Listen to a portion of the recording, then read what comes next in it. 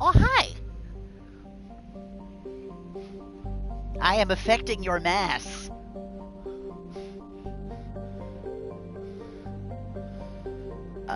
What were we in the process of doing? Oh, hi, Mark. Oh, yeah, that's right. We're in the Hades Gamma Cluster now. Right. Time to do more planets, more side quests. Hunador.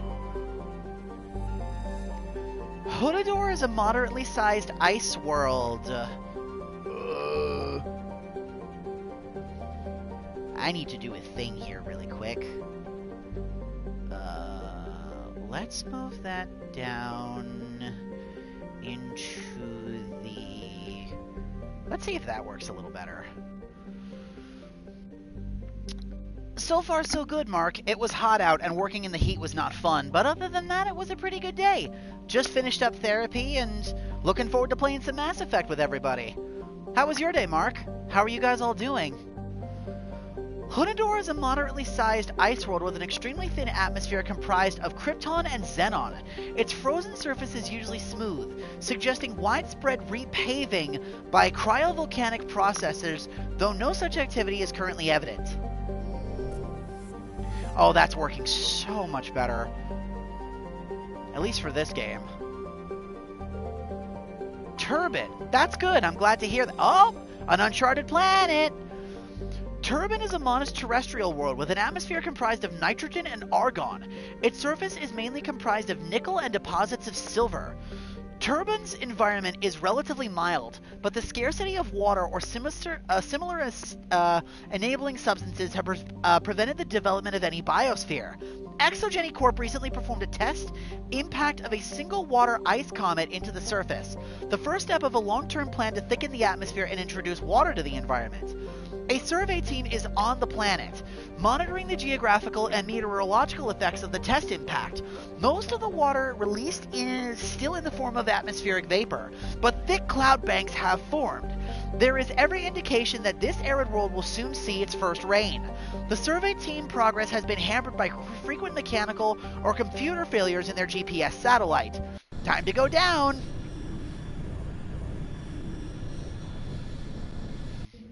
Who are we taking with us this time?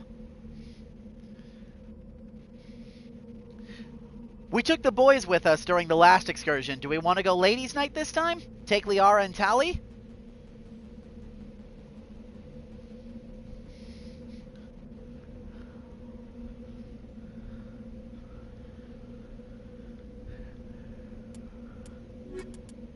Sounds good. Let's go. Yahoo. Da-da-da-da-da-da.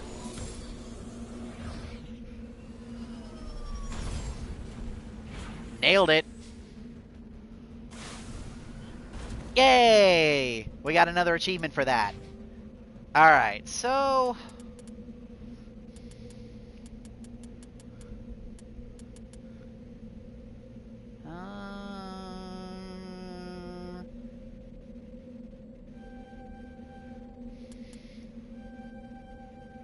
There we go. Master Throw, Warp, and Barrier. Now, Tali, we're going to power up her armor for the shield boost. Alright, now what are we looking at here? There's the research base, 2 anomalies, and then the debris. We're also looking for stuff and things, so there's hidden stuff on the planet, probably. Who's ready for side quest the session? Because that's exactly what we're going to be doing. Even more side quests. We've got so many side quests. Oh my god, we have all these side quests.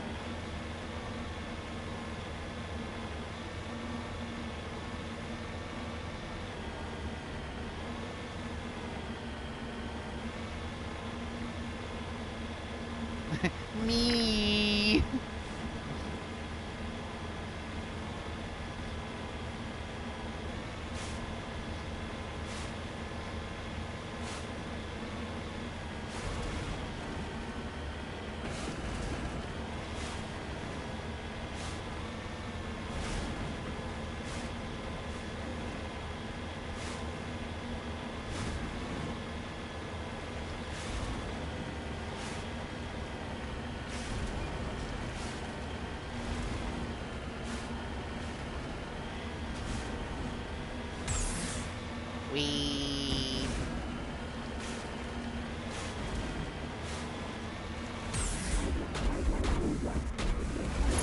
Oh.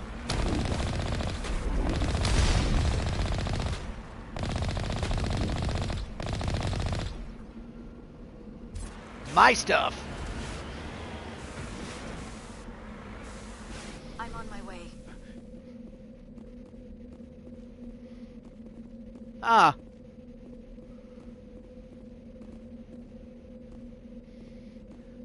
A group of scavengers with their own terrestrial vehicle. Oh darn, what a shame. Oh hey, would you look at this? They left something here for me. How nice of them. How considerate.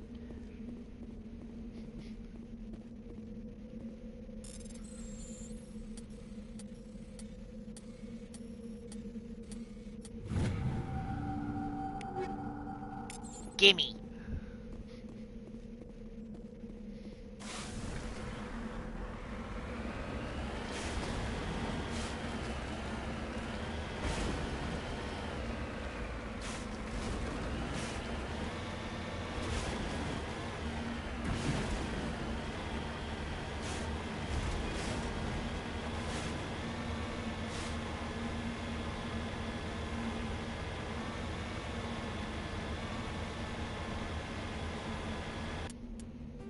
Oh, this is one of the anomalies.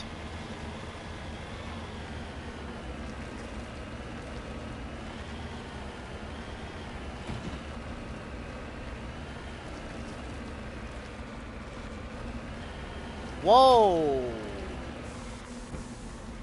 What have we here?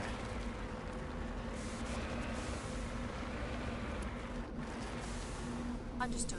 That's a lot of busted up pods. That's so rude. This device is transmitting a tight beam signal into geosynchronous orbit. This disrupts the survey team's GPS satellites, causing them to crash nearby.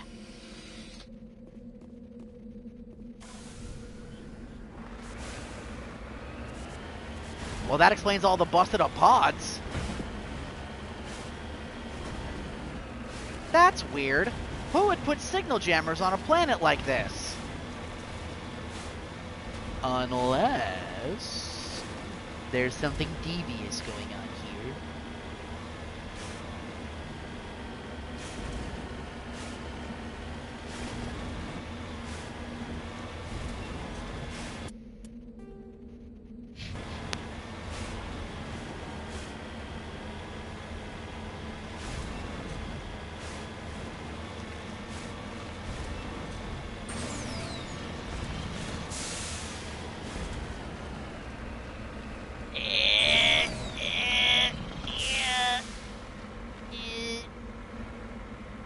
Come on. Go up the mountain. No.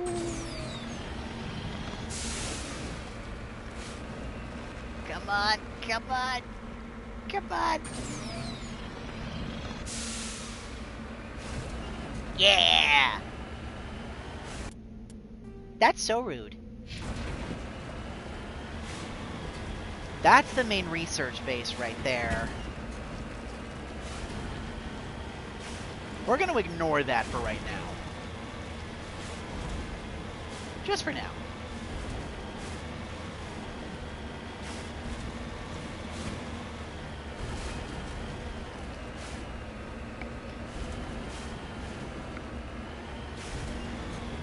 Yup, I sure am.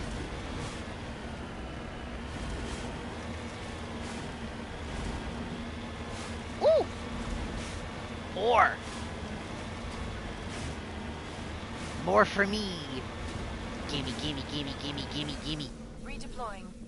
Gimme, gimme, gimme, gimme, gimme, gimme, gimme.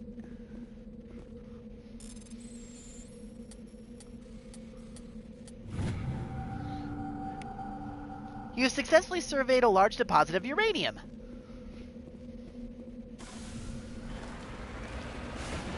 I know many things.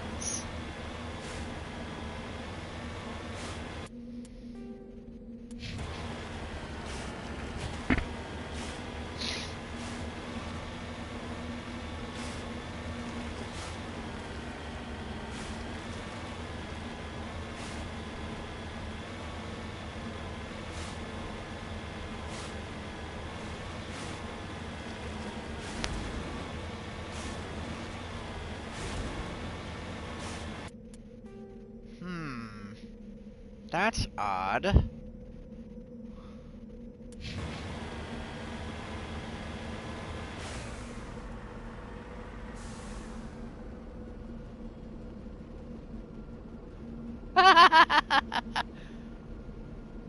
Huh.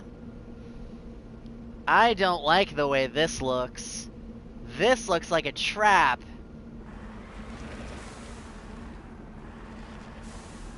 You know what? Hang on a minute. I've got a bad feeling about this.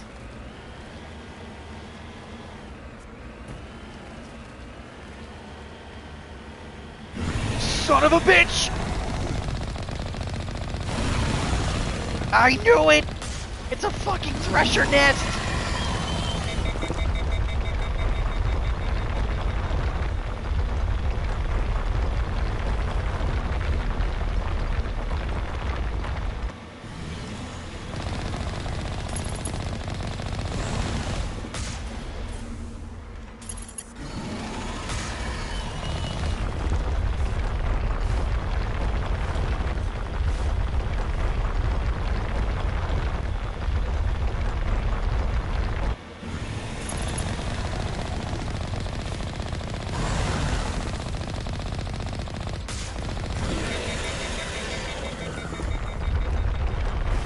I hate these things.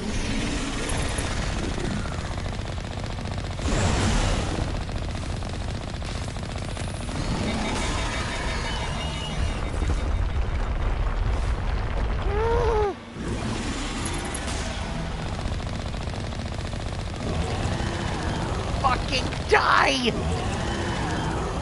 Oh! 1,000 experience points and 12,000 credits for killing that thing. I hate Thresher Maws.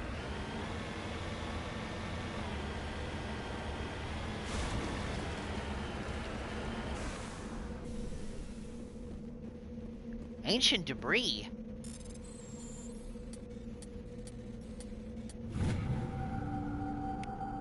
Turian insignia recovered. There are no signs of any survivors. The pod is empty except for a small tattered flag marked with the Nemesis colony insignia. Woo! More money!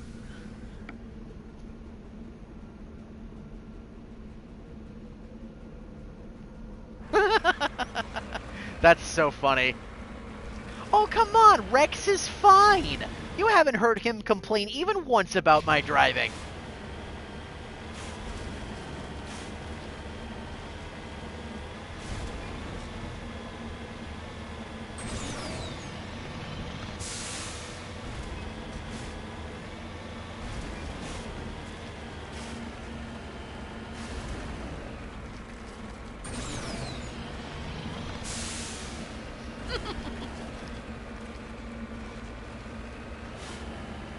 That's very funny.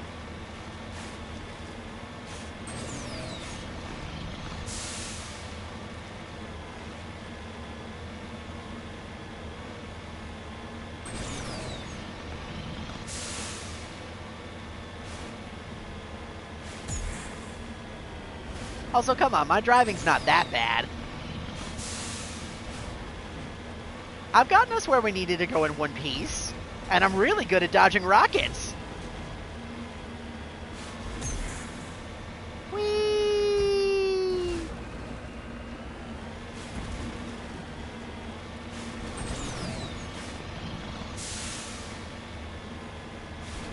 Wow. That's a really good deal. 3 games for $10? 3 really good games for $10? Nuh-uh. I'm a good driver. I are good driver.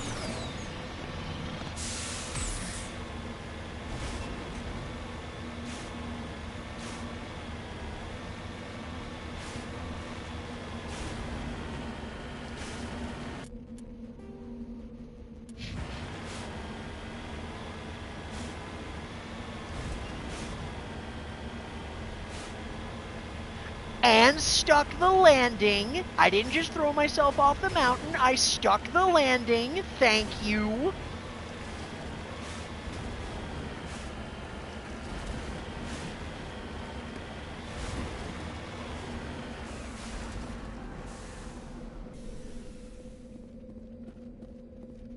plutonium.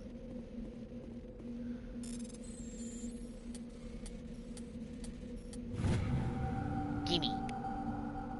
Oh, it's only a small deposit of plutonium. Sag.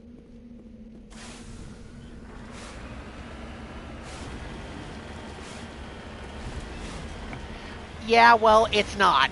Not really. It's like I told you, dude. It's a husk of nothing.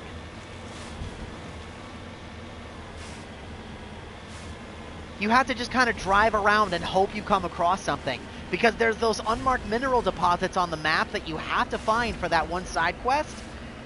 And then there's whatever the map does show you. Uh-huh. And bear in mind, when I first played this, I did this for every single planet. All of them.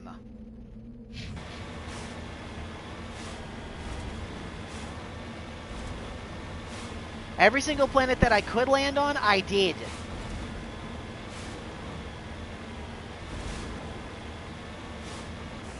Ooh. Hello?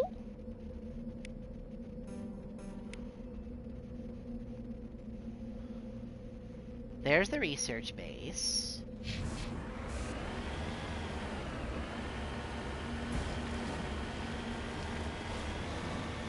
This place looks abandoned. Looks can be deceiving. On my way. I don't trust this.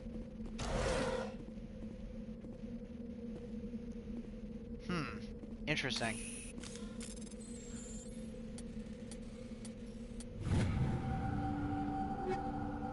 More stuff. According to these data logs, the survey team unearthed some kind of alien technology. Perhaps we will find more answers at the excavation site. Jesus! 40 minutes? How have they not made your food already, unless they're really, really busy? Ooh! Freeze grenades!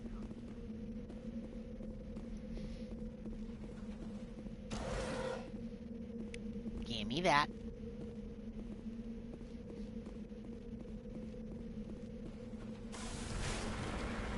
Okay, so the research team has gone on somewhere underground.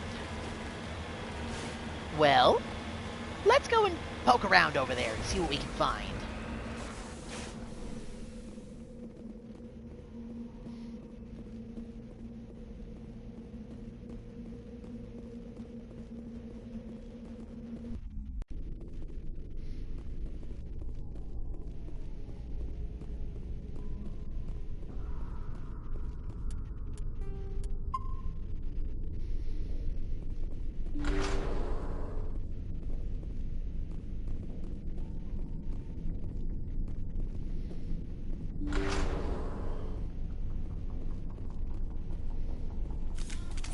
Bad guys.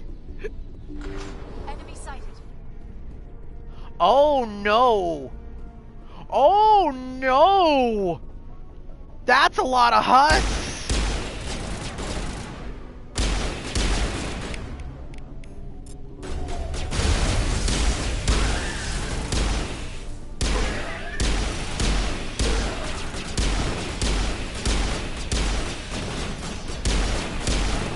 You're fine, Chrissy. You really didn't miss all that much, so...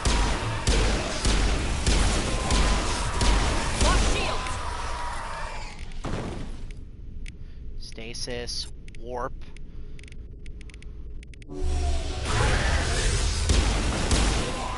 The survey team must have unearthed some alien technology that turned them into mindless fanatics. Whatever they found, it is long gone now.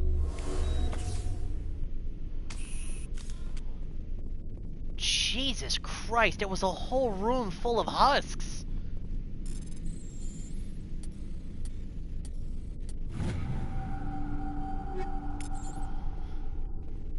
Perimeter clear.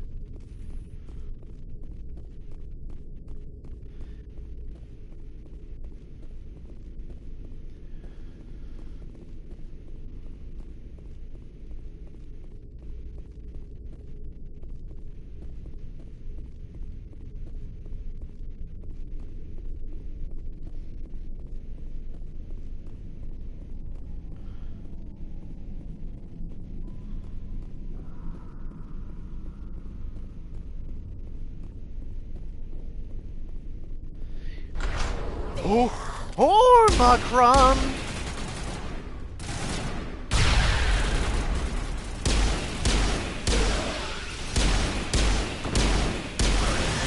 Oh, there's more.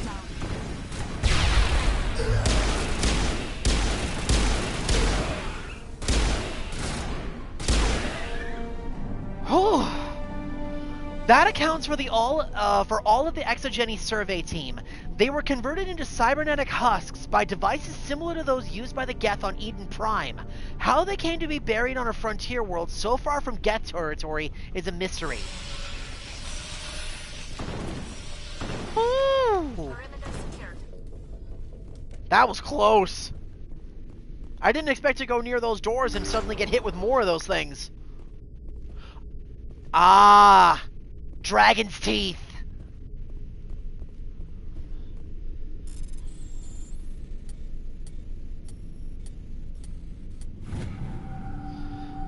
I hope you'll actually be able to get your food here, Deej. That's kind of ridiculous.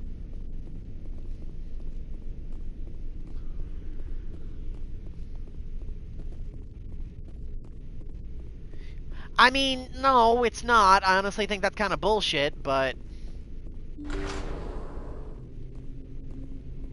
Sludge canister?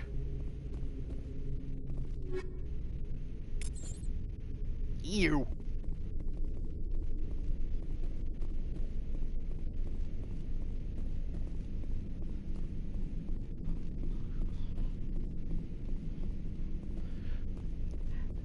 I think that encounter overall went pretty well.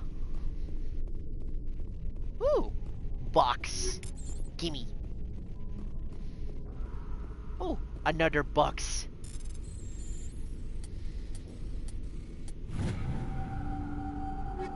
Gib. Look at all this money. Loads of money.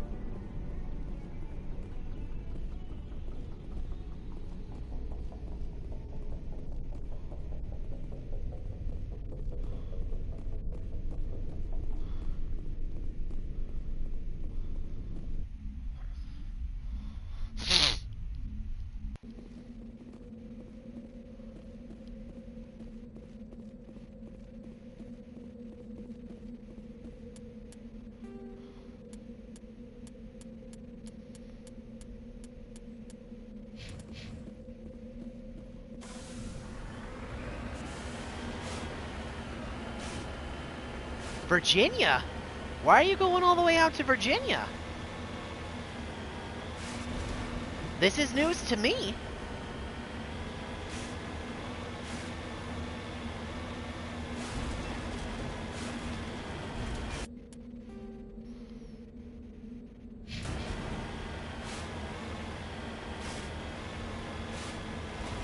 Ah.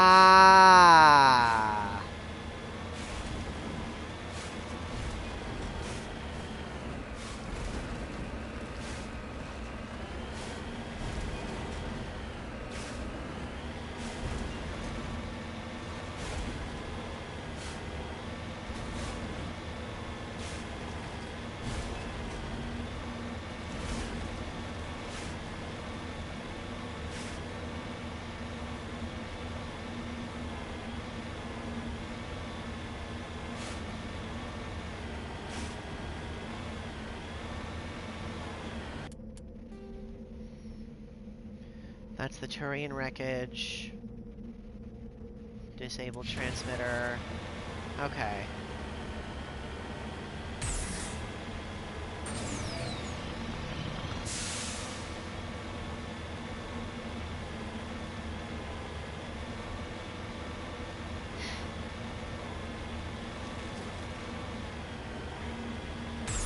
I think we're good here, it looks like. So let's head back up to the Normandy.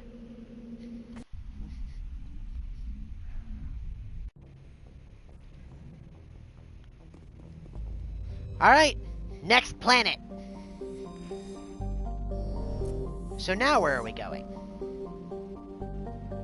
This is the next closest. It's Vamal.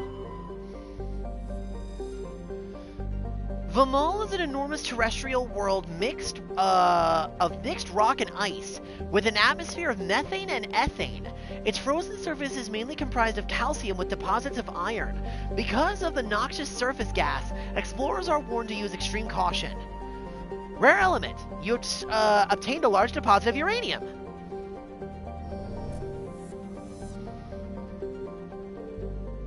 Ploba. Another planet.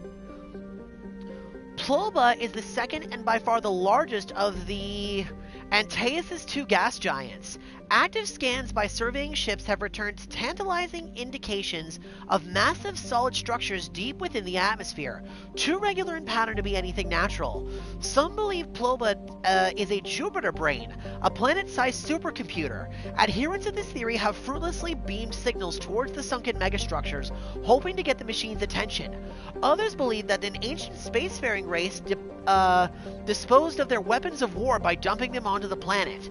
The last attempt to reach and salvage Ploba's deep anomalies went tragically wrong, and ended with a crew of 12 being trapped and crushed in the gas giant's lower atmosphere. Ew. Matriarch writings discovered. You have recovered a strange object orbiting Ploba. Chief Engineer Adams and Tali tried unsuccessfully to determine its origin. They did find one of Matriarch Dilanaga's writings stored within. Been a bit since we found one of those. Edmos. Edmos is a standard hydrogen-helium gas giant with traces of methane in the atmosphere. If Traven's terraforming is successful, it is expected that a helium-3 fuel refining facility for this system will be set up here. Gas deposits surveyed. While scanning the planet Edmos, you detected a large concentration of hydrogen.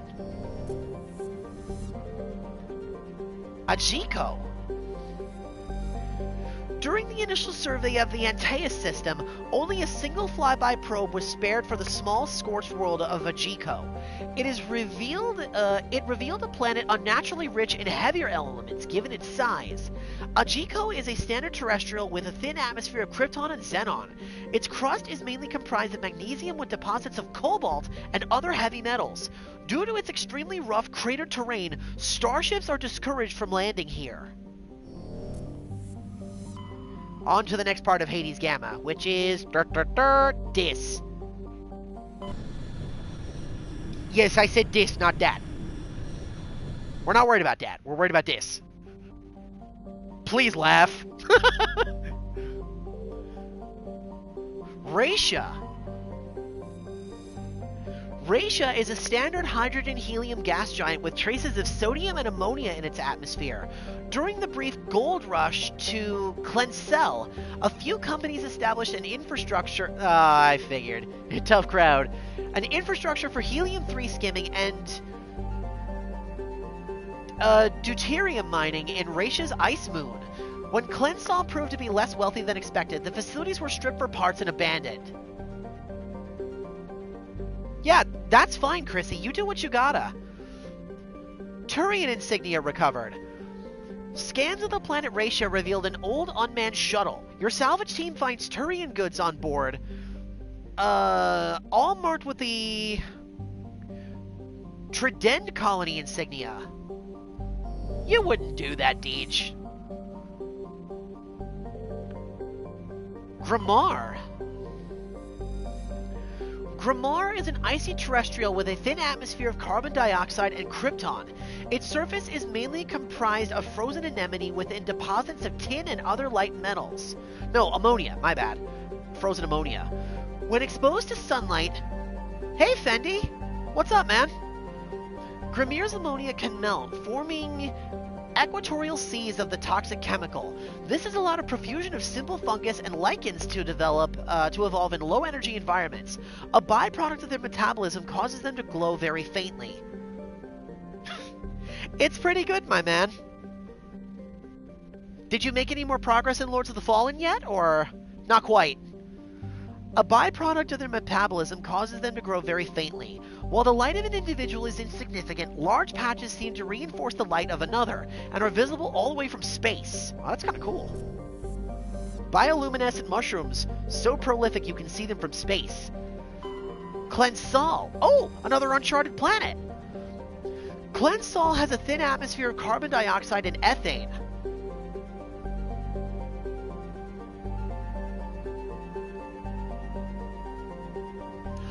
That can be interesting.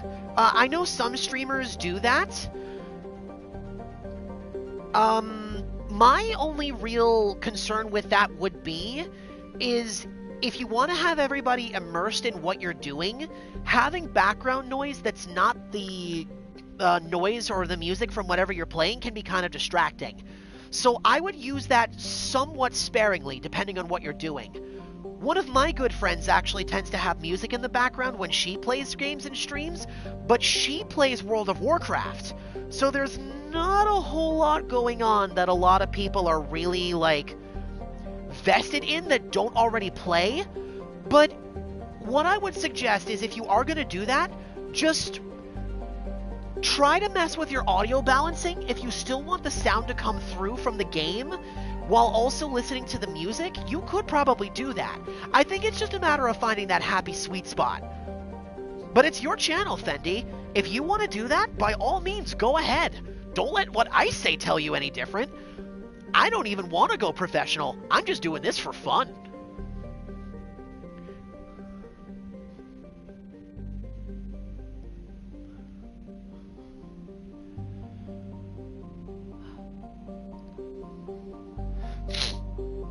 I have debated a couple of times, depending on what we were doing, actually trying to find a way to put some music in the background, but considering I stream right from the PlayStation, I don't know how. And even if I did, I would have to worry about copyright stuff unless I found royalty-free music, which isn't that hard, to be fair.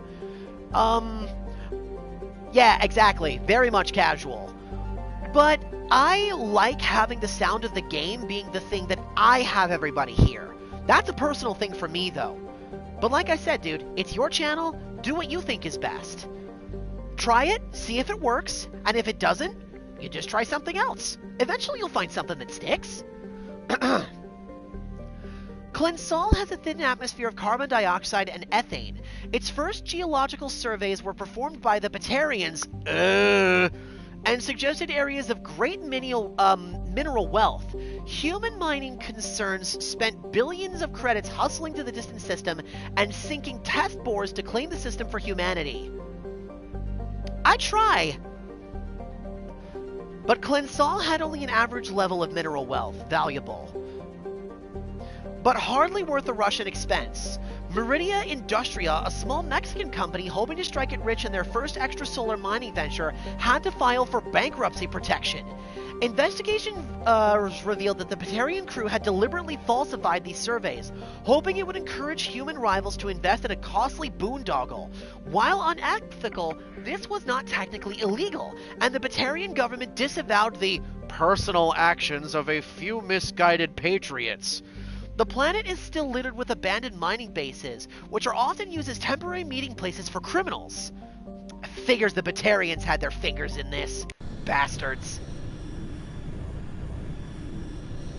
We might end up dealing with some rogue Batarians or some pirates. Who are we bringing in here? Are we bringing in the muscle this time?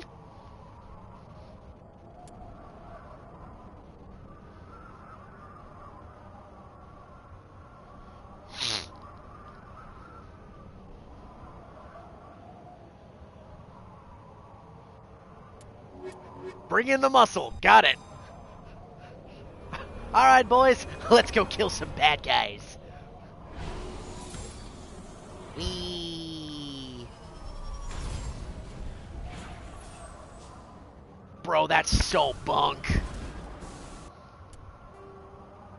Oh, at least this planet looks small. Syndicate hideout anomaly.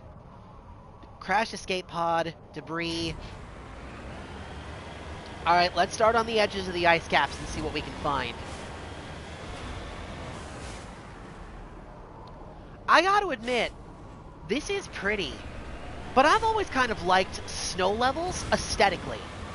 I don't like ice physics. I hate dealing with ice physics. But the look of snow and ice levels always tends to be very appealing. Although, I'm probably biased. Growing up where I have, I've gotten very used to seeing ice and snow. I know a lot of people here hate it. But I'm not one of them.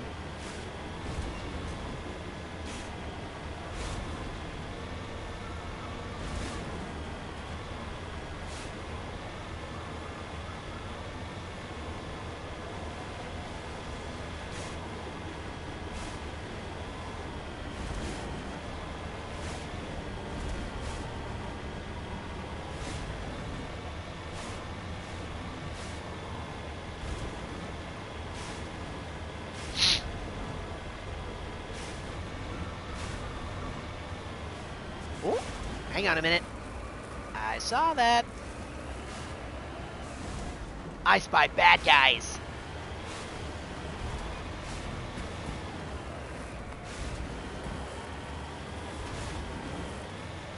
They'll never expect me to come over this ridge.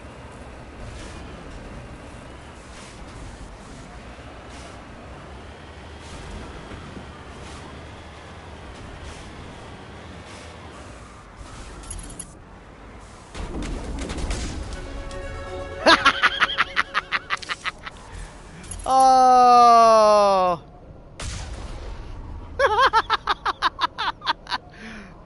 Oh.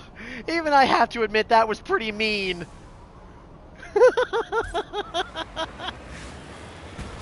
Oh. That was entirely unnecessary. But that was so funny. That dude didn't even know what would hit him until it was too late. Oh, ain't I a stinker?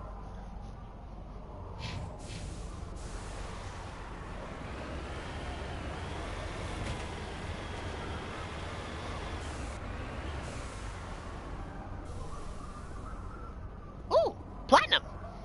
Gimme.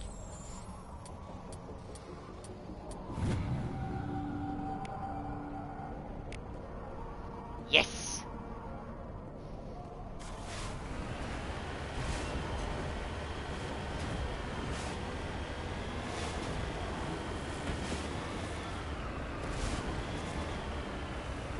Uh-oh.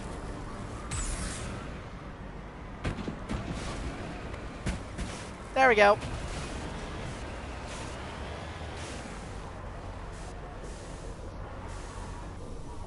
Yeah, those dudes really didn't have a chance.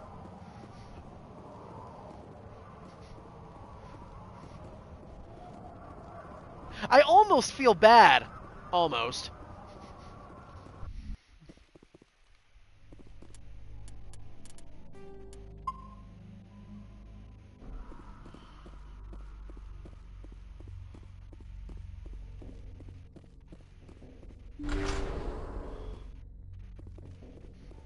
This looks familiar. Yep. Open the door, please. Honestly, me too, Fendi. Probably too much.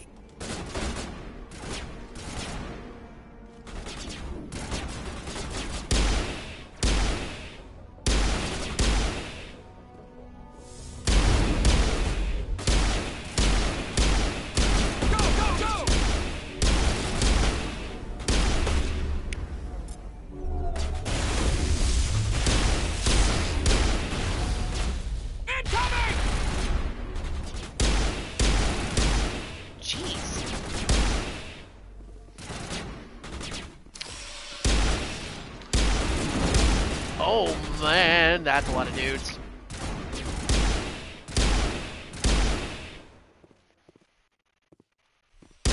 Go, go, go! Got him. There we go. Wait, there's another one. I know you're there.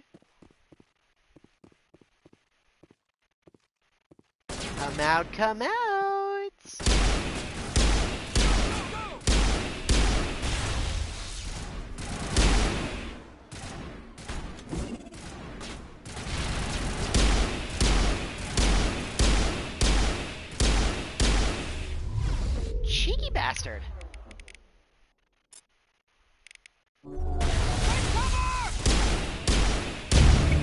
There we go. Crime Lord defeated. Helena was right. These guys had quite the operation going, but that's all going to change. One down, one more to go.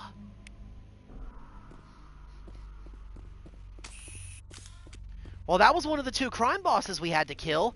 Figures he'd be in a backwater ice world. Why the hell would anybody go out of their way to come here? Woo! Aww. That looked like a loot box I could open, and now I'm sad. That's the idea. My hope is that we're actually going to make some really solid progress with all the side quests here. I don't know how many we're going to accomplish, but I'm going to try to get as many done as I can. Except for the gathering quests. Those game-long gathering quests are going to take forever, and I might not even do all of them. I'm going to try, but I don't feel like going through a game-wide scavenger hunt just to pick out one thing that I missed across every single planet in this game that we can, stomp through. We'll get as many of those done as we can, but I'm a lot more, focused on the stuff that'll give us, dialogue or story or something.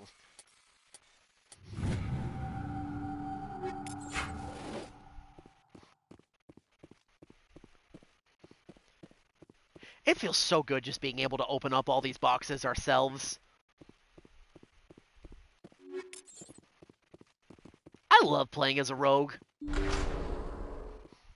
Ooh! Ain't this a fancy pants blast door? But it's a dead end, unfortunately.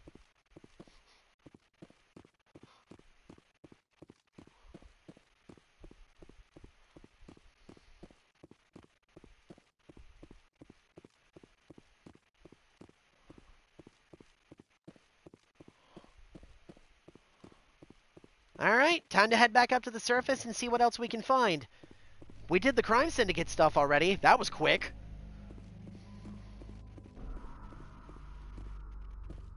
What do you mean? Are they still giving you grief?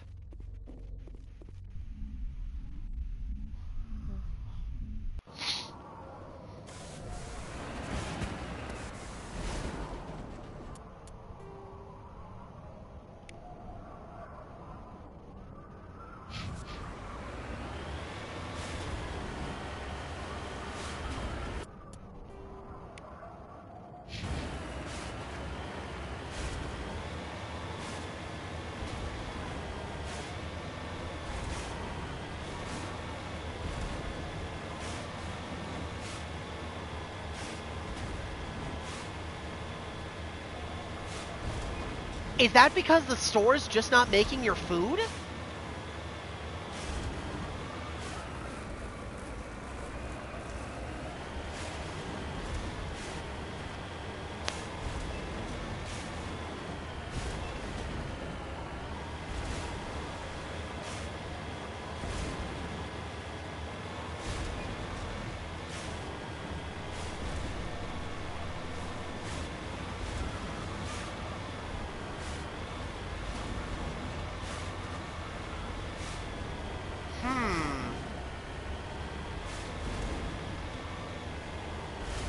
Interesting.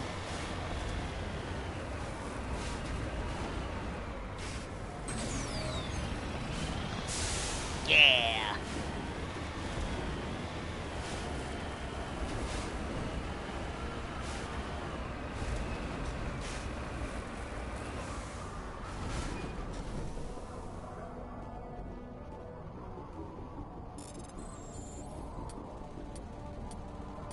Well, what's happening? Are the Dashers canceling or something?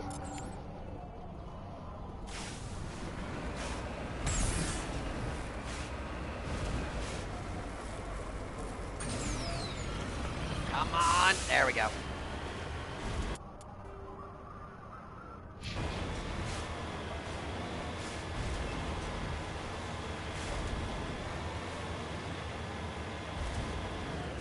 Whee!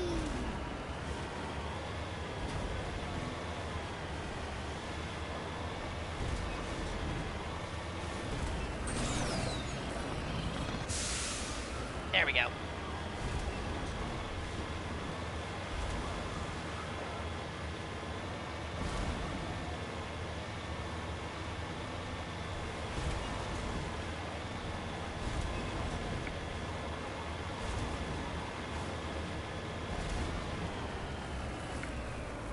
Interesting.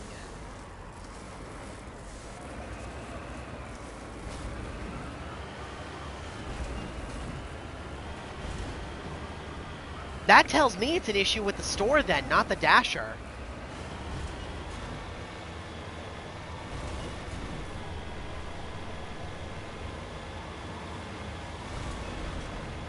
Honestly, dude, if this keeps going and you don't hear anything from anybody, I would call and complain, because that's bullshit.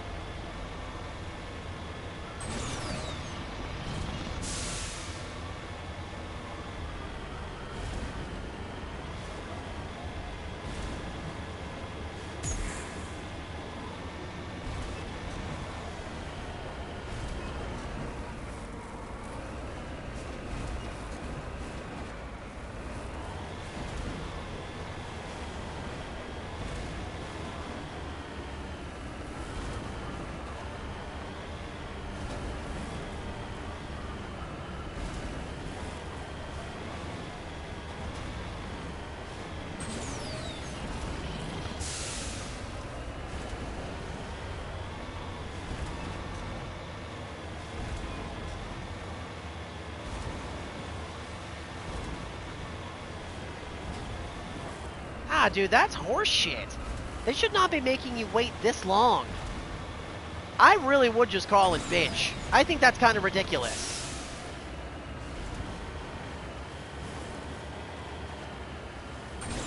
You've had 3 different Dashers try to pick up this order, and not a single one of them has gotten any headway. I call bullshit.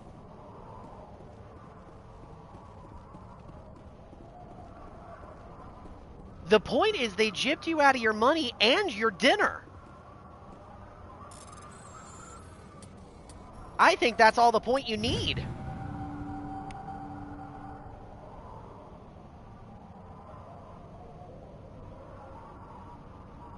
Large deposit of beryllium.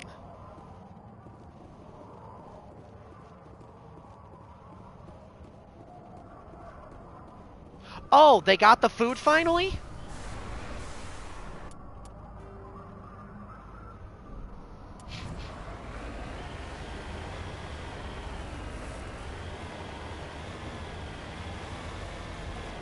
Oh.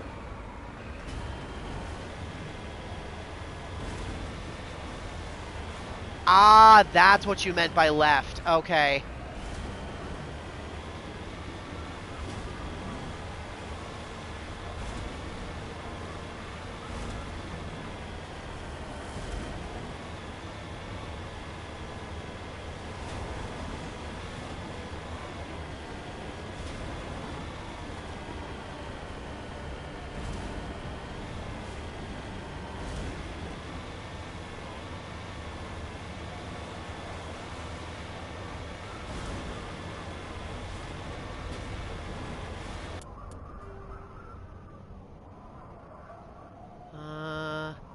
That was the Syndicate hideout.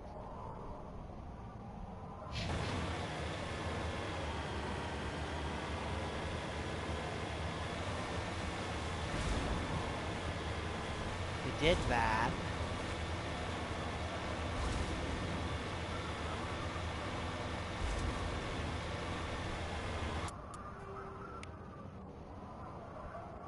Okay.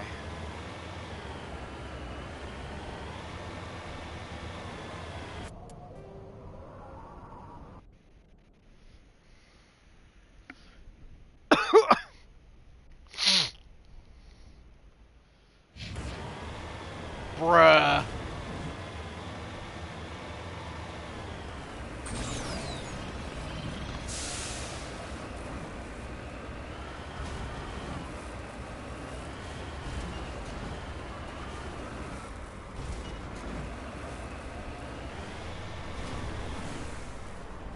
I'd call the corporate office at that point. That's absolute bullshit.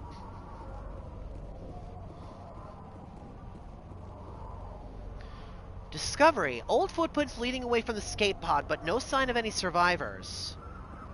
Footprints?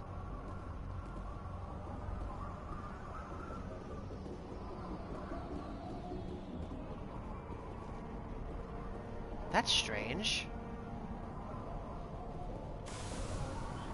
Footprints in what direction? Where could anybody go?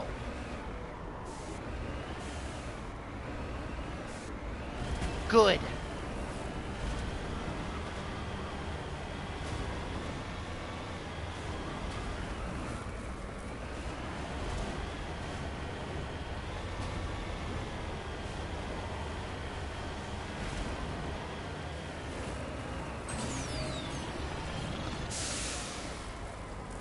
No, I was so close to the top. No. Come on. Oh, that's not fair. No! Damn it! Oh, come on!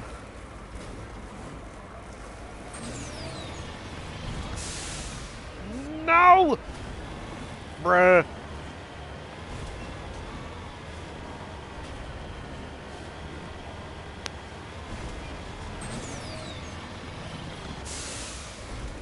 There we go.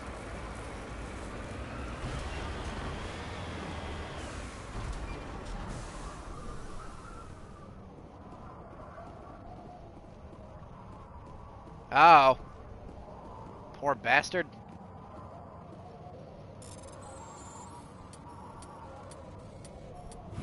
Oh, I'm sorry, Deej. This dead traveler had a League of One medallion. Where he found it and what he was trying to do with it is unclear. I don't blame you.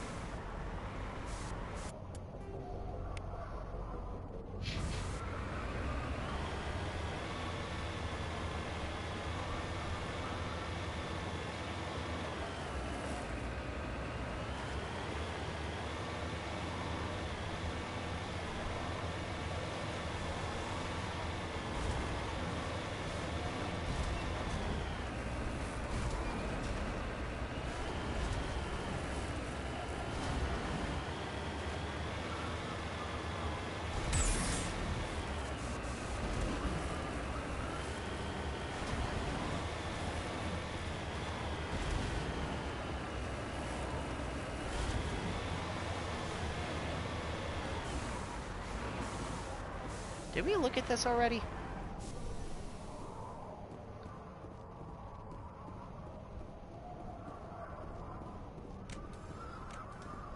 Oh. I guess Garrus must have took some fall damage there. Clear. He'll be fine.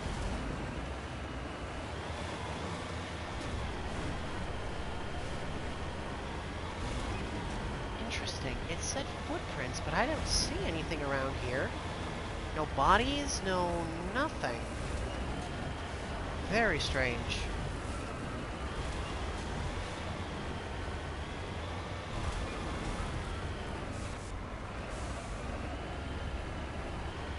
Huh. I guess we're good here for now, then. Okay, the two crime lords are located in the Han and Gemini Sigma, and in the DIS system. You've killed the first, now eliminate the second.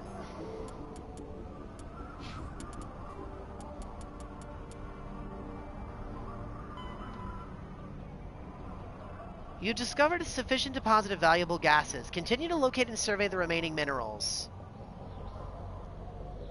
Oh, goody. I need 3, 2, and... Jesus Christ.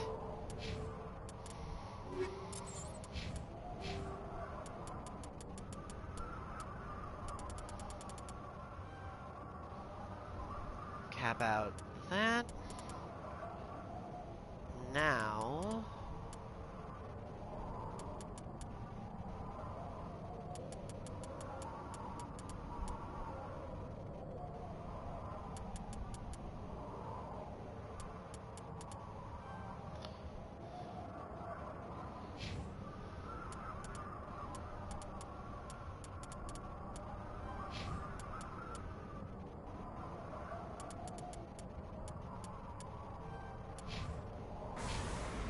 Alright. I think we're done here. Let's head back up to the Normandy. And on to the next planet. Planets.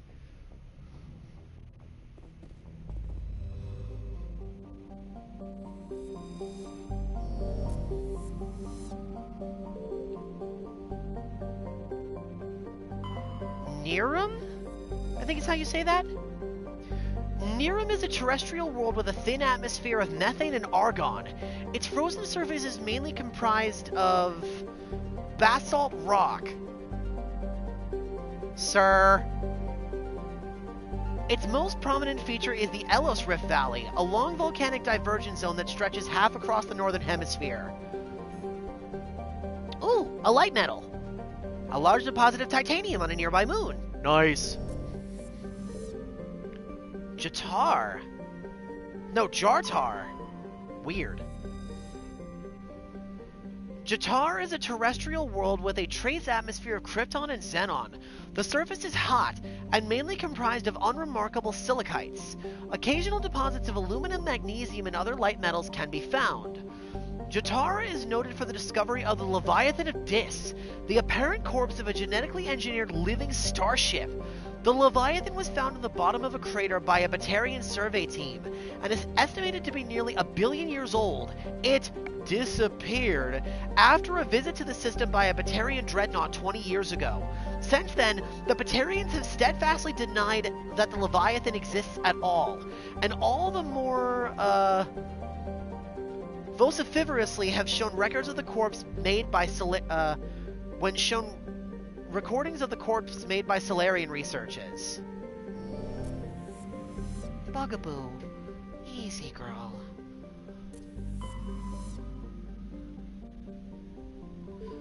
Only one more in Hades Gamma to do.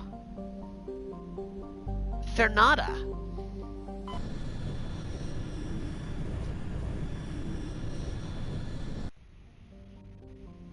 What is that? MSV. Oh, that's the ship.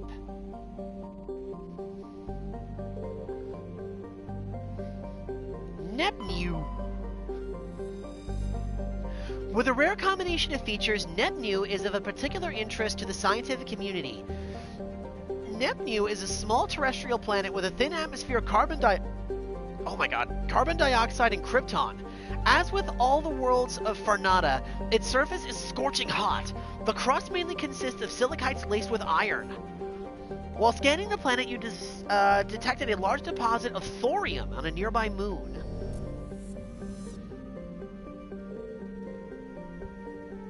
Juntalma. Juntalma is a small, broiling terrestrial world. Its thin atmosphere of carbon dioxide and ethane is being steadily blown off by the powerful solar wind from the star Fernata. The surface is scorching hot and mainly comprises of sulfur with deposits of copper.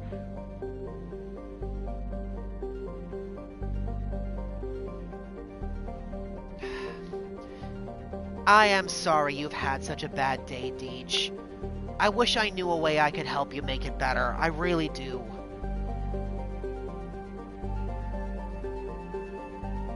Is there anything I can do to help? Its density is low enough to leave the world tidally locked to Fernata. The Alliance Defense Data Network notes that several ships have been spotted cruising near Juntalma with transponders turned off. While an Alliance patrol attempted the pursuit of one, the unidentified vessel rabbited to FTL. Yes, sir. Its trail was lost when it obscured its light trace in the confusion of signals alongside the Anansi Ishtar shipping lane. Prothean data disk recovered. Oh, what is this? Scans of Juntalma revealed a derelict freighter in mid-stage orbit decay. Your salvage team boarded the vessel and determined it had been attacked by raiders. There was little of value still on board, but the team did find a Prothean data disk.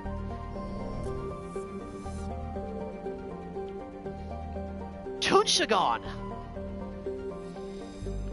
Tunshagon is a hydrogen-helium gas giant with traces of chlorine and nitrogen in the atmosphere. It is an unusually small number of moons for a gas giant, a mere 7. This is no doubt due to the star Fernata capturing the majority of the mass during the nebular collapse that created the system. And the MSV Ontario. The Ontario is a Kowloon-class modular conveyor of human design, configured for a mixed freighter and passenger hauling. It is making a hard burn for the cover of an asteroid cluster. Registry private owner Citadel Station. Time to go on board the ship.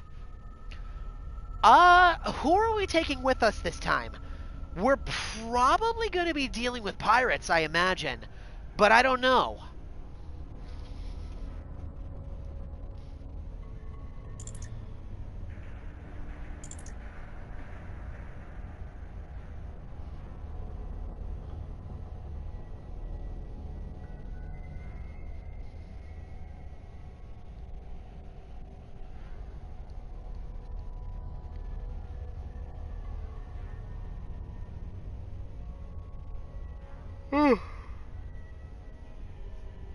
Excuse me.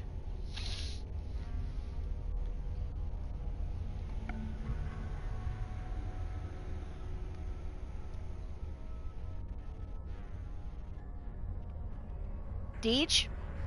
No, you're good, you're good. I know you're doing something right now, that's why I gave you a minute or two. You're fine.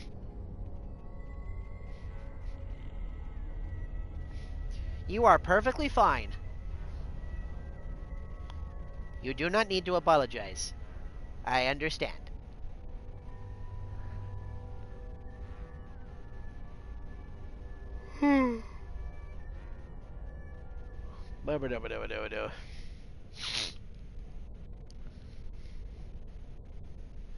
Garrison Tali?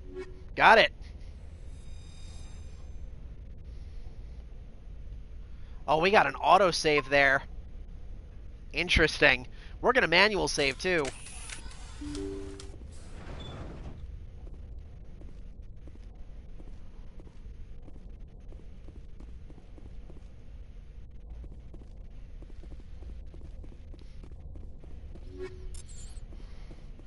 That's a lot of enemies.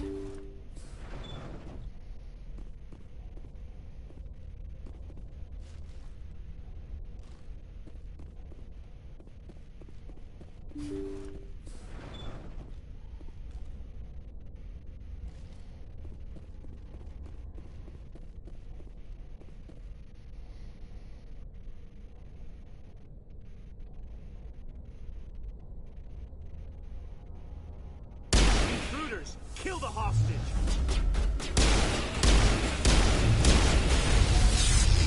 Won't get me next time.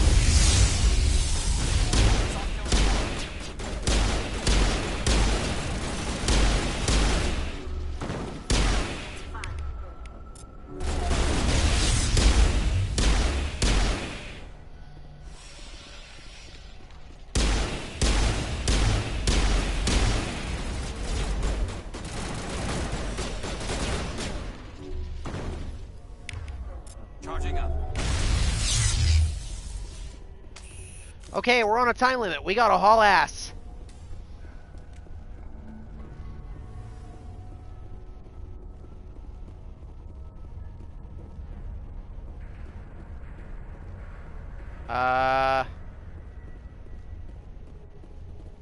There's the door.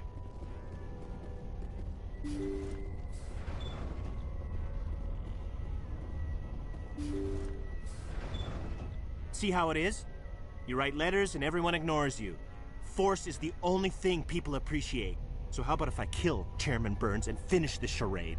Please, I was trying to help you people. You're fine, Chrissy. Don't worry about it. Okay, how do we want to handle this? Let's not do anything we're all gonna regret. Why not? What have we got to lose? Since the chairman here decided that we didn't get reparations, we've got nothing left to live for. But I've changed my mind. Seeing you all, it's clear that you all deserve... You had your chance. Some L2s are nearly crippled from side effects of the implants, but you voted against reparations. Huh.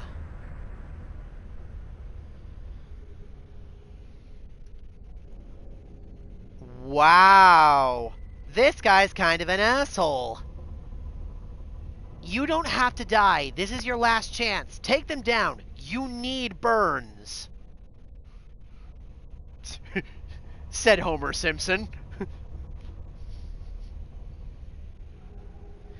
Well, we've got the charm for the charm option. Should we try and defuse the situation that way?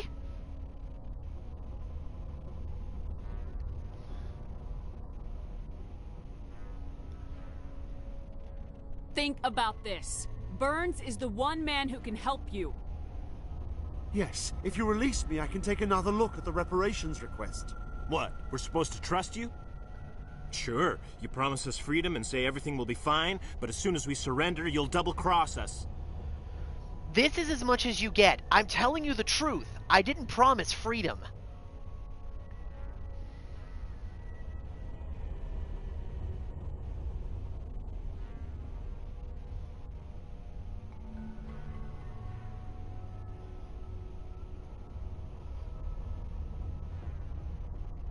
I'm not promising to let you go. All I'm saying is that Burns will take another look. Right, Burns?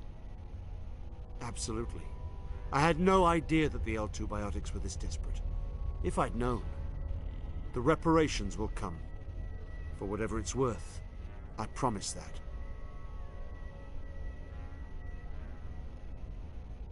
Stand down. You're right. I don't want to die. Maybe something will happen this time. We surrender. Thank you. Commander. I thought I was dead when they took me. I'll see to it that the reparations discussion is reopened. I didn't know they were so desperate. Just doing my job. Not a problem. No, you didn't. I don't think I had the charm when I did this quest the last time.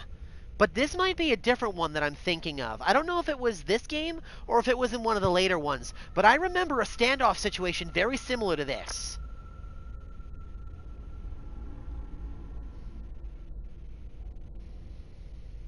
A Fifth Fleet cruiser will be by shortly to pick you and the prisoners up. Nice. There we go. Plus 8 Paragon points. Whew. Okay.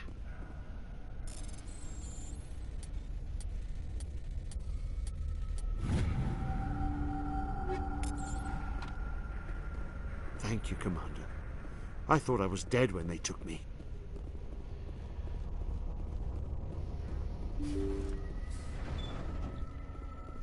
Alright. Let's poke around through the ship and see what else we can find. Shame all the other biotics decided that violence was the option they wanted to go with. I wouldn't have killed any of them if we could have just talked this out.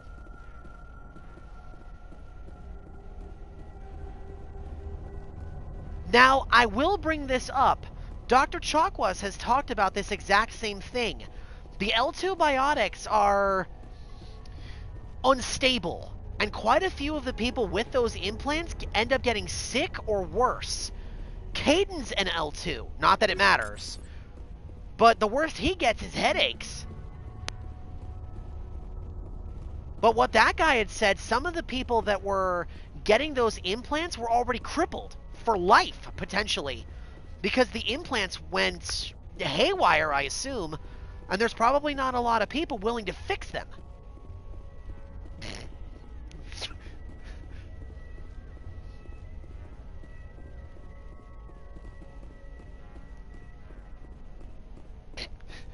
It always makes me laugh, just the vitriolic spite that you have for him.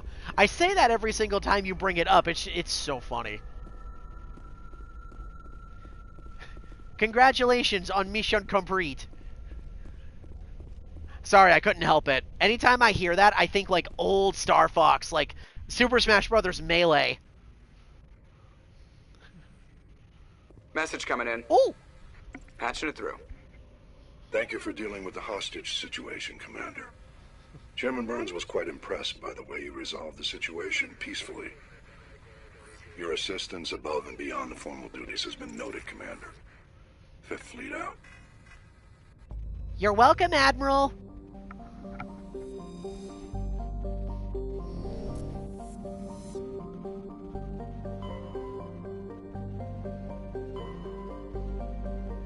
Okay, that was Hades Gamma. Now then, let's go to Gemini Sigma.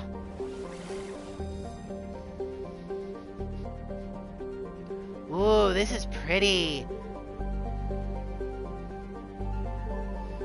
So it's Ming and Han.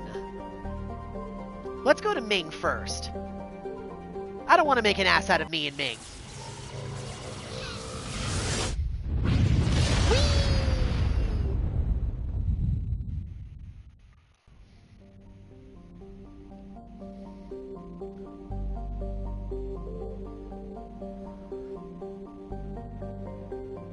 Altanok.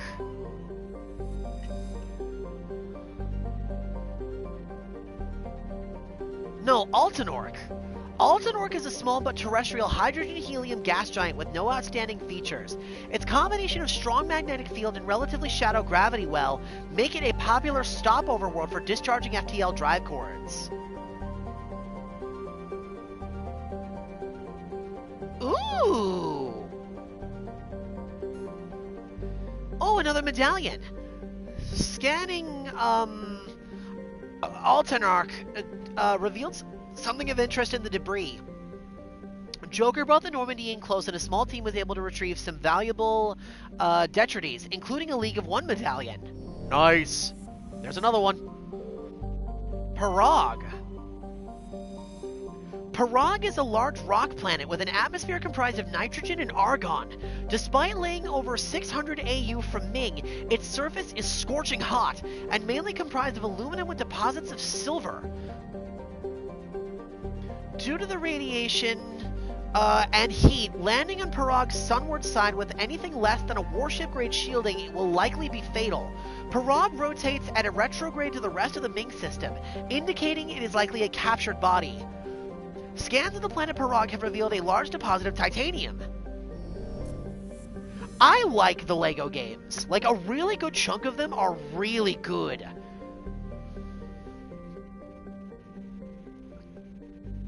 Anteropris? Jesus. Anteropris is a hydrogen-helium gas giant that formed in the outer reaches of the Ming system, and is in the process of migrating inwards. In a few million years, the planet's atmosphere will begin to boil away into space.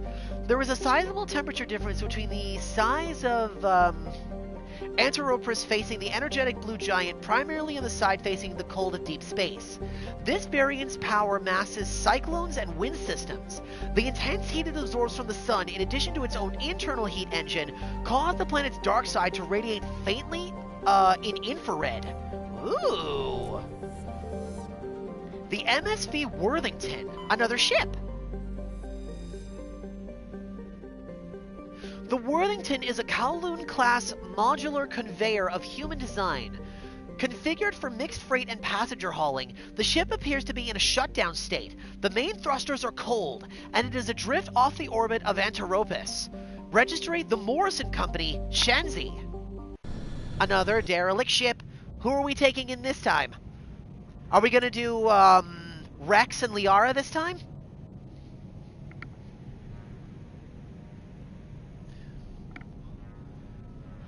No, wait, it would be Garrison Liara, since we took Tali and Rex on the last one, didn't we?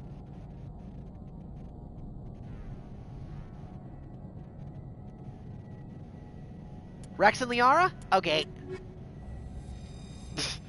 Yeah, we've already agreed on that, Chrissy. Caden and Ashley are just kind of permanently on the bench, which is, again, very funny. Let's keep powering up Singularity.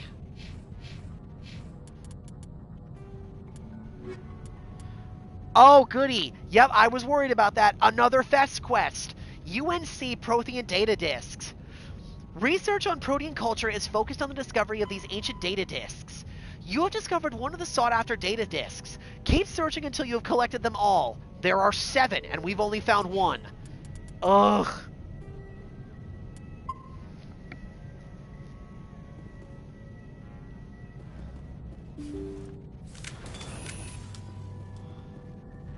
Empty. Most of the systems seem to be disabled. Only basic life support appears to be functioning. I knew what you meant. Ship's empty with only basic life support. Huh. Interesting. I don't like this. I've got a bad feeling about this. Something is wrong.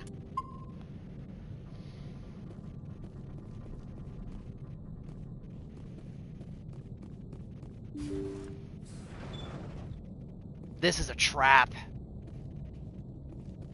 Hear that? We're not alone.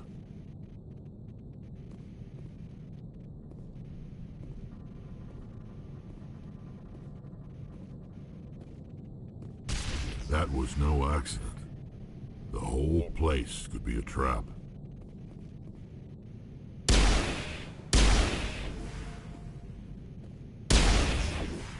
Alright, then we're just gonna shoot the fusion cells before we get close.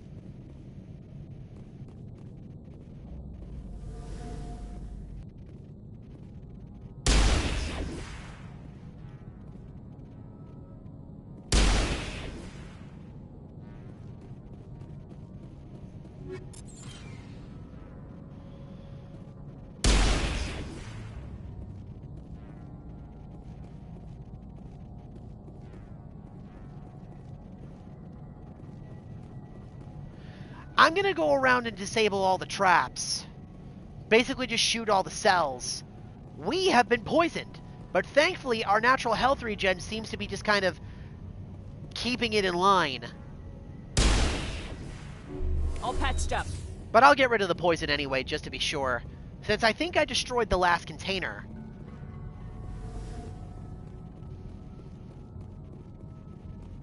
Alright, I think we're good.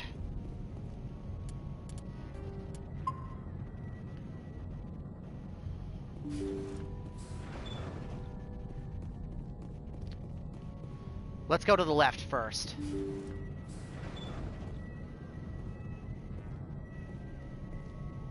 Medbay. Interesting. This dude's probably super duper dead.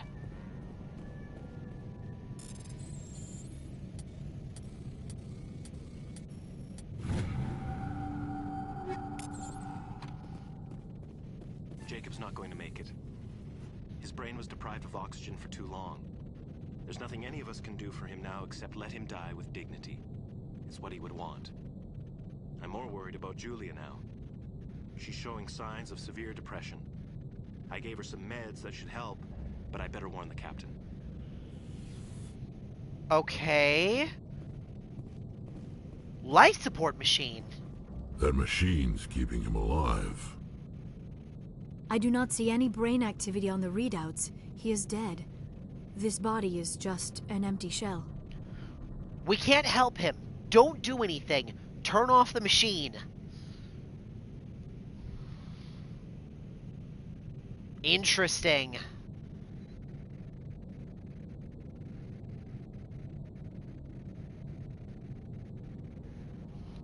Maybe we should shut the machine down. It's the merciful thing to do. It is your decision, Shepard. But perhaps we should wait until we have more information before we do anything. I agree.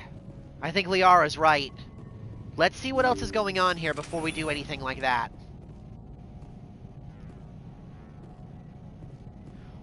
Well, hold on a minute. We might not have to. Let's see what else is going on here. Because that's the only body we found. That is the only body we've found. Even the bunk room is empty. Something's not right here.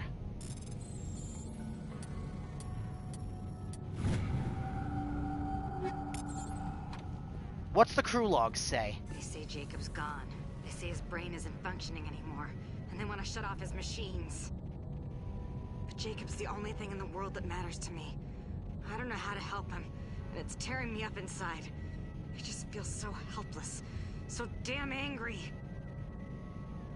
Dr. Smith gave me some meds to calm down, but I didn't take them. I can't. Not until I figure out a way to help Jacob. I won't give up on him. I won't. Okay.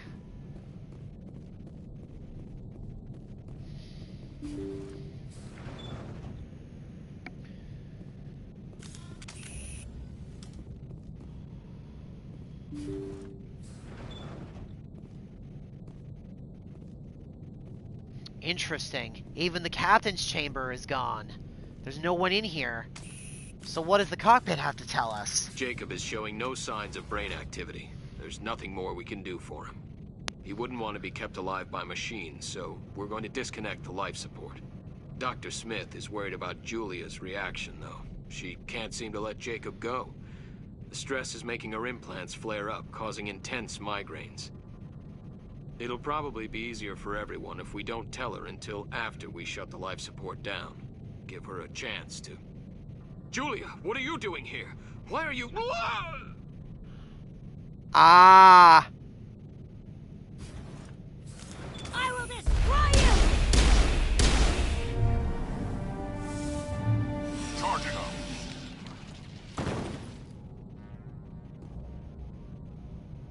Well, that's unfortunate, and it explains what happened to the rest of the crew. Julia was a biotic, and the stress must have made her go, insane. What a shame. Well, we have all the information.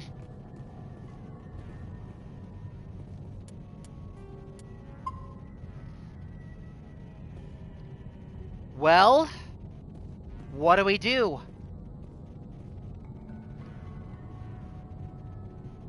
I say we turn the machine off. I agree. That was the compassionate thing to do, Shepard.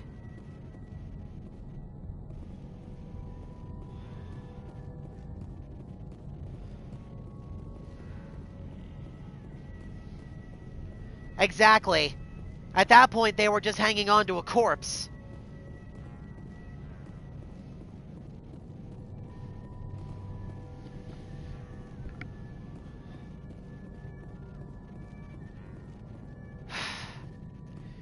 You know what the fucked up thing is? That hit a lot closer to home than I thought it was going to. Because I had to make a decision exactly like that. And it was one of the hardest decisions I ever had to make.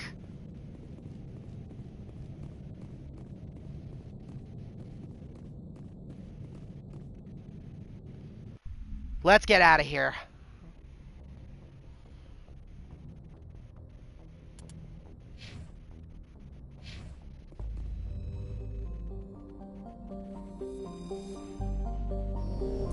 No, it's not. Honestly, that's something I don't think I would wish on my worst enemy. I don't mind talking about it, but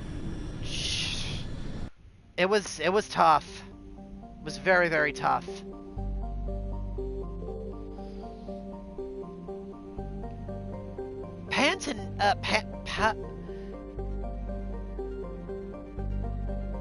Patatan... Jesus Christ. I'll just call it Planet Pata. Pata is a large rock world with an unusually thin atmosphere of hydrogen and carbon monoxide. The frigid world's crust contains extensive deposits of uranium and occasional loads of naturally occurring plutonium.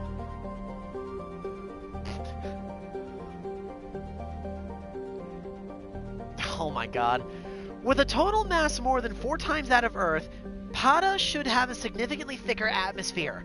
This unusual feature has flagged it worthy of scientific investigation, but the need for expensive amounts of radiation shielding has deterred interest. We have discovered a large deposit of beryllium. Nice.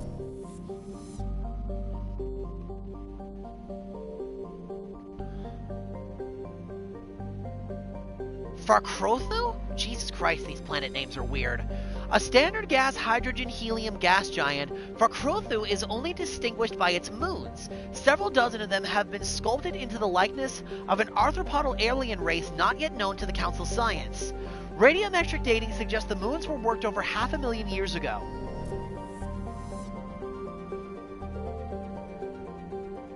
Mavagon. That's a cool name, actually. Warning, level 2 cold hazard. Mavagon is a small rock and ice planet with a thin atmosphere of ammonia and methane. The surface is frozen and mainly comprised of tin with deposits of potassium. The planet has a rudimentary ammonia-based life, mainly concentrated around geothermal vents deep underground. Severe storm cycles are common. Due to limited visibility, navigation may be difficult. An ice planet? This should be fun. Who are we sending down into the frozen hell? Because this is a level 2 biohazard planet. We've only come across a level 1 hazard planet before. That probably means we won't be able to stay outside of the Mako for too long. So we just gotta get done what we gotta and get the hell out. So who are we bringing in?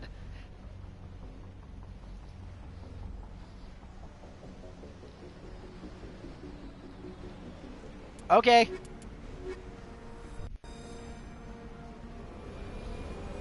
Whee!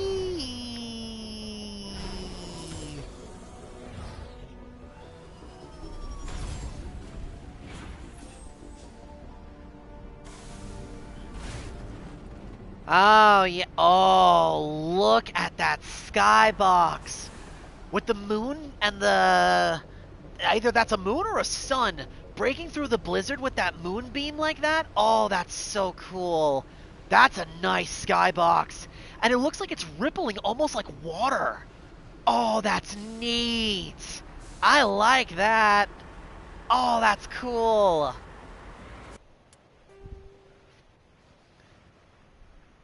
Oh, this is where the other Syndicate hideout is. We found it. Really good place to keep something like that. Who in their right mind would go to a backwater world like this? Especially with this blizzard going on around. Although, did you notice both of the bad guys seem to have their hideouts in ice-cold planets? Although one is significantly more dangerous than the other.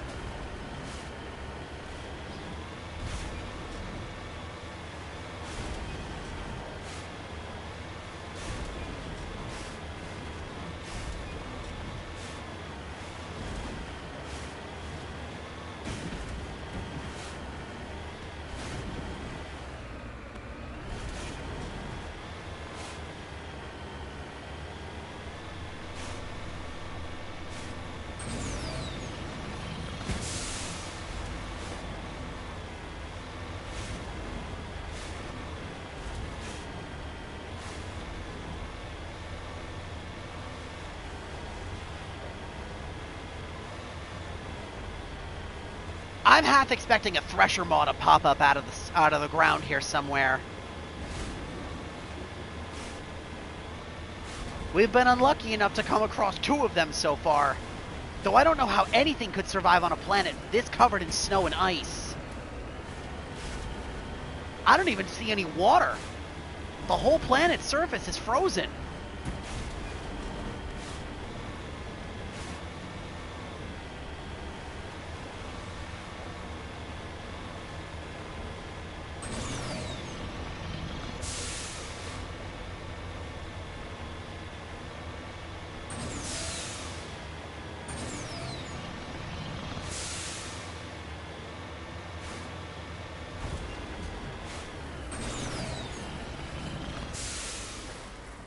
Damn it, not again!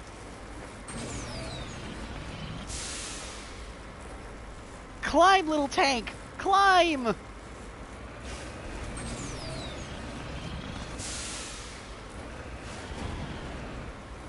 The little tank that could!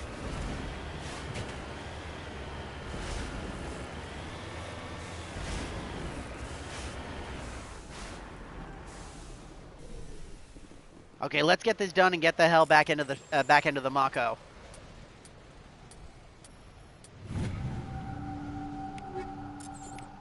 And back in.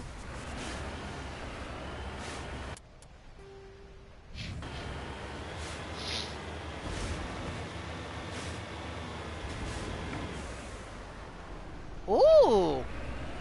Also, thank you.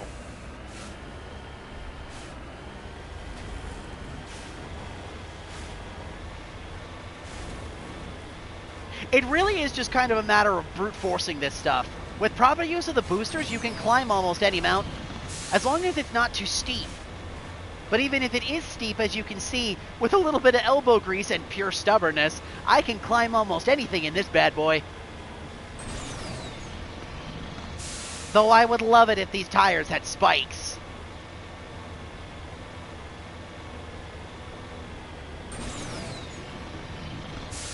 Oh, what have we here? Oh, this is the bad guy hideout. Never mind. Is that at the top of this mountain?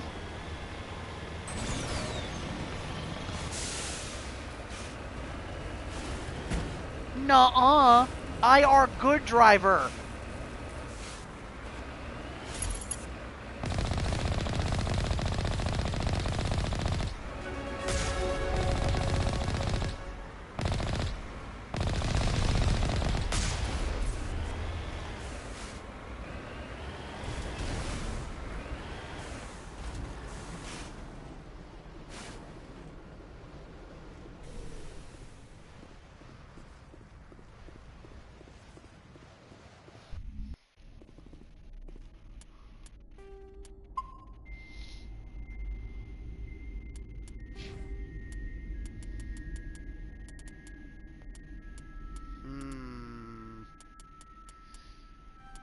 Alright, I think it's time we finally started upgrading our biotic powers.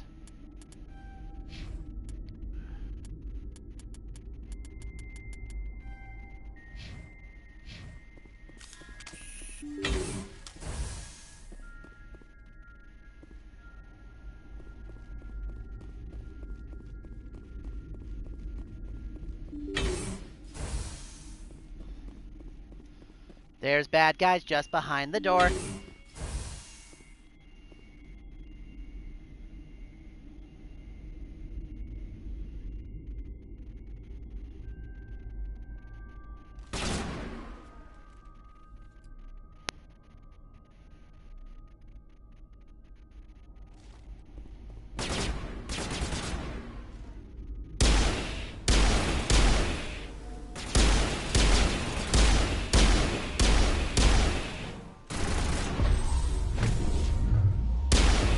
Da da da da dum.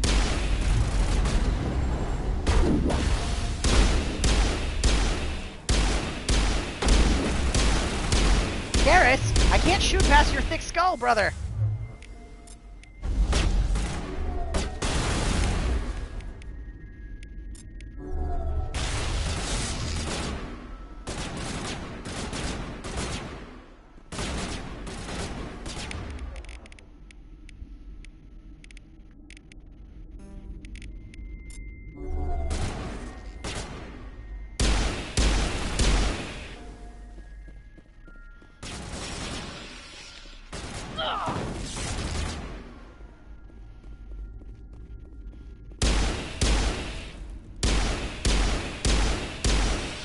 Well, the crime boss is dead.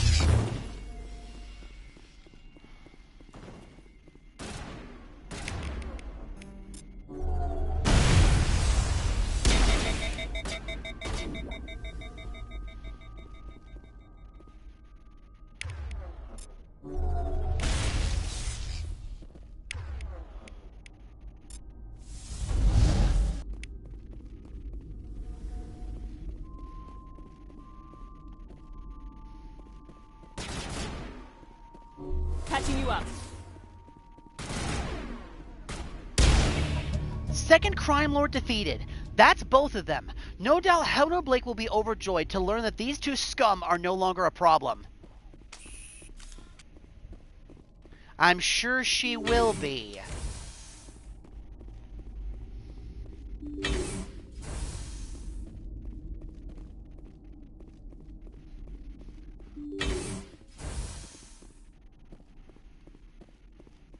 Wetware kit? Huh.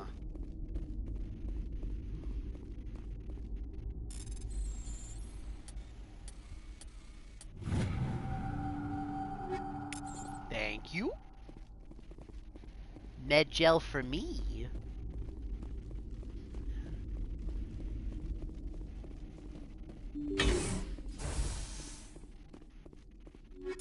Grab that. Grab the technician's kit.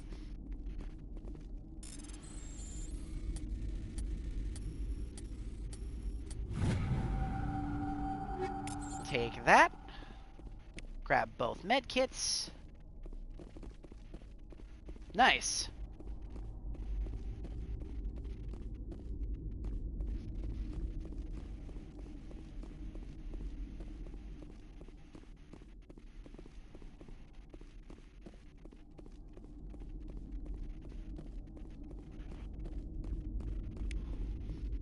Wanna Betty?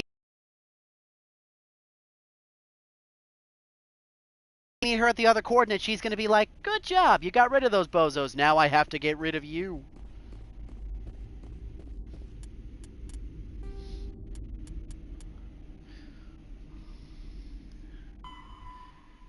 Go to the Fortuna system in the in the Horsehead Nebula and meet Helena Blake to claim your reward. Alright, so we've got to go to Fortuna. Alright. We'll go there eventually.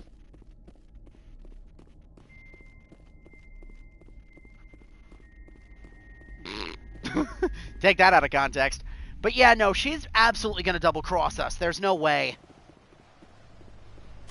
We got rid of her her competition. Now she's just got to tie up the loose ends. Whee! I totally nailed that. Don't mind the fact that I landed that nose first. Everything's fine. What are you talking about? I didn't fall, you did.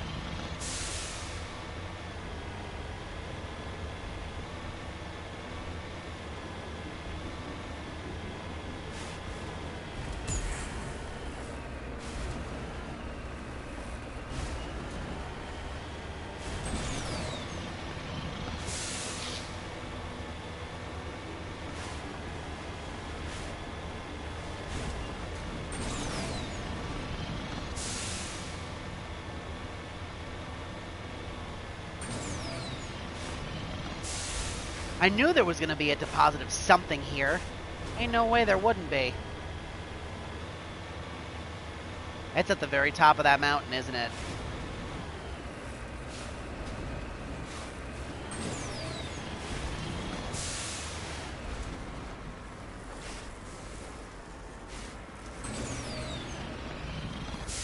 Oh, come on! Damn it! Think. Woo! Oh boy! Found it!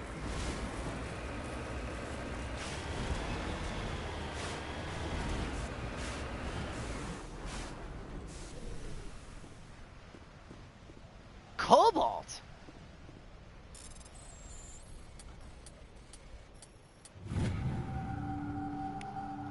There we go. A large deposit of cobalt. Just lead the way. Nope. Get into the Mako.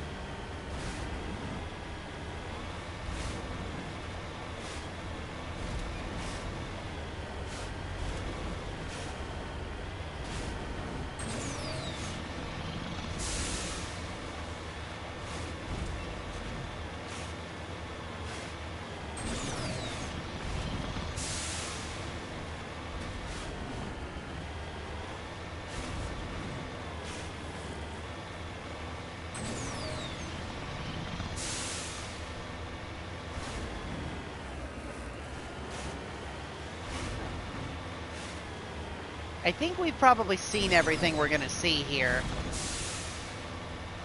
I'm surprised we even found a single mineral deposit on this place. I'll tell you what, though, when we're finally finished with all these side quests, we're going to be swimming in credits. Not that we're going to need to really buy anything. We're getting most of our best equipment drops just from killing the enemies and looting all these treasure chests.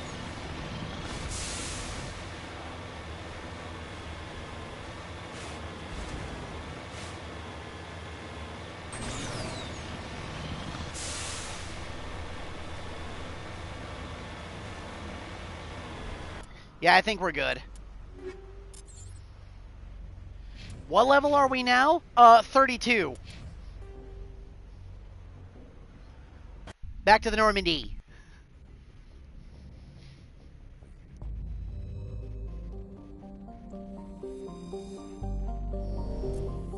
Alright, 2 more planets here. Huningto. Huningto is a Jovian star gas giant with a standard hydrogen-helium atmosphere. Traces of methane give the planet its distinct cobalt blue tint. Special analysis indicate its extensive ring system is mostly comprised of ice crystals. Huningto is an exceptionally powerful magnetic field, which creates strong radio interference throughout the inner system. Yup. Paravan is a small, unremarkable rock world. The surface is scorching hot and mainly comprised of calcium with deposits of aluminum. Paravan's low mass has left it tidally locked to the star Han. If there were any resources of value, mining stations could be established on the relatively temperate Twilight Band.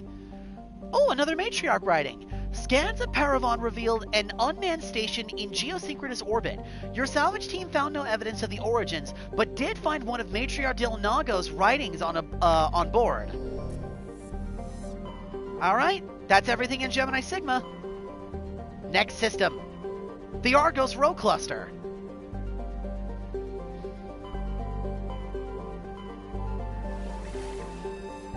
Which we only have the Hydra and Phoenix systems. Let's start with Hydra.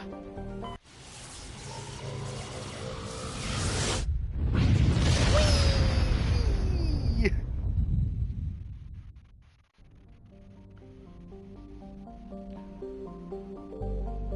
Sibba. Sibba is a standard Neptune-type gas giant. The upper cloud decks of hydrogen-helium atmosphere tint a dramatic blue with traces of methane. Another gas deposit. Scans from orbit have detected a large concentration of helium-3. Canrum. Canrum is a small rock world with traces of atmosphere, methane, and krypton. Its surface is mainly comprised of magnesium and silicates with deposits of carbon. Canrum was the site of the warlord Shigur's defeat by the Turian peacekeeping forces during the Krogan rebellions. While this band was not especially powerful, Shigur was a female warlord and one of the few remaining fertile females at that. She had, through viciousness and cunning, parlayed her unique value into a position of power. Krogan males competed with the right to join her band and lie with her. When Shiogor's death was announced, vengeful male Krogan admirers near and far swore blood oaths against the participating Turian crews. In the end, several thousand of the Turian participants were killed in open combat or through an assassination. To this day, many Krogan proudly proclaim that they have the blood of Shiogor. Oh, speaking of which, there's a Turian insignia here. Scans of the planet Canrum reveal dangerous levels of radiation coming from the orbit. Chief Engineer Adams concluded further scans and discovered that the remains of an ancient warhead marked with the Partha colony insignia. Yeah, no, you were kind of wondering why you don't see a lot of female Krogans? There's a reason. They're a hell of a lot more dangerous.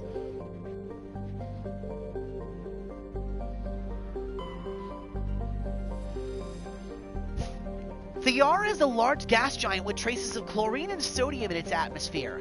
It also has a significant amount of water vapor in the clouds of its upper atmosphere. Thear was struck by an asteroid at least 12 kilometers in diameter within the last 100 years. The superheating caused by the impactor's atmospheric passage created a large bank of vicious storms along the equatorial border.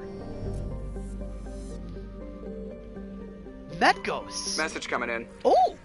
Patching it through. general distress call. The Sacred Angel medical transport. Critical system failure. Losing power. Emergency landing. Argos.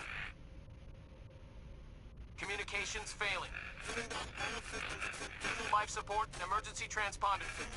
Won't last. Please hurry.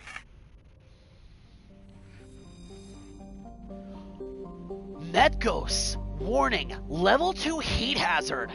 Medgos is a large terrestrial planet with an atmosphere of carbon dioxide and nitrogen. Its hot surface is mainly comprised of nickel with deposits of potassium and heavy metal.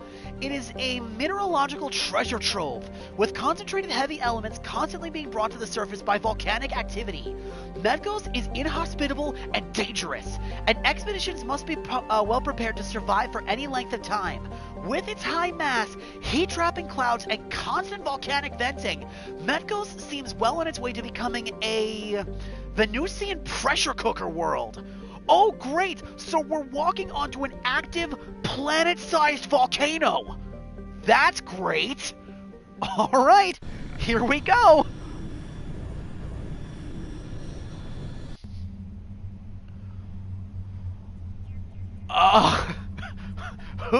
Who do we want to bring into Lethal Lava Land? Because that's what this sounds like. Hi, Sylvia.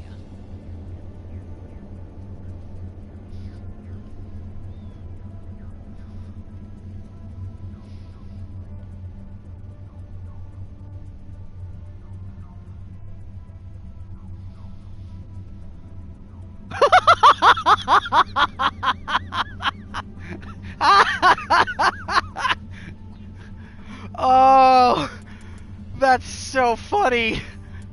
Okay, sure. We'll bring Caden and Ashley on board with this one. You didn't want to bring them to the level 2 cold hazard world, but you're fine with bringing them into the volcano? Okay, that's kind of fucked up.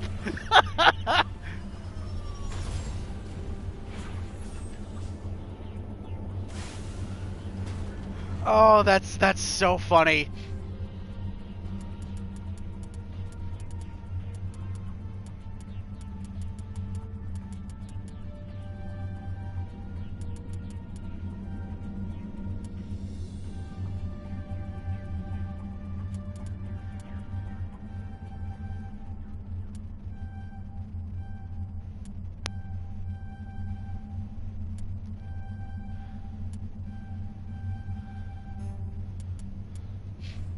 Jesus.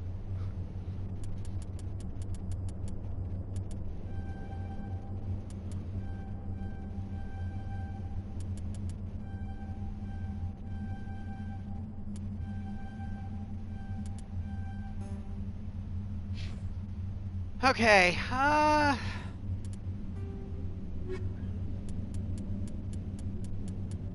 here it is. UNC distress call. You've received a distress call from a downed medship located in the hydro system of the Argus Rho cluster. Find the downed medship in the hydro system of the Argus Rho and provide assistance.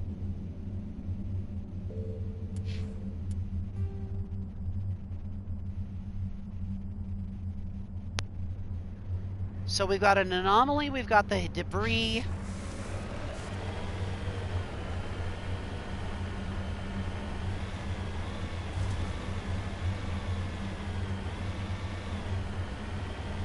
The rocks here are very, very purple. Oh yeah, would you look at that? You can see magma bubbling up underneath the surface here. This looks almost like volcanic glass. So yeah, this is a lava planet. And I was right, it is a giant planet-sized volcano. Oh jeez. Honestly, that's kind of metal.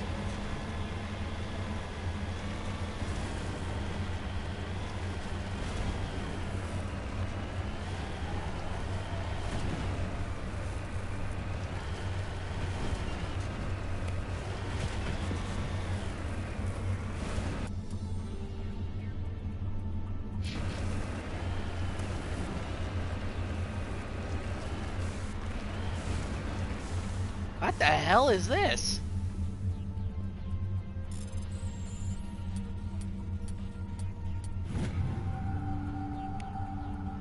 Turian insignia recovered. While searching the wreckage, you found a very old letter stamped with the Gorus colony insignia. Unfortunately, the text is indecipherable. Holy shit, that bar's going up fast. Oh my god. Yikes. Slowly but surely, we're collecting all those Turian insignias.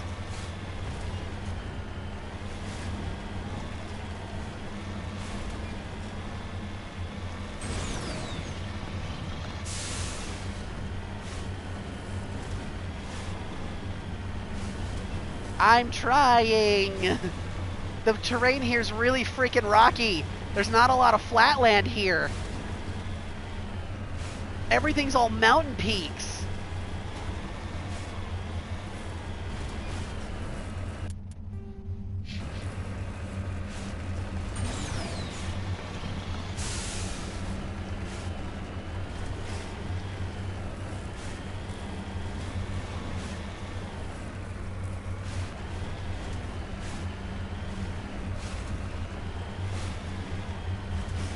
I wonder if I climb up here, what would I find? Oh, come on, come on! Yeah! I'm probably not going to find anything up here, but I kind of want to do it just because.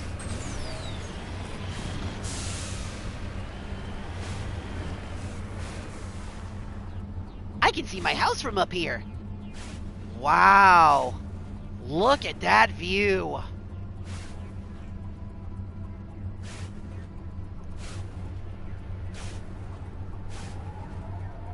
You know this place probably reeks of sulfur.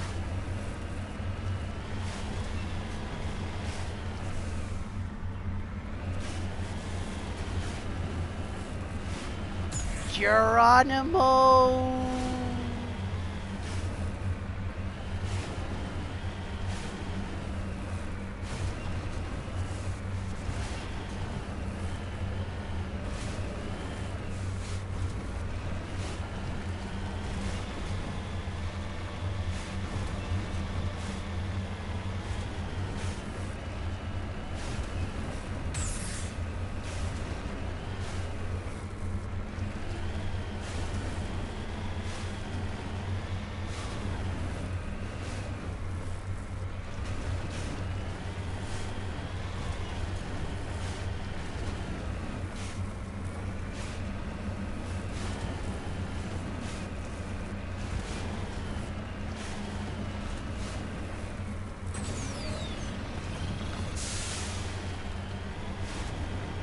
Whee!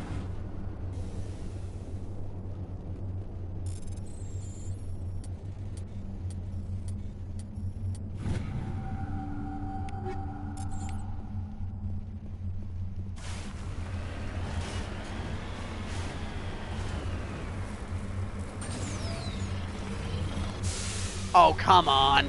I know damn well I can climb that. That's better.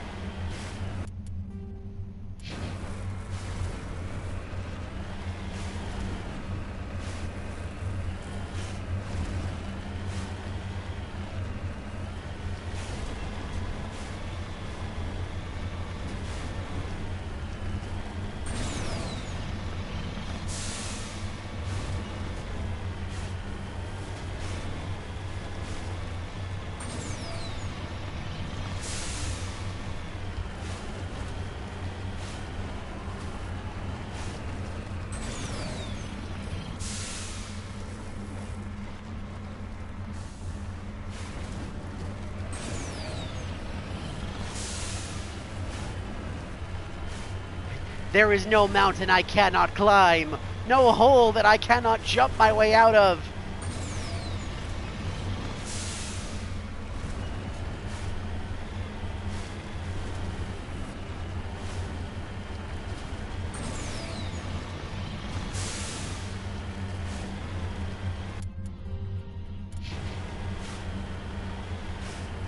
It does make exploring this planet particularly annoying, though, because there are so many dips, divots, and craters everywhere.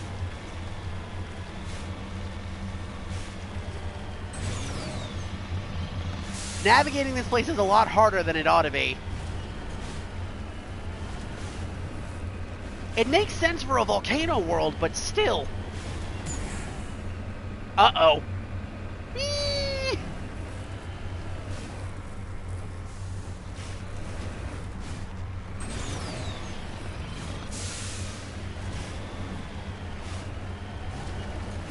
I can't do that, Deej.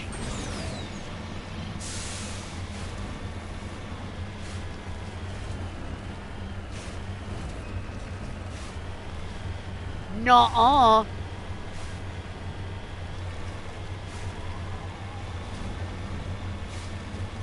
There's the downship. This must be the place.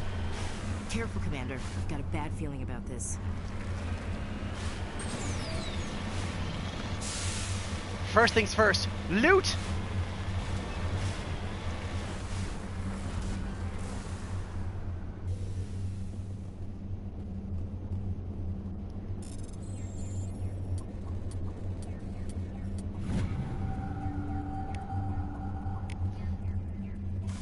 Now we'll go for the ship. I'm so good I can drive backwards.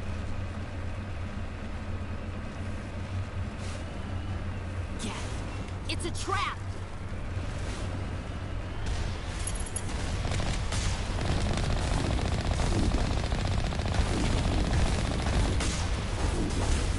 A Geth ambush! Crafty bastards!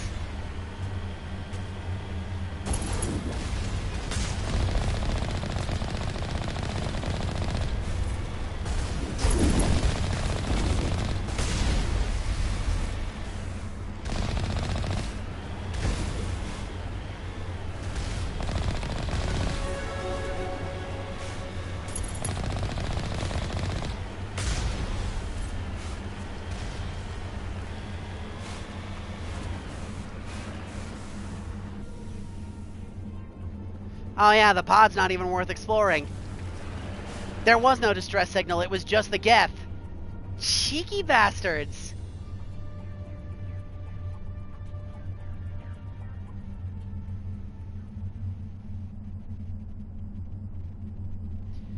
Did we open up that escape pod already? I don't know if we did. We're gonna go look.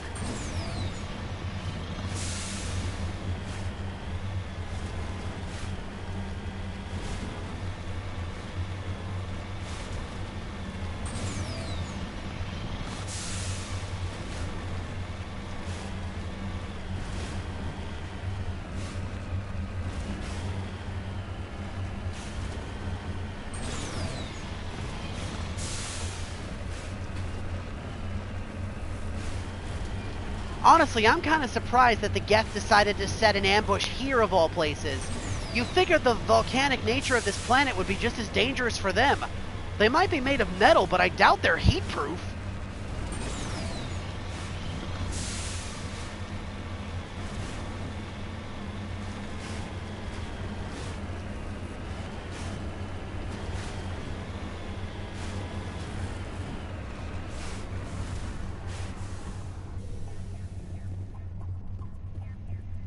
Oh yeah, we must have interacted with this already.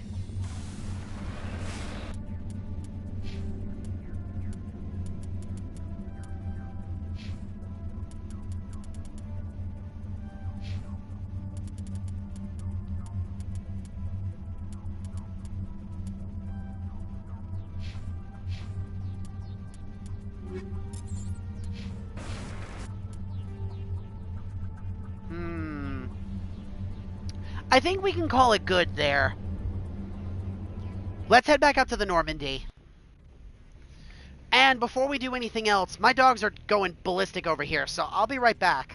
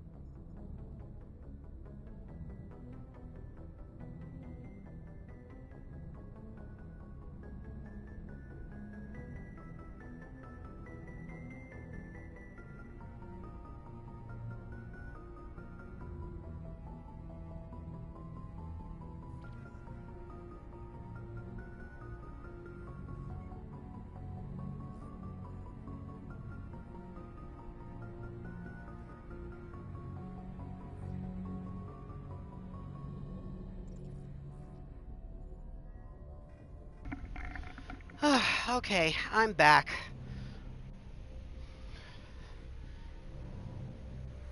Man.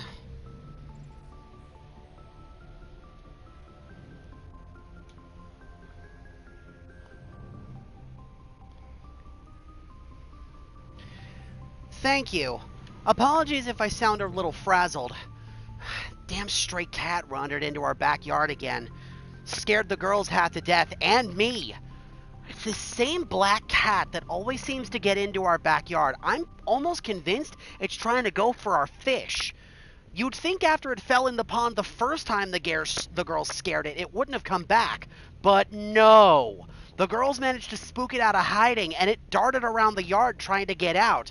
Thankfully, the dogs didn't go after it. But I heard it hissing as it was trying to escape. It got out, thank God, but that damn cat. I'm tired of that thing.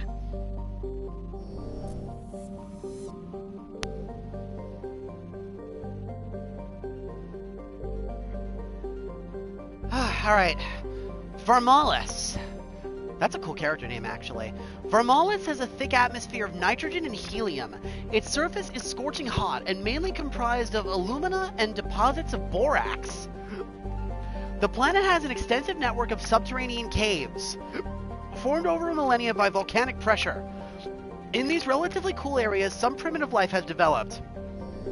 Yeah, the cat's fine, the girls are fine too. It's just annoying.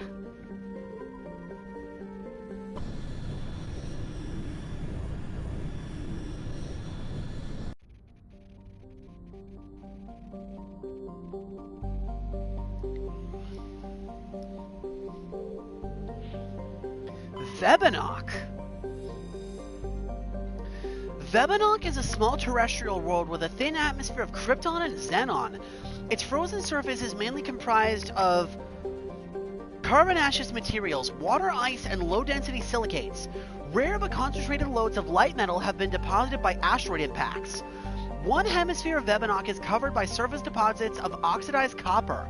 Approximately 270 years ago, a Taurian bulk gas transport was attacked by pirates in the Phoenix system. Damaged, it made a rough landing on Vebenock. The heat of the landing melted significant quantities of surface ice, and ruptured shipping containers spilled LOX across the surface. Before this evaporated and escaped Vebenock's weak gravity, it reacted to cause the widespread rust. We found some cobalt. Nice.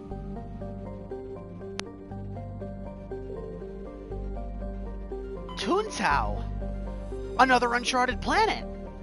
Tuntau is an enormous, low-density terrestrial planet with a thick atmosphere of methane and helium. Despite being nearly 20 AU from Phoenix, the star's great heat and the insulating thickness of the atmosphere make the surface surprisingly temperate.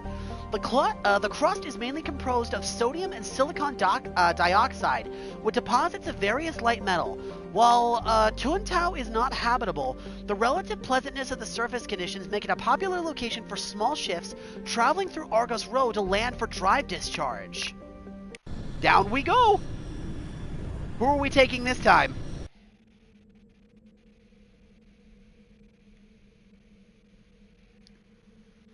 By the way, I just want to point this out. We have so far done 2 hours of nothing but planet hopping. That's all we've done. We've done planet hopping and side quests where it involved us going into a thing.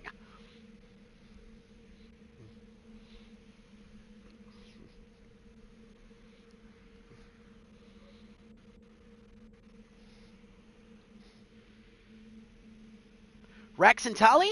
Sure. I'm glad you at least find this entertaining.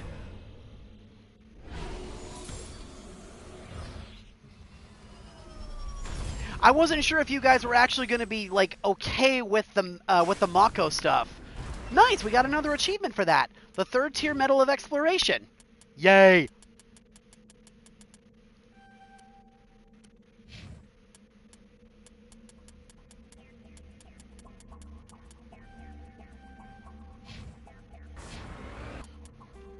I'm glad. Hidden structure. Anomaly or the debris. A hidden structure? Hold on. More mountains to climb. Yes! Let me embrace my inner mountain goat. I want to climb the things.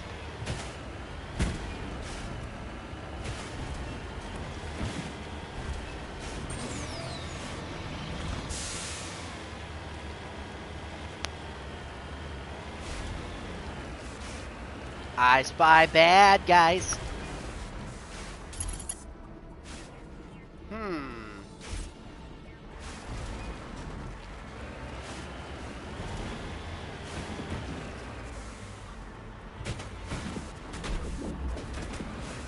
Hi, guys. Bye, guys.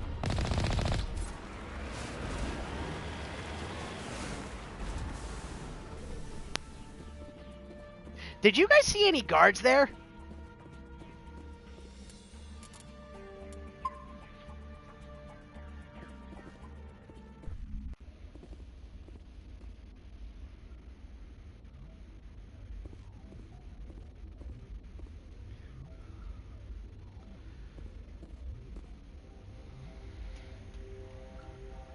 Huh.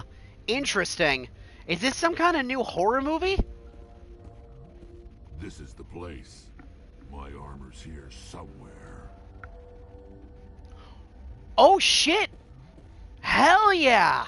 We found one of the dens that Rex was looking for. Oh my crumb!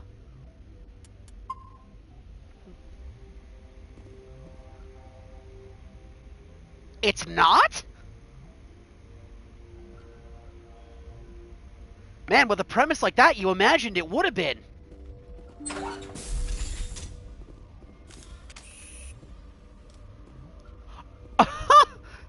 Okay, it's been a long time since I've seen one of those. Oh, interesting. I heard that was good. I never saw Shape of Water.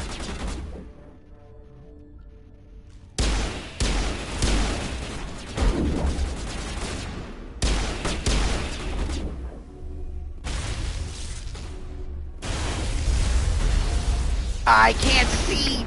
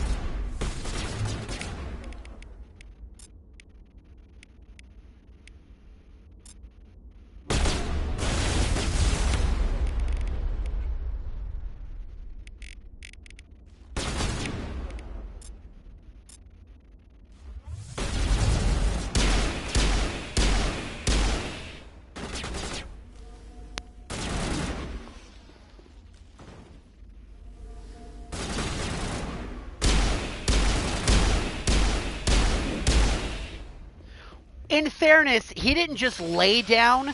I hit him with an ability that stunned him. That was Neural Shock. It only works on organic life forms, though. I can't use that against the Geth.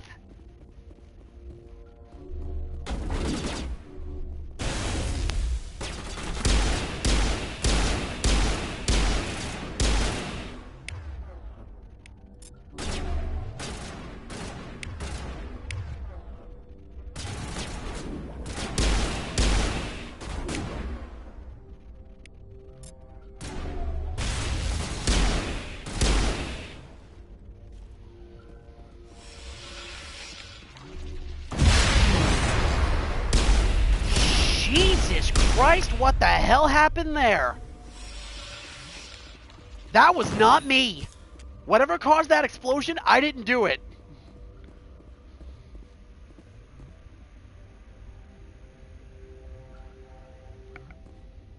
Cheers, Deej. Thank you.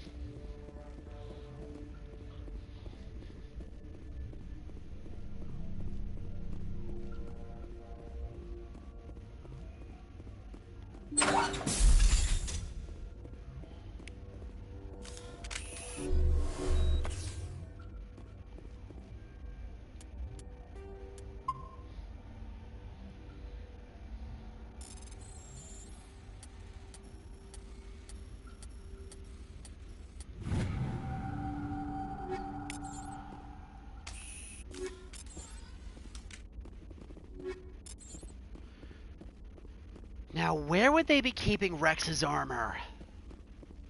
Probably upstairs. We killed the Turian who already stole it, so he was down in the mess of mercenaries that were in that room. I'm pretty sure I tossed him to the floor and then blew him up.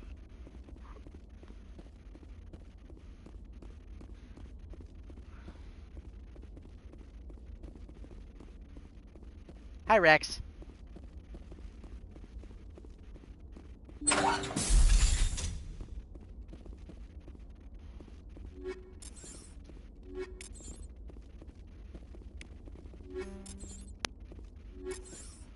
Man, look at all this stuff.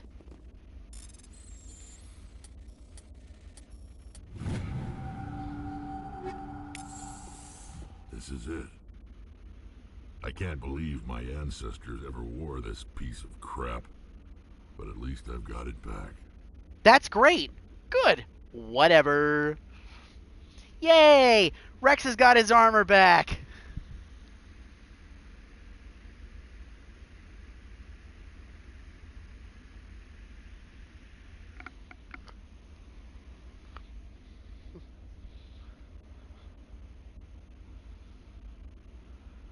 I'm glad we could help you get it back. I might just be starting to like you, Shepard.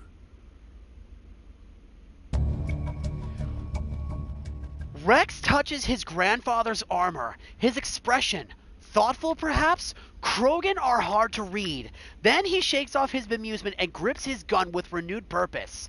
Time to move on.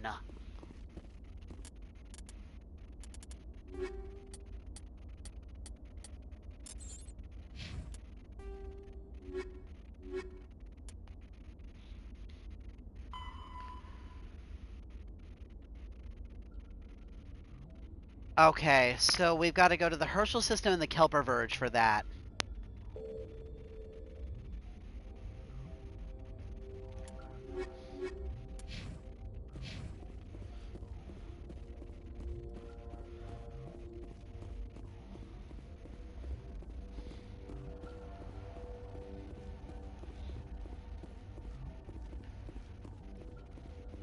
We stumbled across that by accident, by the way.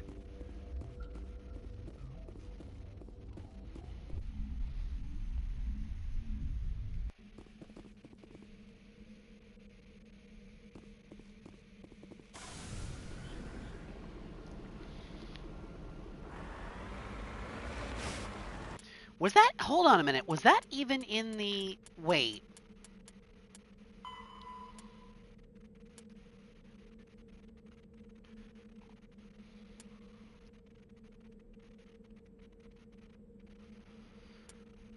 Oh, wow. We did get lucky. Because I forgot he was, that guy was here in the Argus Row cluster. Yeah, we just need to be a little more careful with our side quests, I think. Because we very well might have actually gotten that armor without Rex being in the party. And he wanted to be here.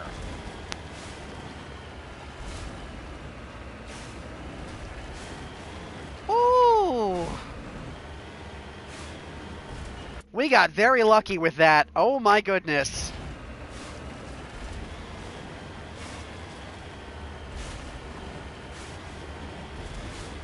I mean, we totally meant to do that.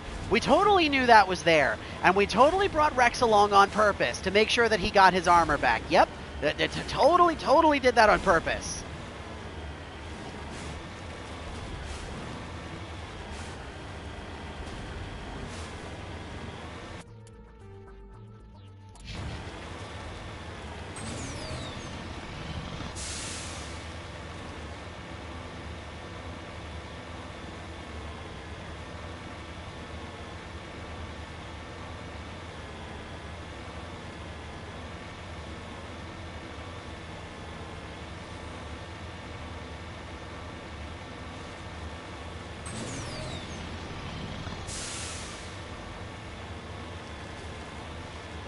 Well, not avoid necessarily, but we just need to make sure that we actually bring Garrus with us when we go. That's the thing.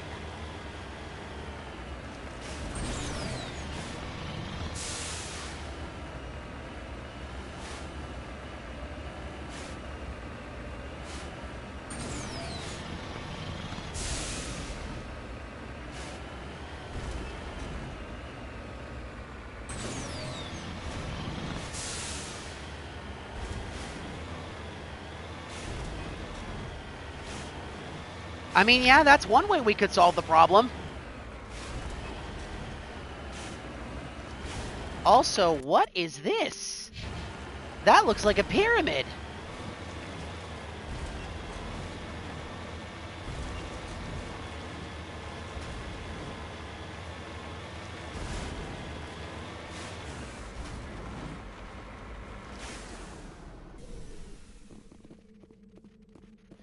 Asari capsule.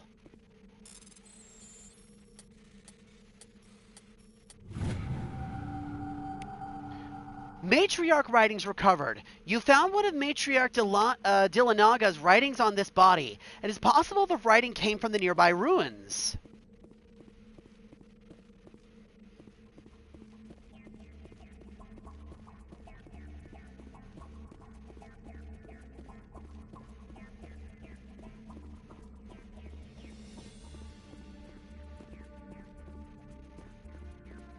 Can we even do anything with this?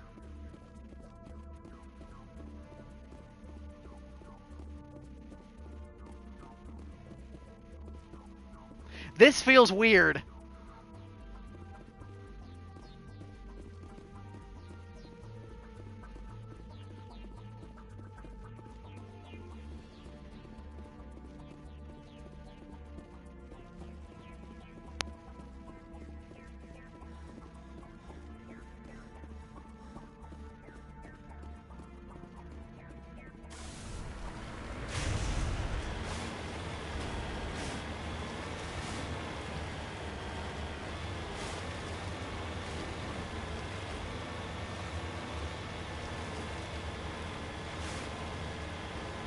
Must climb mountain.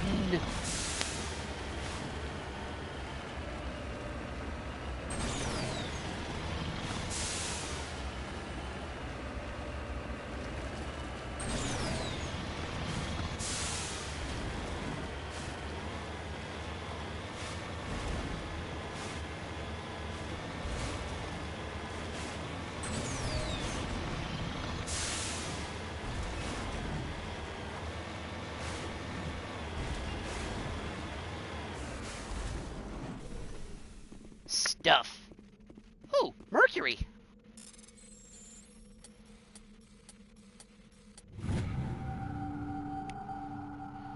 A large deposit of mercury. Oh, 10,000 credits. Payday. Bankroll.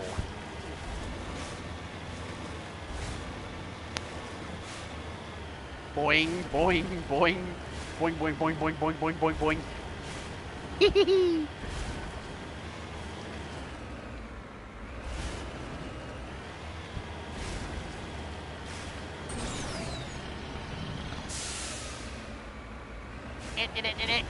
Yeah, wee! Wee! This thing is way too fun to mess around with.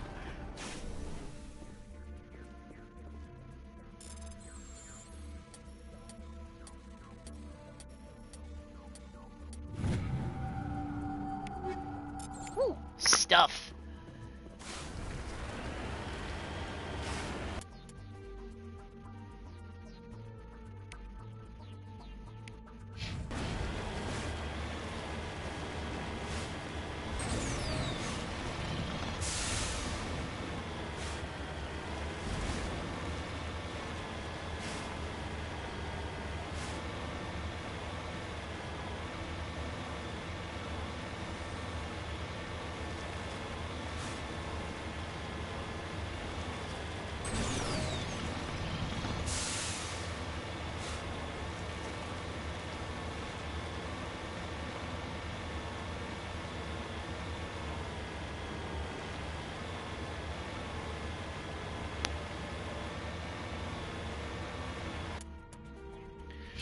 There's way too much flat land out here for there to just be nothing.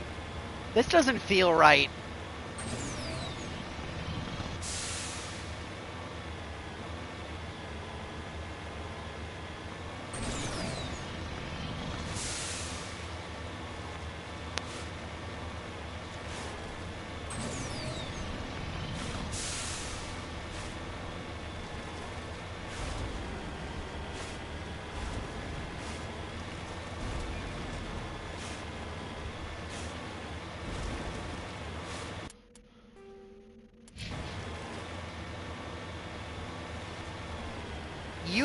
You'd think so, like... This is honestly one of my biggest problems with the Mako, and I've said this up and down. It's awesome that you get to explore the uncharted planets, but there is so little to do. Unless you're looking around specifically for those ore node deposits. But they're not marked on the map, so you don't know where to look unless you just drive around. They're only marked once you find them.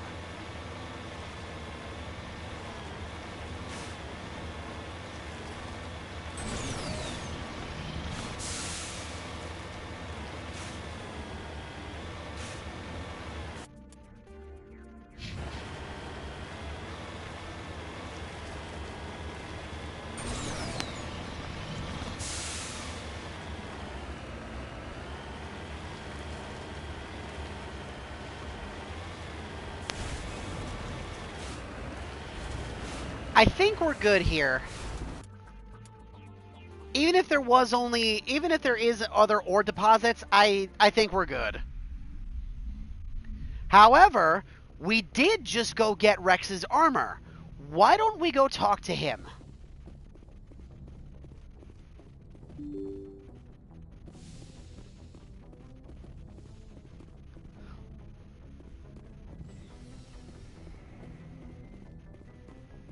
Not Caden. We want to go downstairs.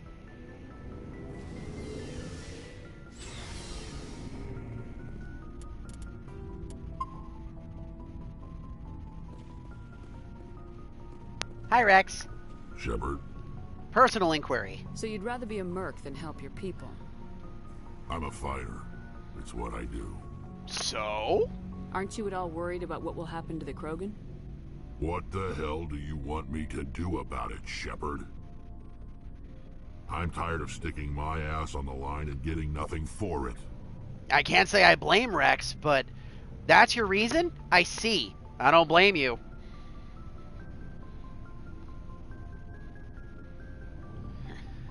If Rex has got something new to say, maybe everybody does. So maybe doing a quick crew check-in might not be a bad idea. So you decided to go your own way? I decided killing for credits was better than killing for a lost cause. I'm not like you, Shepard. I'm no hero. Bottom line, killing for credits simplifies things. Sometimes, I suppose, smart. Man, I feel sorry for Rex. His people are dying, and nobody seems to want to do a damn thing about it. And when he tried, he got stabbed in the back by his own father.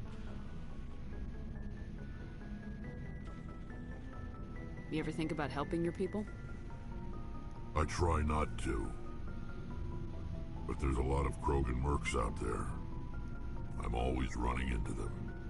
Half the time I'm being paid to kill them. But that's just part of the job. You don't get to pick who your enemies are. Your life as a mercenary. Tell me about it. How long have you been a merc? Long enough.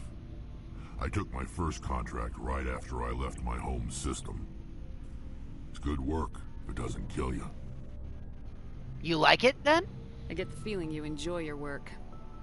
Sure. You get to see the galaxy on someone else's credits, and most days end with a good fight. I've tried more organized fighting, private armies and such, but it gets too messy. I fight best on my own, or in very small groups.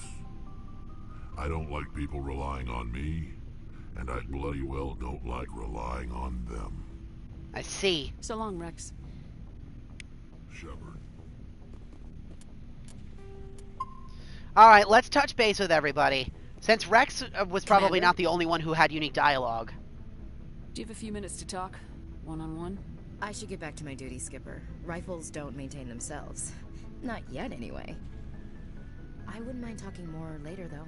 Alright. Dismissed. Chief. So, Ashley's done. Ma'am. That's one less we have to talk to. But what about Garrus? Commander, what can I do for you? What's the matter? Something bothering you? It's Saren. I'm starting to wonder whether we'll ever find him. He's always one step ahead of us, and he's got those damn Geth. You think he'll get away? Don't worry. Yeah, Garrus has a personal stake in this just as much as we do.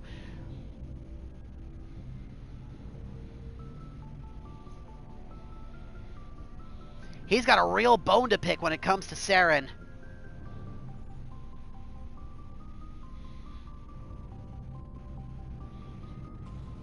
We're getting close, Garrus. We'll find him. I wish I had your confidence. I just can't stand the thought of him getting away with everything he's done. I know you're doing everything you can, and if anyone can catch him, it's you, but if there's anything else I can do to help, anything, just tell me what you want me to do, and I'll do it. Are you worried? Alright. Well, yeah, Saren is main plot only. I'm gonna just say that. Like, all the side quests we're doing, yeah, it's helping us get stronger, but it will not get us any closer to Saren. That is main plot only. I understand your concern, but we will find him. Just make sure you're ready to go when we do. Yes, ma'am. You can count on me. Thanks for hearing me out. I appreciate it. Can I ask you something, Commander? Of course. Sure. No. Goodbye. Oh, Renegade Saren is such a... Renegade Shepard is such a dick.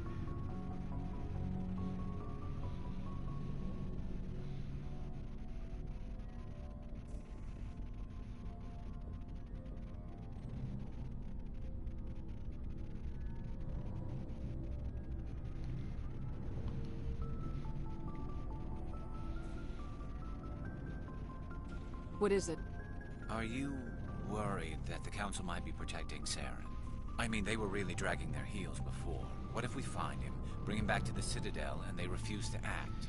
What are you saying? It's possible. I mean, they did strip him of all his protections, but that doesn't mean that the Citadel isn't still trying to protect him. I could see why Garrus is concerned.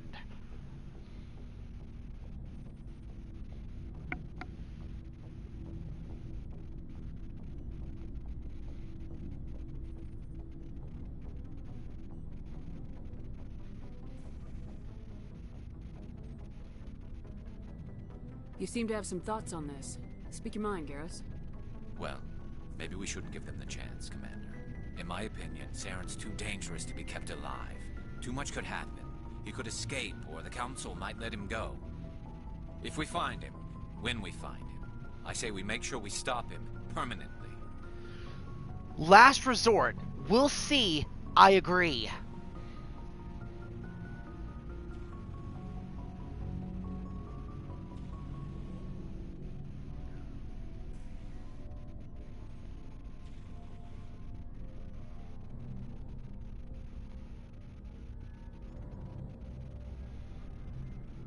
I'm glad you see it that way.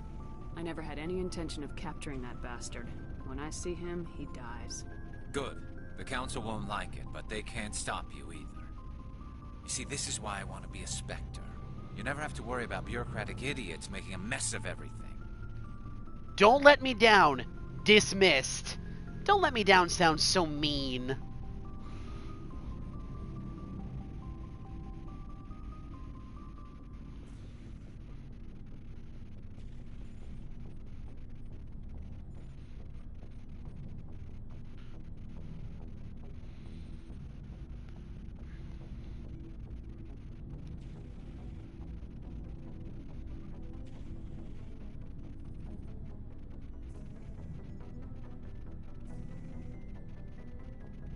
Yeah, that's true.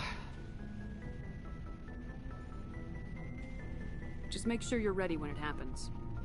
Yes, ma'am.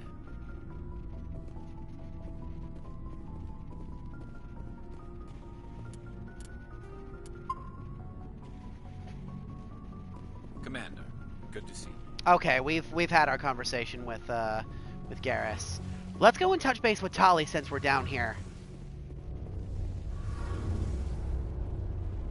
It feels like we're getting near the end, doesn't it, Shepard? With Saren, I mean. I hope so. We're getting close. We better be.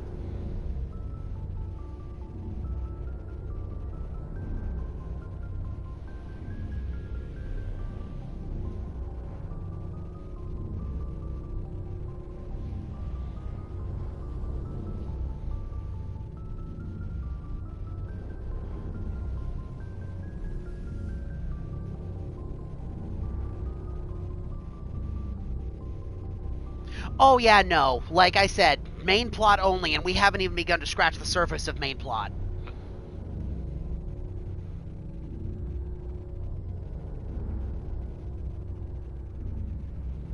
It won't be much longer. One way or another, it'll all be over soon. You'll find the conduit before he does. I know you will. You have to. And after this is all over, when my pilgrimage ends, and I go back to my own people, I'll be proud to say I was a part of it. An important part. We haven't won yet. This isn't about you.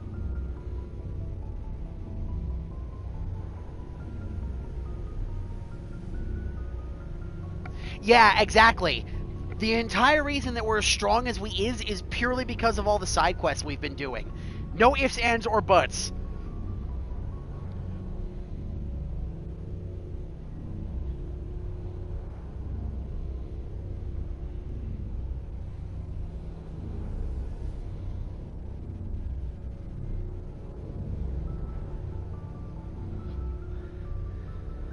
We couldn't have done this without you, Tali.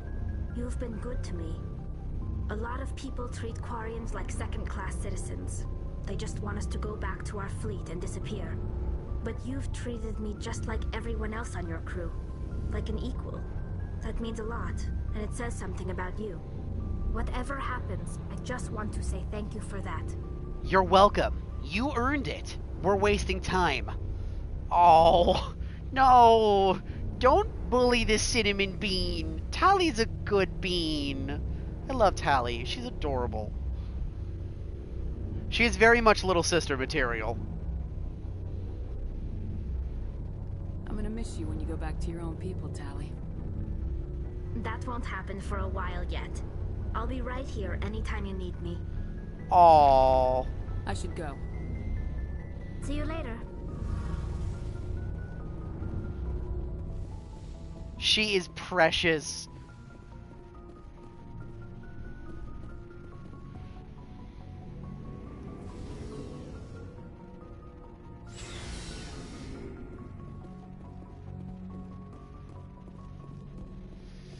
Alright. We'll talk with Liara next, and we'll save Kaidan for last.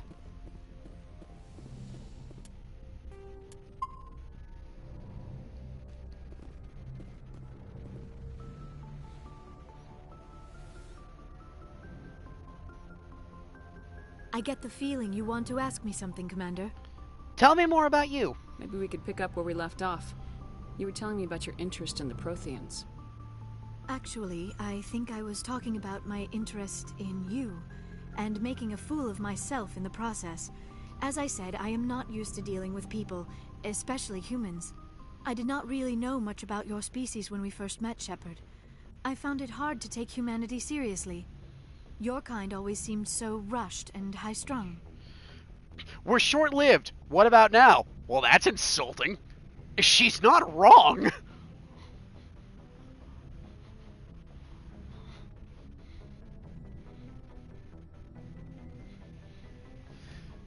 But that's the difference between comparing a species that lives only, if we're lucky, at most to be 60 to 80, versus a race like the Asari that live to be over 1,000. We don't have the luxury of time, and Asari can live for 1,000 years. We're lucky if we hit 150. That is true. At first I thought that was a weakness of your species. After spending time with you and your crew, however, I think it may actually be an advantage. You humans are creatures of action. You pursue your goals with an almost indomitable determination. It is an admirable trait, but also an intimidating one. Intimidating? It works for us. That's still insulting.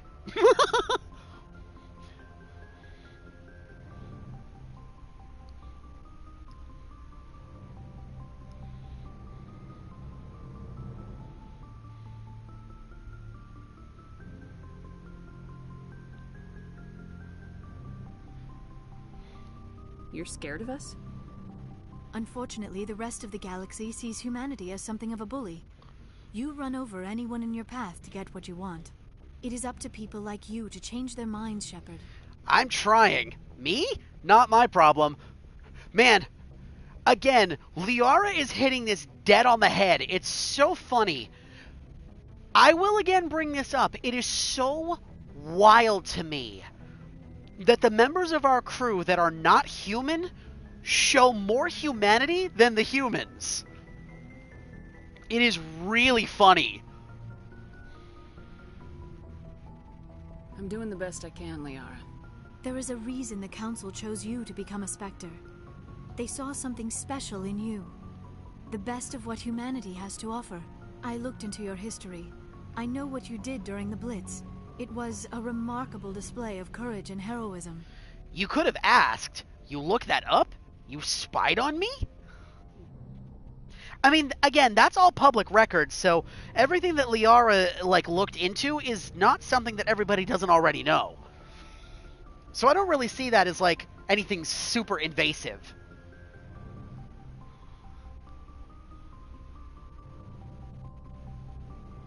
You didn't need to go behind my back. I would have told you whatever you wanted to know. I apologize, Commander. After our last conversation, I was afraid I would say something stupid again. I wanted to know more about you, to understand what made you into the woman you are. There is something compelling about you, Shepard. I want to believe that. Me or the Beacon? Unacceptable! I wasn't going to do the full lemon grab thing.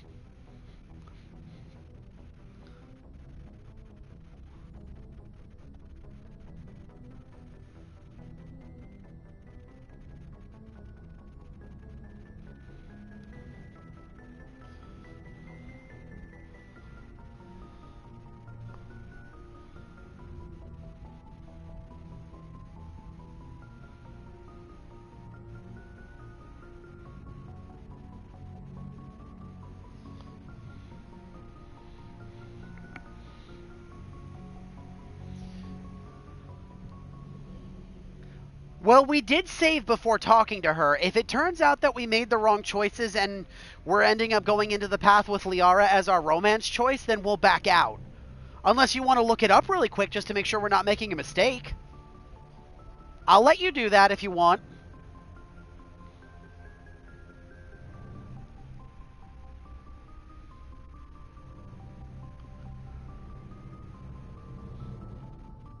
You're interested in me because of my visions. You just want to know more about the Protheans.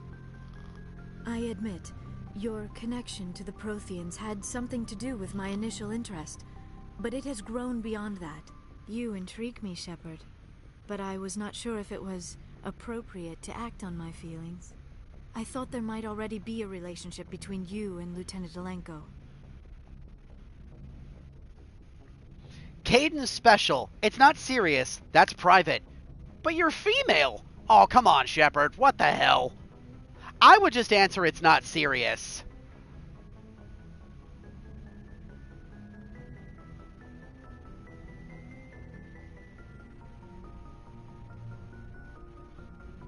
The Lieutenant and I are just friends. Nothing more. My mistake, then. I am not as adept at understanding human relationships as I thought. But what about us, Shepard? Is there a mutual attraction, or was I wrong about that too? I'm attracted to you. I just want to be friends. You were wrong. Okay, well, that answers that question. If we wanted to romance Liara, this is where we would do it, but we're choosing not to do that.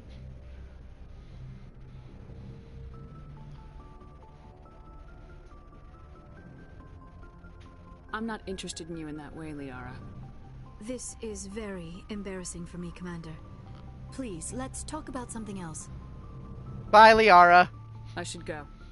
Goodbye, Commander.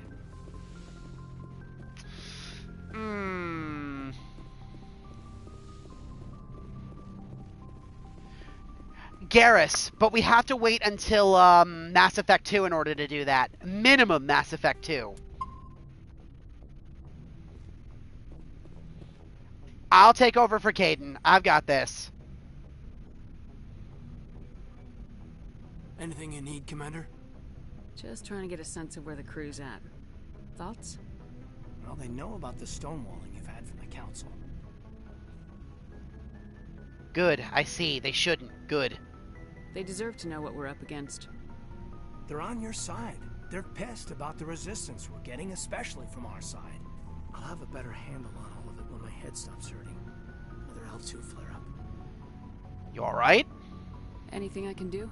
No, Commander, it'll settle down. It's rough sometimes, but they spike higher than a lot of L3s. Except for you, of course.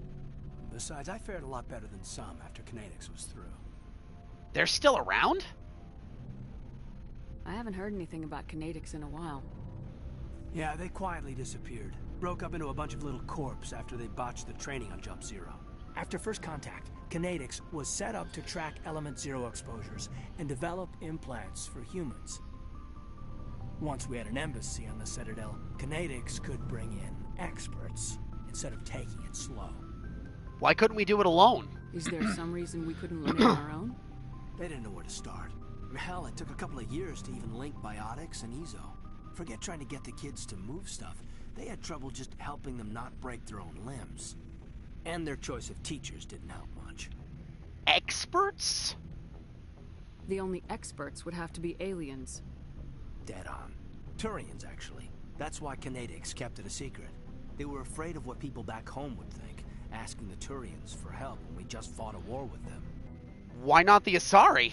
The Asari would have been more acceptable than the Turians. Yes, but the company didn't go through the Citadel. It would have made Earth look weak, so they discreetly hired some Turian mercenaries. I'm sure they meant, well, you do what you have to. You had a bad teacher? You do what you have to? I'm sure Kinetics did what they thought was best. It wasn't best for us. They brought in an ex-military Turian named Commander Vernus. A real hard-ass. He basically had a free pass to break us if it would turn out a decent biotic. Kind of spiraled from there, Commander. They ever bust the guy? Did he ever face charges for that? He got his, yeah. But like everything else at Jump Zero, it was under the table. The less said, the better. Anyway, this is ancient stuff. I walked it off a long time ago. I should get back to my duties, Commander. We're here to make history, not rehash it. What's your opinion on the last one? Hard to believe she's older than both of us put together. Any intentions there, Lieutenant? No, Commander. Just art appreciation. We'll talk another time, Lieutenant.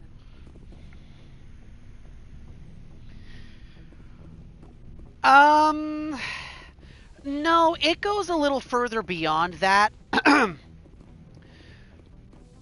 Kaidan's backstory is that I'm going to try to paraphrase this as best I can here.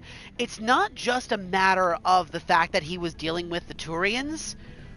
Kaidan is a biotic, and he's one of the early generation biotics, or at least as far as that's how I understand it. The implants that he's got in his head to help with his biotic abilities are unstable, to say the least. So much so to the point that for certain people, they cause really bad, crippling problems, ranging from paralysis to brain damage to, in extreme cases, death or seizures or anything like that. Kaidan only gets really bad headaches. So he's got a chip on his shoulder, not just from the stuff that they did during Biotic Boot Camp, is what he called it, but also the stuff that happened with the Turians during the war, among other things. Kaidan's just got a really bad chip on his shoulder. Commander, something you need? I like to know my crew. Mind if I ask you a few questions? I can see. You top of my class in flight school, I earned that. All those We did all this already. Put the Normandy in my hands. Right, there we go. Never mind. We talked with Joker already. So Joker's got nothing new.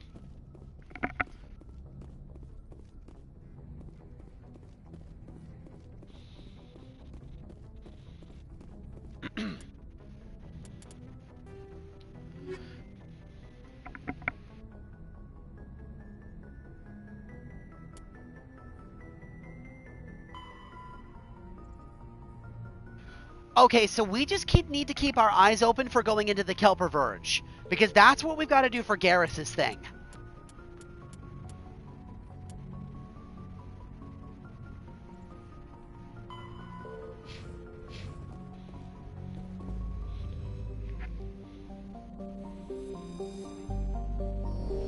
Alright, what else is there still left to do here? Silsalto. Oh, this one's going to be easy. Silsalto is a standard hydrogen helium gas giant. It has no remarkable features. Well, that was short, sweet, and to the point. Patashi. Patashi is a sun-blasted terrestrial world whose atmosphere was blasted away a millennia ago by the star Phoenix. The surface is scorching hot and mainly comprised of iron with deposits of tin. Due to its relatively low density, Patashi is tidally locked to Phoenix. Seas of molten light metal cover much of the sunward side. While scanning the planet, you have discovered a deposit of samarium. Never heard of that.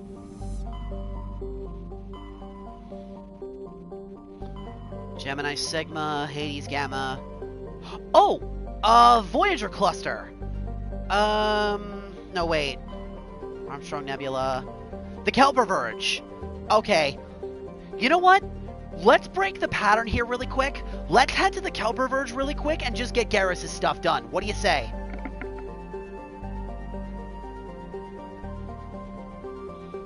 That way, while it's still fresh on the mind, we can do it and we won't forget.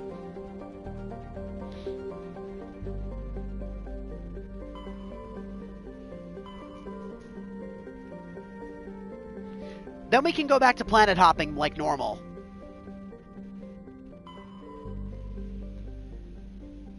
What do you think, Deej? You want to just go and get Garrus's quest done?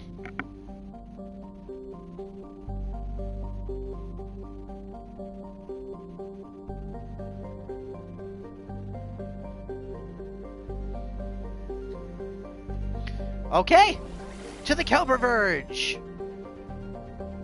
We've got 2 places to go. Herschel and Newton. Let's head to Newton first.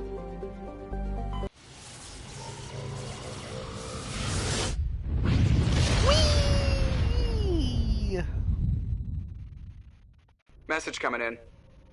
Patching it through. I've received some troubling information, Commander. We need your help. Someone is killing former Alliance scientists. There have been 4 deaths in the past month. How can I help?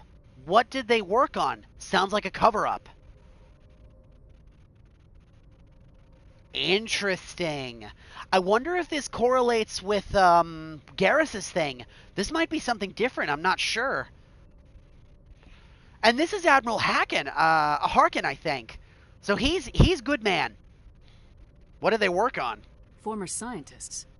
Sounds like someone has a project they'd like to keep secret. All 4 scientists worked on a classified project on Akuz. There was a brutal massacre there years ago. An entire unit was killed by Thresher Maws. It was classified as a natural hazard, but the project dates coincide with the attacks. They were involved. That sounds suspicious. Also, Thresher Maws. Not more of these things. I hate these things.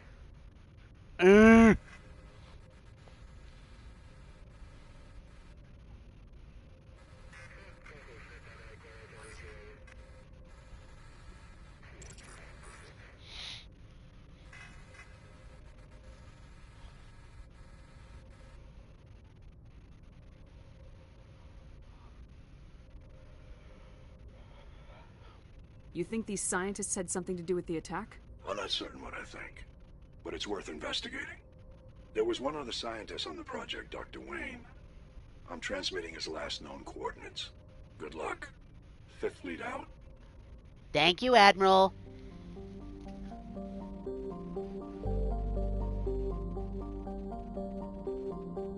Sesmos. Sesmos is an ice dwarf world. Its surface comprised almost entirely of frozen water.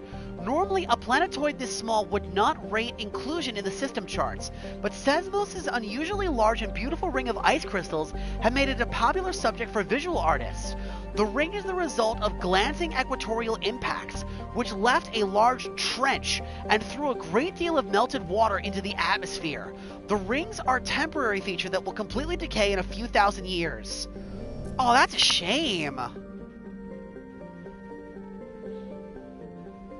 Junkro. Junkro is a hydrogen-helium gas giant with traces of chlorine and sodium in the upper atmosphere. Like Uranus in the Sol system, it is tipped on its side, its north pole facing the star Newton. We have found a large concentration of hydrogen. Klencroy. Klencroy is a rock and ice planet with an atmosphere comprised of chlorine and argon. The frozen surface is mainly comprised of potassium with deposits of iron. Klencroy is famously claimed by the eccentric Volus billionaire Kuman Scholl. He claims that a vision of the higher being told him to seek out Klencroy, the lost crypt of beings of light. These entities were supposedly created at the dawn of time to protect organic life from synthetic machine devils. Scholl has been excavating on Klencroy's toxic surface for 2 decades at great expense. No government has valued the world enough to evict his small army of mercenaries. Another matriarch writing. Scans of the planet Klencroy revealed the cockpit of a Voltus trading vessel. There is no sign of the rest of the ship, but the salvage team discovered one of Matriarch Dilanaga's writings on the ship's systems. Ontarom. Though Ontarom's surface is uncomfortably hot, its nitrogen-oxygen atmosphere is abundant. Shallow seas make an ideal candidate for habitation by most known species. Unfortunately, the orbit of the moon of Thonal has been slowly decaying since the systems coalesced. Its proximity is beginning to have tidal effects, and its dynamo-like revolution through Ontarom's magnetic field is generating increasingly powerful electrical storms. While some have suggested emplacement of a Mass Effect drive in an attempt to lighten the moon and correct its orbit, the scale of the project, tens of thousands of drives, costing enough to bankrupt the governments of all the Citadel races, make it a pipe dream. A multiracial effort is underway to catalog and preserve the unique genetic diversity of Ontarom's vibrant young biosphere. Exogeny Corp and Heian Genomics represent the Alliance's share of the effort. Okay, we're here in this section. Garrus is coming with us, no questions asked. But who else is coming along to tag with him?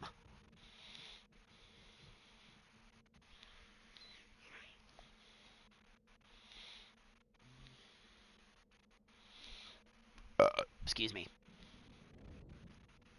Tali? Oh, nope, not Ashley. There we go.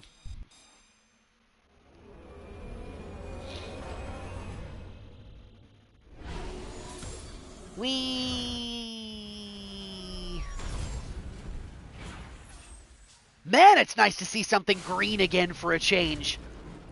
Oh, look at how pretty this is.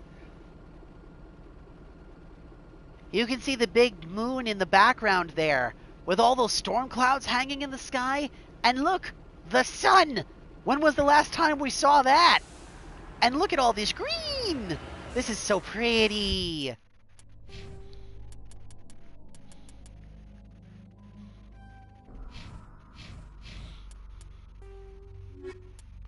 Here we go, dead scientists. Someone has been killing every Alliance scientist who was involved in a secret project years ago. The only project member still alive is located in the Newton system of the Kelper Verge.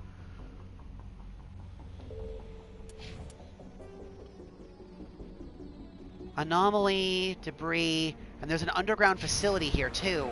Alright, let's take a look around.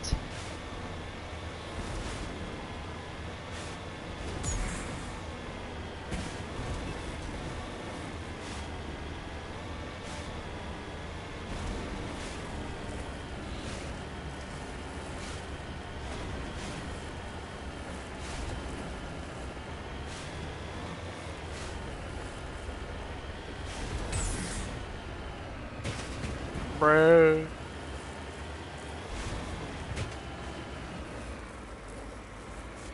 No, no, no, no. I'm not falling off this mountain, damn it. I'm staying up here. This is my mountain. There are many like it, but this one is mine. I really just need to not use those jump boosters. They do me more harm than good.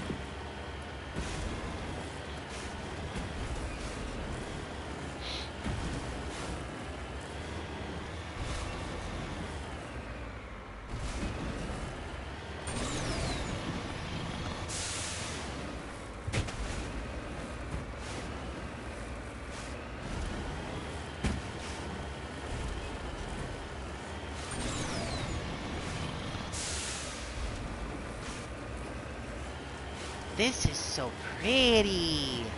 I like this planet. It's nice to have something actually verdant to look at for a change.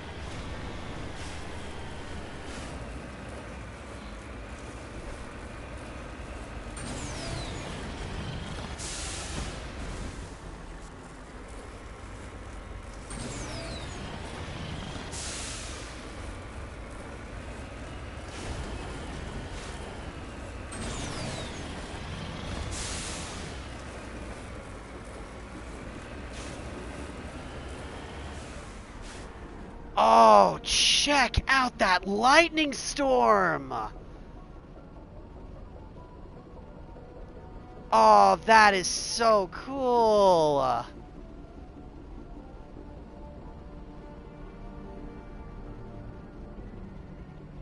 Wow, what a vista.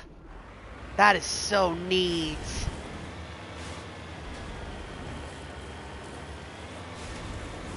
What the hell?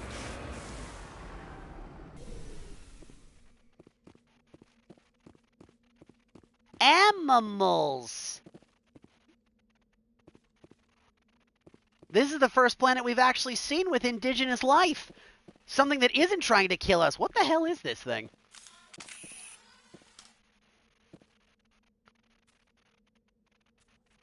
It's got hooves and hands. What is this thing?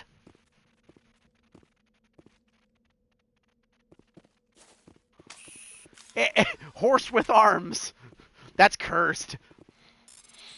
I love gold. A large deposit of gold. I love gold.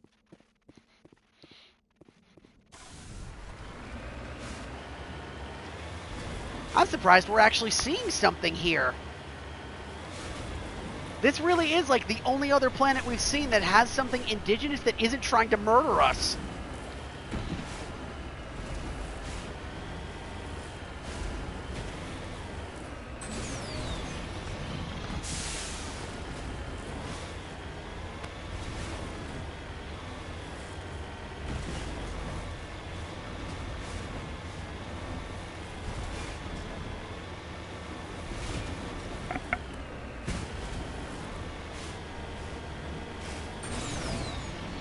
Turn back, Commander. You're going beyond the range of the operational area. I know, Joker.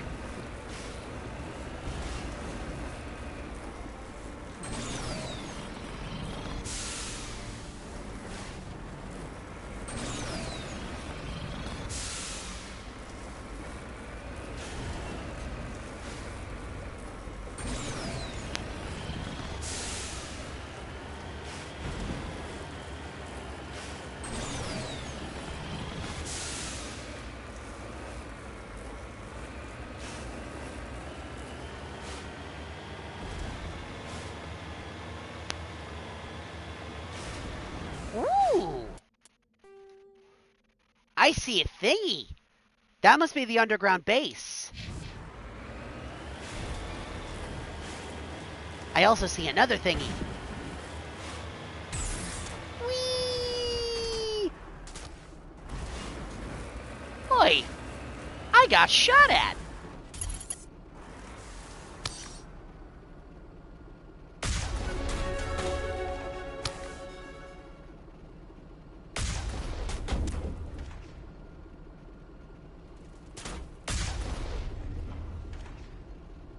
Did you guys see any enemies over there?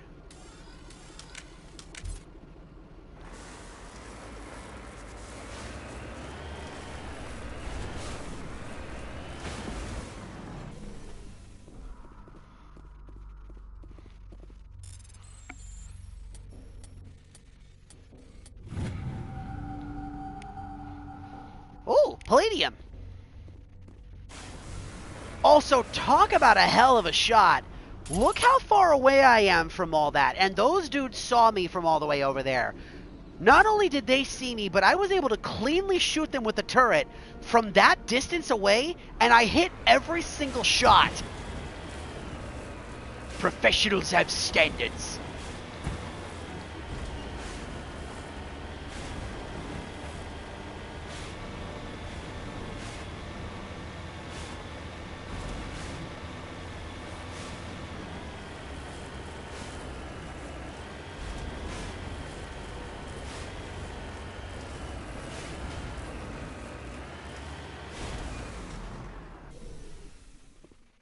One, two, three,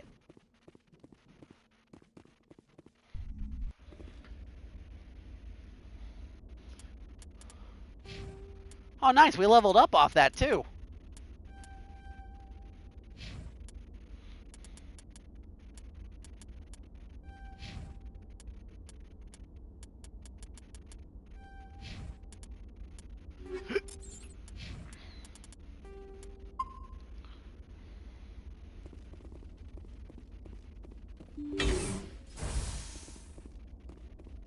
Huh.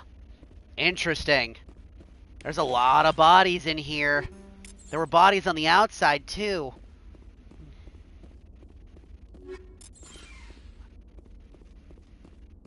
Curiouser and curiouser. I spy bad guys.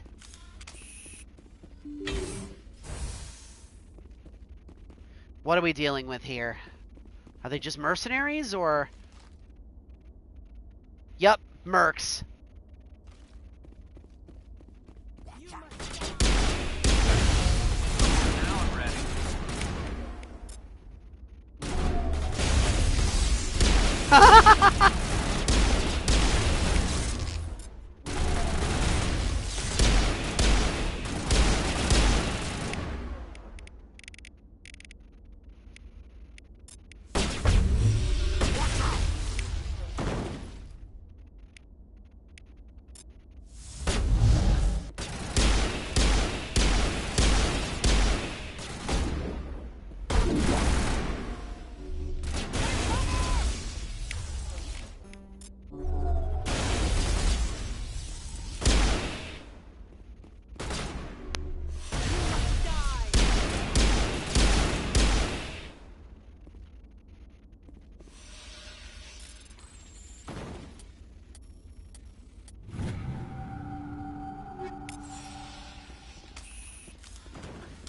I think we got them all.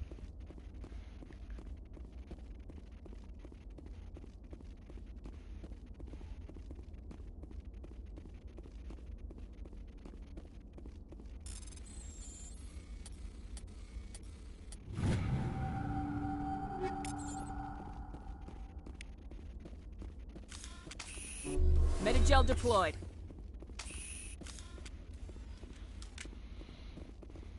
Just wanted to make sure Garrus was all topped up.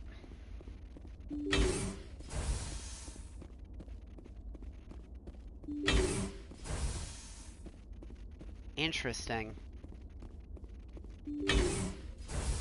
Stay back! I've got no grief with you. All I want is this bastard. Please! He's a madman! Mr. Toombs, you're insane! You need help! It's Corporal! Corporal Toombs! You don't get to lie! Not today! Today it all comes out! Okay, so this must be part of the team that's killing those scientists. The question is, why? Let me help you. What's going on? Put down the gun.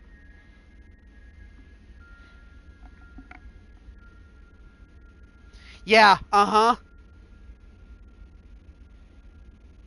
What all comes out?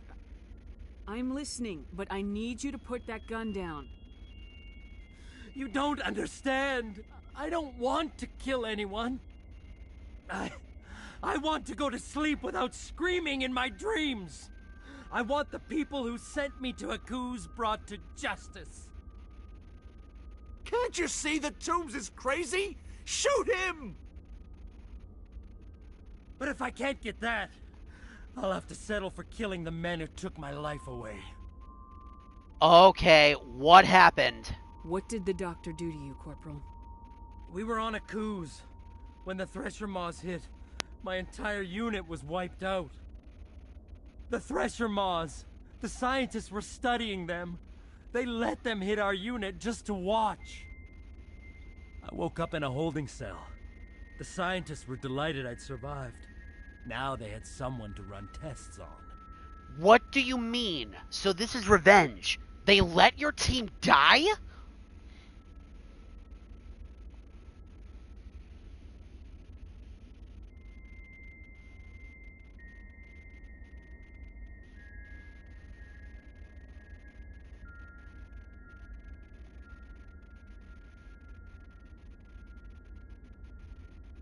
What kind of tests are we talking about? You can't believe Toombs. He doesn't have any proof. I demand a fair trial. Ever had Thresher Maw acid in your veins? I have. They wanted to see what it would do. They're part of some organization, Cerberus, that runs secret tests like this. They treated me like a lab animal. This is justice. This man deserves to die. So, are you going to kill me or not? Shoot him. Go ahead. Do it. Let's make this public. This isn't justice.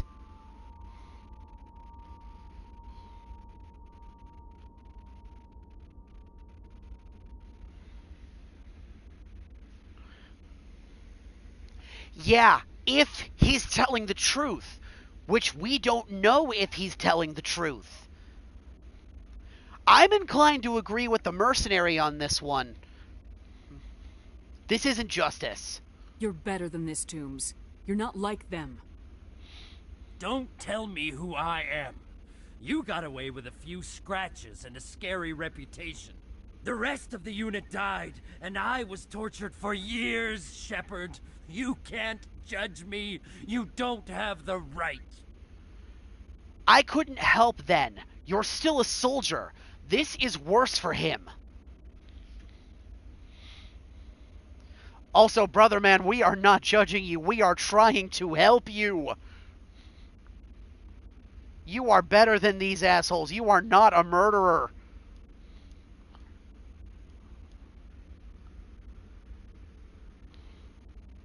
Toombs, if I could have helped you on Akuze, I would have. All I can do is help now. Let me. Okay. I'm no murderer. They couldn't make me one. Just as long as he goes to trial. Maybe the screaming will stop now. I don't know. It's over. You did a good job. I do. It doesn't. Oh, don't tell this poor man that.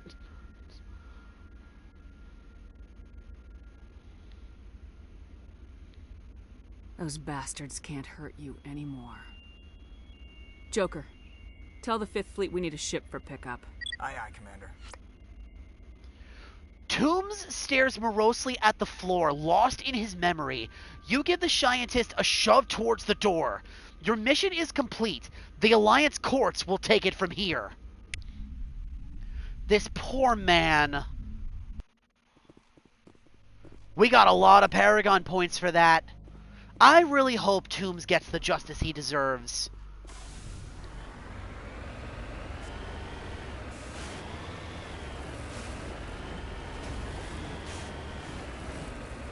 He doesn't seem like a bad guy.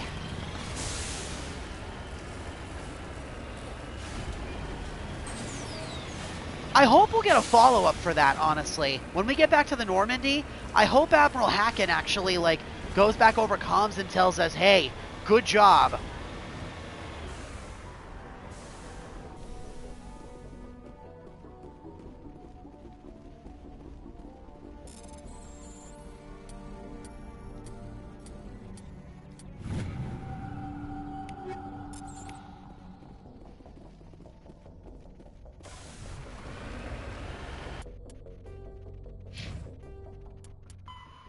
Report to Hackett. With the situation resolved, you should now make your report to Admiral Hackett.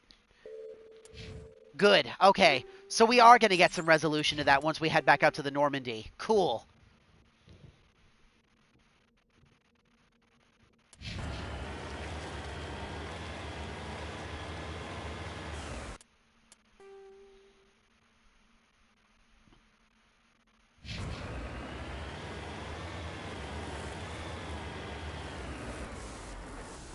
Whee! Spin!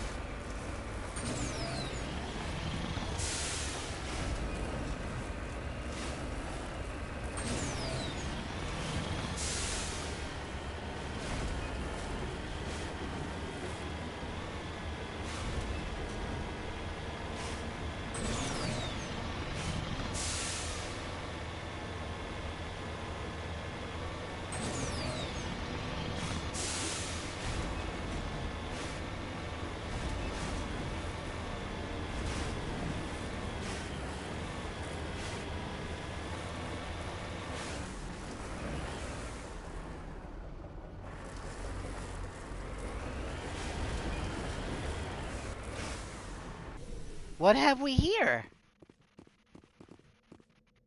Look at these little buddies. They're not hostile either. Another new form of terrestrial life we haven't seen. Oh, and there's little ones too. Hey, baby.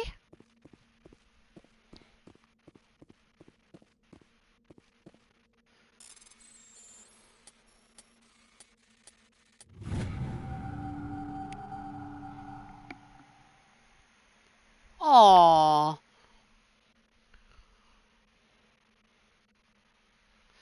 Well, you're more than welcome to stay with us if you want, baby. You know you're always welcome here.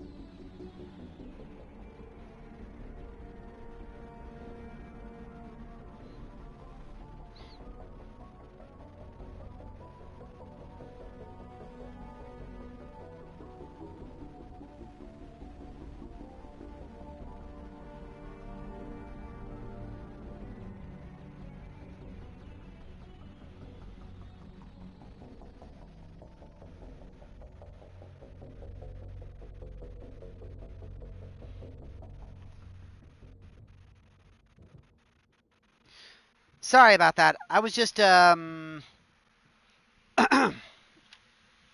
was just scrolling through a couple of things. Turian insignia recovered. It's unclear what has happened to this Turian. He had an ancient paper book with the Bostra outpost insignia printed on the cover.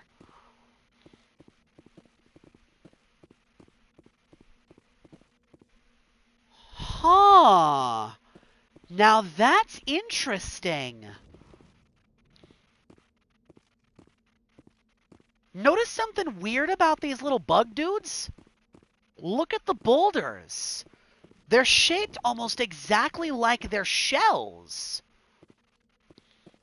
Hold on a minute.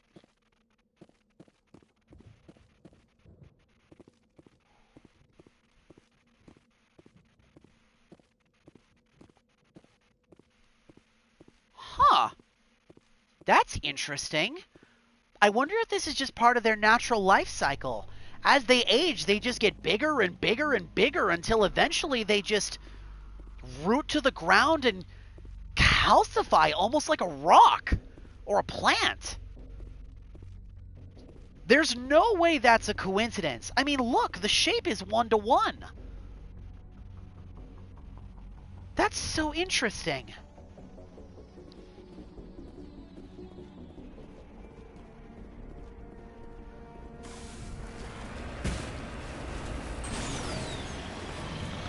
Huh.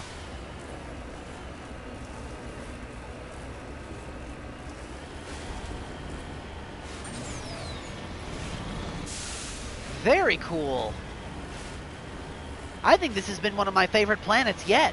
Not just for the side mission, but also, like, again, it's nice to just see some green. I don't think we've actually been to a green planet with any kind of plant life since we were at Eden Prime. Which is really saying something, because that was at the very, very beginning of the game.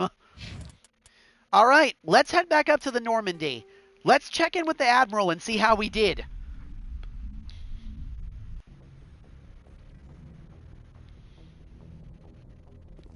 Message coming in.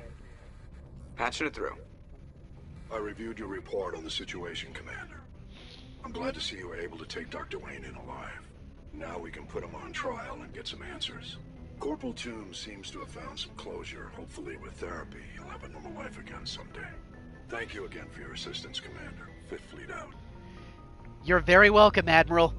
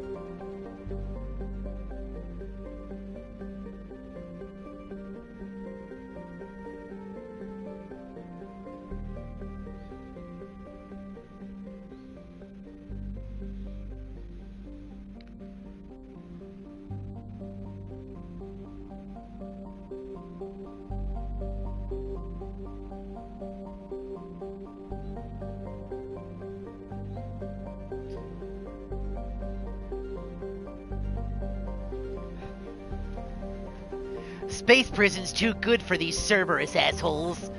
Okay, so next, we gotta go to Herschel. This is probably where we're gonna be able to do Garrus's quest.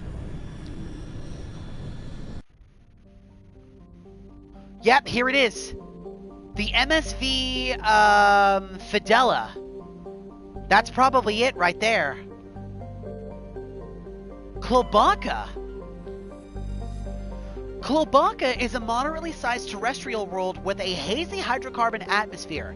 Its surface is mainly comprised of chlorides with deposits of solid and liquid form hydrocarbons. Mattol. Several attempts to chart Mattol have been made, and none have been successful.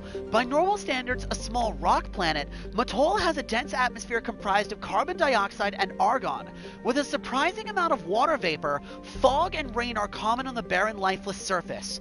Mattol is pleasant enough to be considered for a terraforming prospect, though its low mass and high radiation of the energetic blue star Herschel place it fairly far down the list. Tungel. Kungel is a massive terrestrial world nearly twice the size of Earth, with a dense atmosphere of nitrogen and ethane. Its scorching hot surface is mainly comprised of iron, with extensive deposits of heavy metal and radioactives. It is a mineralogical treasure trove, and many companies are lobbying for mining rights. Klugen. Klugen's hydrohelium atmosphere has given a fairly dramatic emerald tint by chlorine and iodized gas. It has nearly 100 moons! Holy shit! That's a big planet!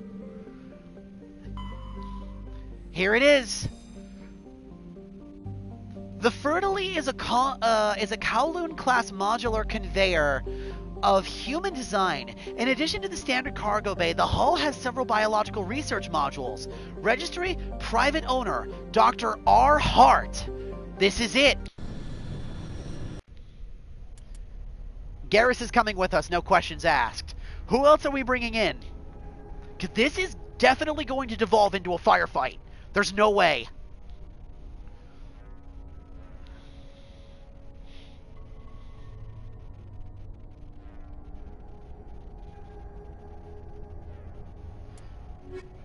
Bring in the combat squad, huh?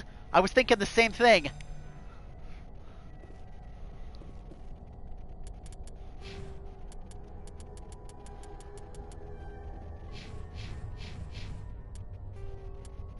Here it is. Find Dr. Saleon. You have boarded the MSV Fidela. See if Dr. Saleon is still on board.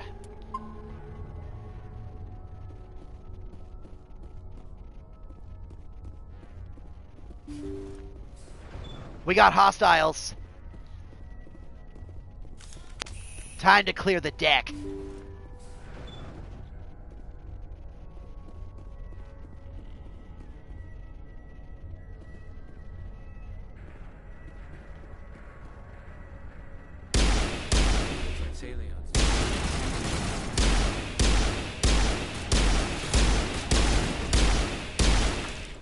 Ew!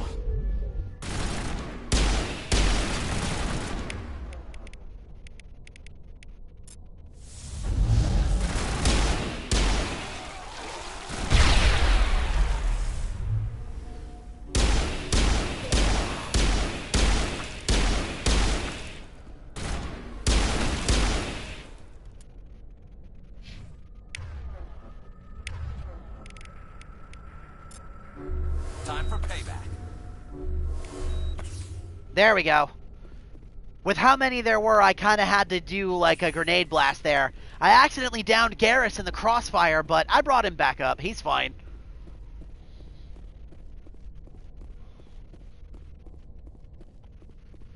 We could not have afforded to get surrounded there. We all probably would have died. Damn things were spitting acid. They looked like husks, but not exactly. Ugh. Nasty things. A minor wound? Your whole arm is gone! No, it isn't. Yes, it is! I've had worse. Thank you. Thank you for saving me from those things. Commander, that's him. That's Dr. Saleon. What? My name is Hart. Dr. Hart. Please, get me out of here. You're certain, Garrus?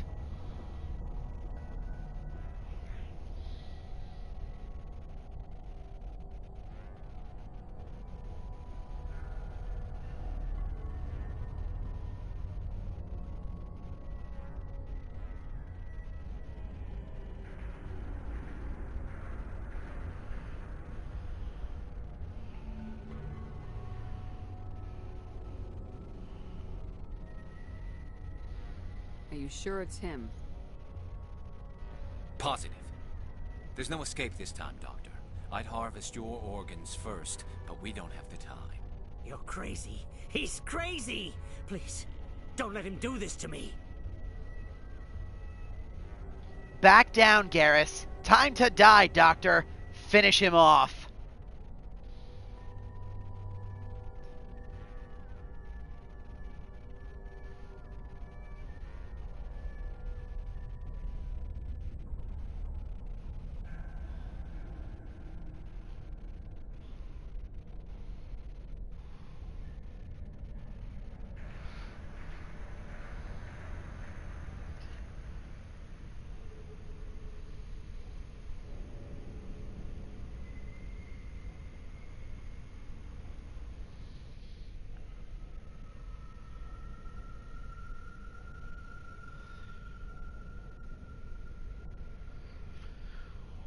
Well, we did save before we came in here, so... How do you want to do this? Should we just tell Garrus to back down for now?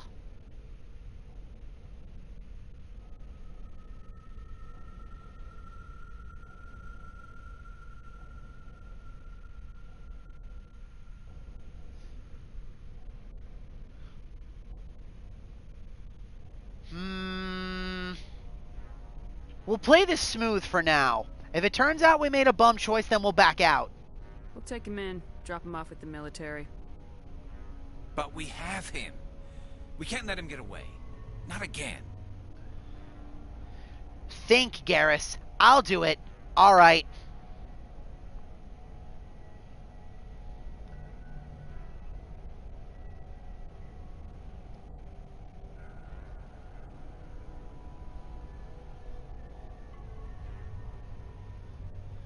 If he dies, we'll never know what he's been up to, or how he did it. We'll take him in, interrogate him, and he'll serve his time. Okay. You're right. You're a very lucky Salarian. You owe the Commander your life. Oh, thank you so very much.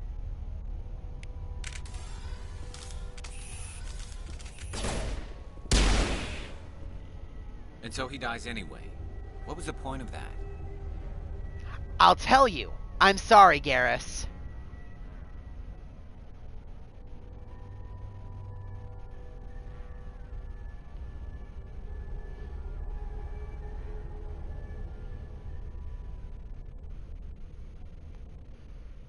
I didn't expect we were just going to turn and shoot him there. Like, I'm being completely serious. I didn't expect him to run. Yeah, he did. He tried to run. And we just shot him.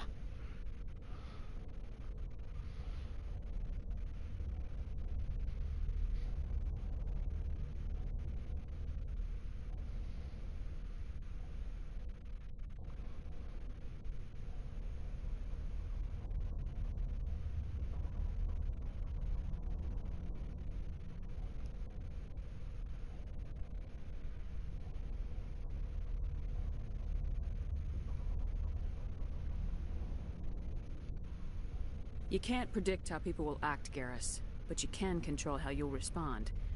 In the end, that's what really matters. Yeah. I don't think I ever met anyone like you, Commander. Well, I guess we're done here. Salion's medical equipment is stained with the blood of many species. Pale, blue, violet, orange, and more than a few dark red.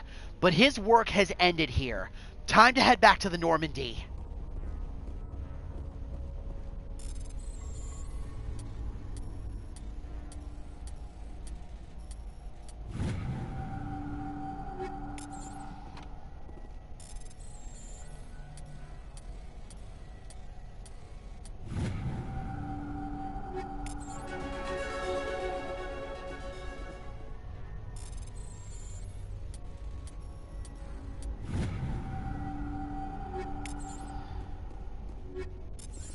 Well, it seems like in the end, Salion's dead, regardless, so...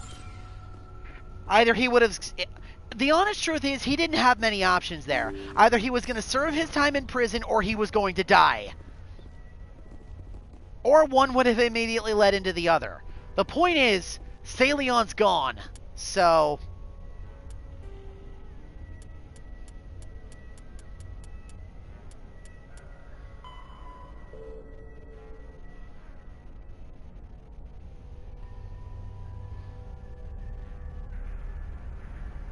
Yeah, you found Dr. Salion and tried to arrest him, but died trying to fight you off. Whatever sick experiments he was conducting are now over. Garrus seems relieved now that it's over, and Dr. Salion is no longer free to cause any havoc.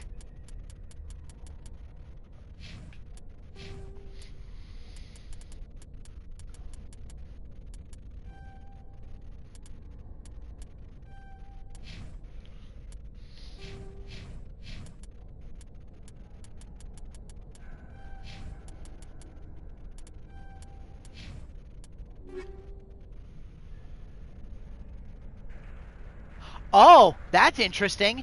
You currently have 251 items. You are nearing the 300 item limit and will be forced to salvage any new items you find once you reach this limit. Sell or salvage items at your earliest convenience to avoid reaching the limit. Oh, okay. I didn't realize we had an inventory limit. That's interesting.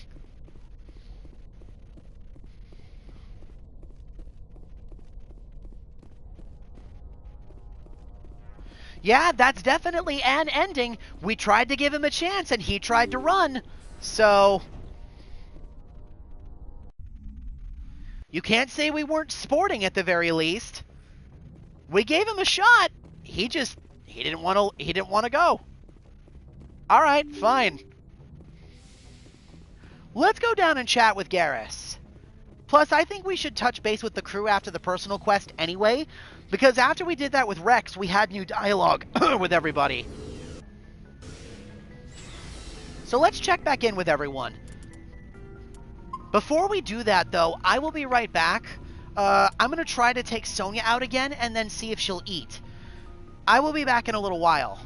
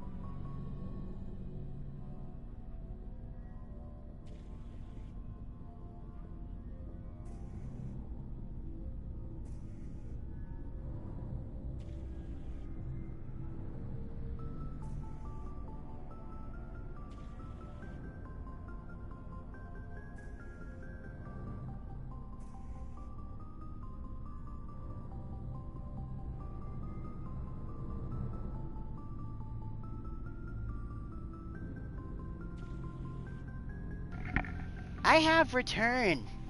Thank you for being patient while I fed the dog.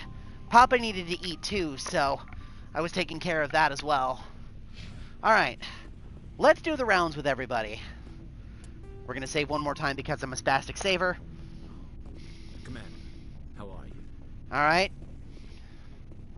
Shepard. Rex. Thank you. Doesn't seem like anybody's got anything new to say. Now then, while we have a chance here, I think it's time to spec everybody out properly. Even Kaidan and Ashley, just in case. So, let's give everybody the best guns that we have access to. Starting with me. And we're going to equip weapon mods onto everything too. Alright, so let's see. That comes with 3 mod slots. This only comes with 2, but it is significantly stronger. And more accurate too, which is the important part.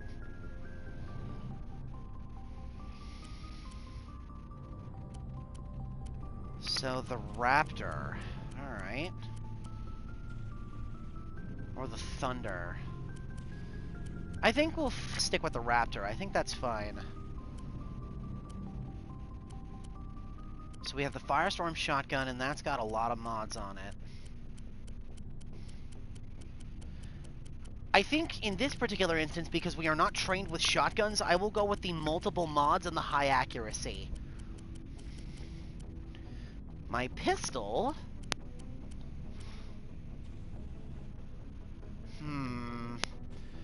The extra damage isn't worth the hit we take to the heatsink or the accuracy.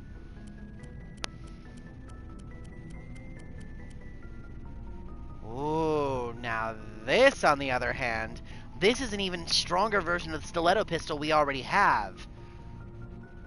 So let's equip that. Yes! That's a nice power boost. Now for our sniper rifle of choice. I want high accuracy on this because we are not trained in sniper rifles. So the higher accuracy we have, the better. 64% is probably the best we're going to get. Now we have the high explosion mod on our grenades.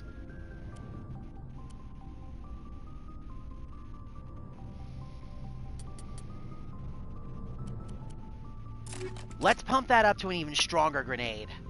Now they're really high yield explosives. So I've got to be extra careful with these or we're liable to blow ourselves up too. The Omni tool we have is the best one we've got. Duration bonus, cooldown bonus. The Polaris mods are really good actually. That gives us a power bonus, increased duration, and cooldown. I like that. Now for our armor.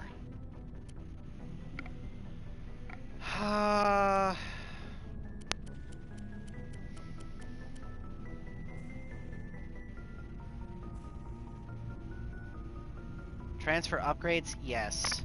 As a matter of fact, we've got the Energized Weave, which is shield and hardening. Let's go with the stronger Energized Weave there.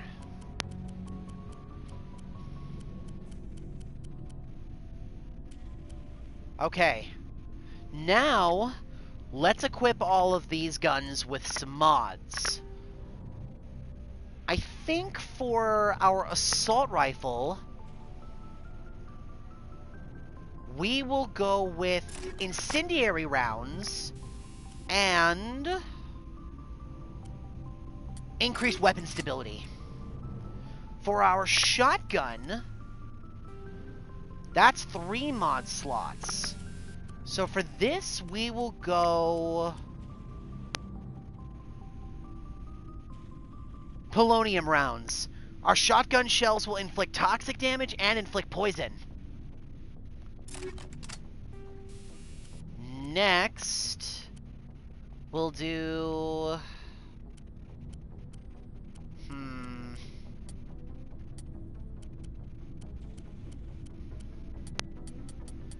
high-level detection, and stabilizers. For our pistol, we've got what we want, but maybe we could get better tier cryo rounds. Yup, sure can. And improve sight for weapon accuracy. We've got to have something a little better than that.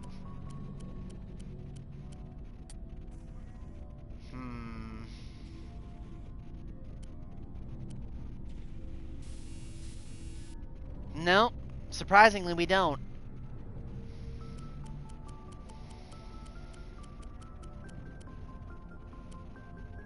Well, we've got a slightly better mod for increased accuracy. Now, what round type do we want on our sniper rifle? Proton rounds. Bypass shield even if it reduces the damage a little bit. And we will fix that with the rail extension. It'll overheat our gun a little faster, but I think that's a nice trade-off for a sniper rifle. We should be fine with that. Then for our armor upgrade, we already have the full power energizer weave, so we're good there.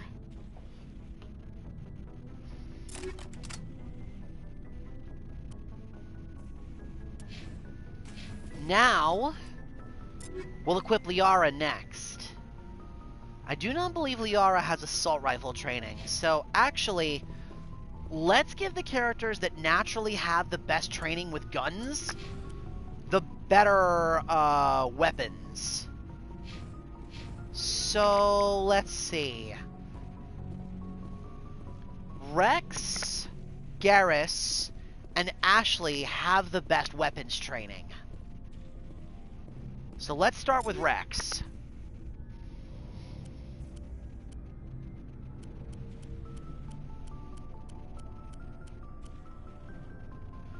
We'll give him the Raptor. No, actually, we will give him the Thunder model, since he's trained with assault rifles and shotguns.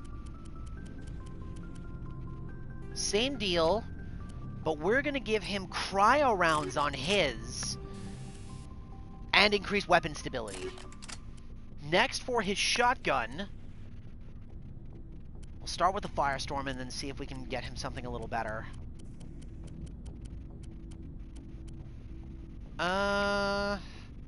The Katana. That'll work a little better for him. We'll go with fire rounds for his shotgun. And then... welcome back!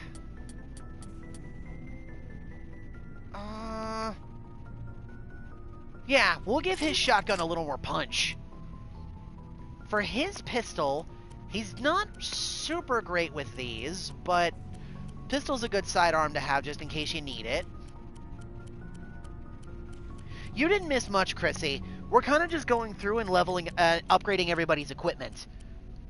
This way we can actually figure out what we're going to get rid of, because we don't need all the excess. Then for his pistol, we'll go proton rounds, and I'll give him the combat sensor as well. Might as well. Now, his sniper rifle, he is not proficient with sniper rifles at all. So, I don't think giving him one of the high-powered ones makes a lot of sense. But I don't want it to be weak either. I think the equalizer will be fine for him. We will equip...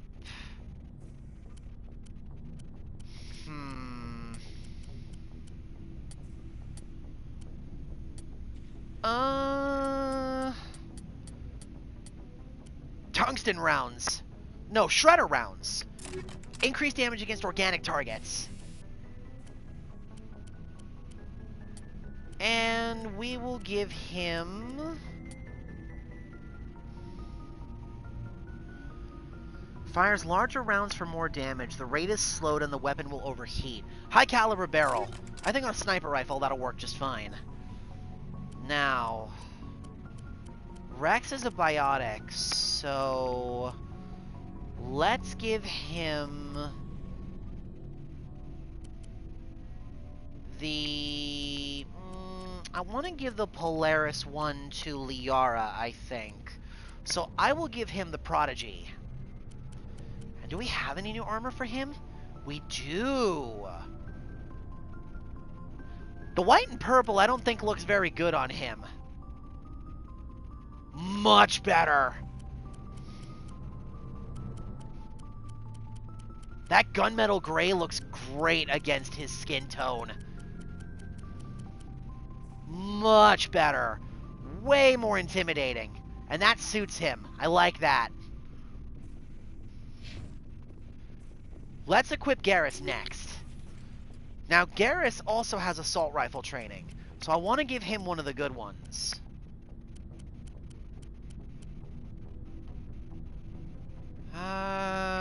His abilities more than make up for the accuracy penalty. Now, we're going to give him incendiary rounds. And for his unique thing, we will give him increased weapon stability as well. Garrus is not trained with shotguns, if I remember correctly. Or maybe he is, I don't remember. We'll stick with the katana for right now, and then we'll go from there. Yeah, the katana's fine on him. And we'll do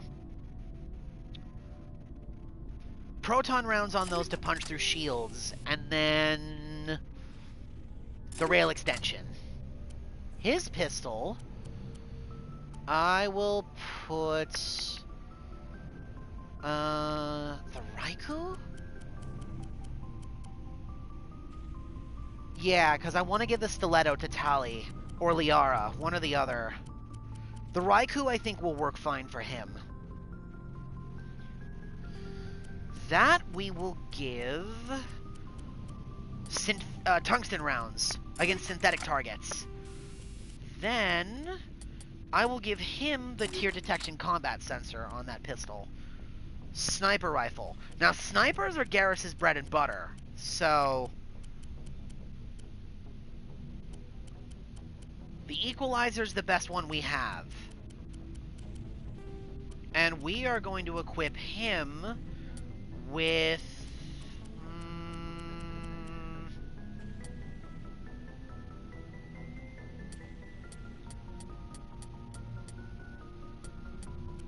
proton rounds. And then put on the rail extension. His Omni tool, the Metagel recharge is fine, I think. I want his tech cooldown. So we'll give him the Polaris mod. Oh, that black armor looks really nice on him.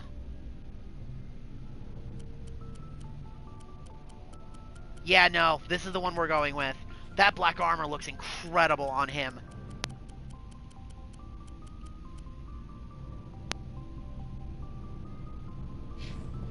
Next, we'll do Liara. Alright, Liara, what are we going to give you?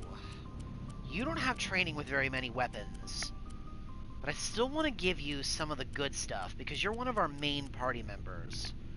And you kind of deserve it. You're the best. Alright, so we need things to increase her accuracy with most of her firearms, because she's not good with these. So we'll do the improved sighting for her to bump up her accuracy, and for her ammo type of choice, we will go with the Shredder rounds for this. Then for her shotgun, we'll start with the scimitar and then go from there.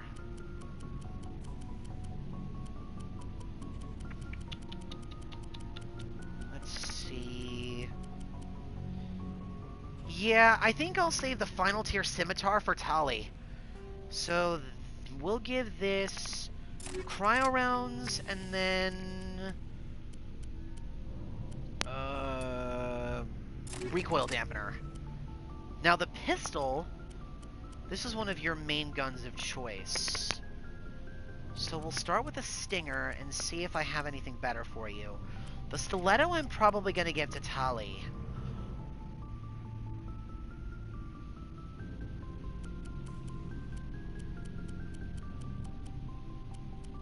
Yeah, I think the Stinger might actually work just fine for you, Liara. That we will give the incendiary rounds. And then I will give her one of our combat sensors. Sniper rifle. You're not very good with these. So, let's see. I think sticking you with the Naginata is fine.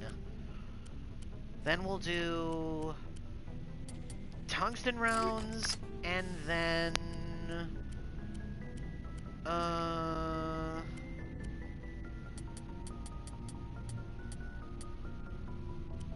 the rail extension. Your Omni tool, I will give you the Polaris, and then for your biotic amp, I will give you the Polaris model as well. Now, what armor do I want to give you?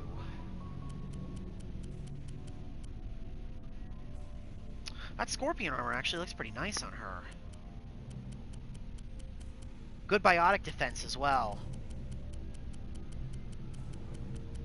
Which is mostly what I want for her. Next, Tali.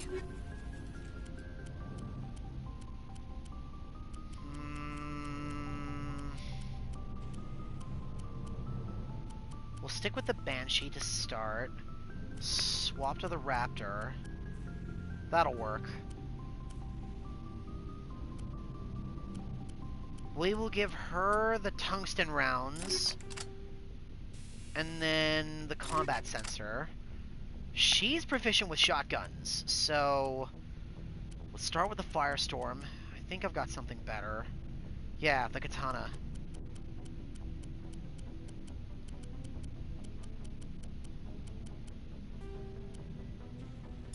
Put incendiary rounds into that, and then increase weapon stability. Her pistol, no. Let's see. You are going to get the high tier stiletto pistol, and I will give that proton rounds and then the rail extension.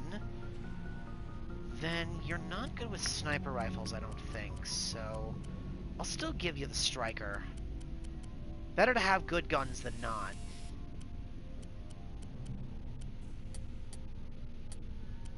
Cryo rounds on the sniper rifle, and then the 5th tier rail extension.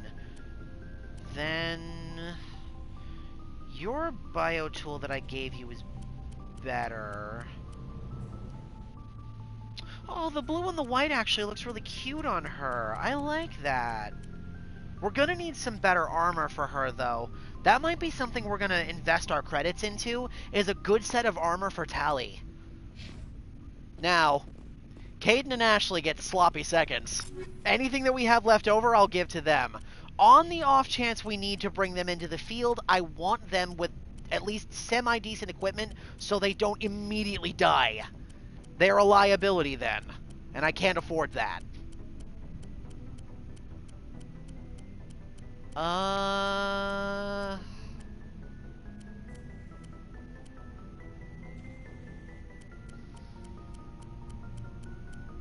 The Tsunami, I think, is fine.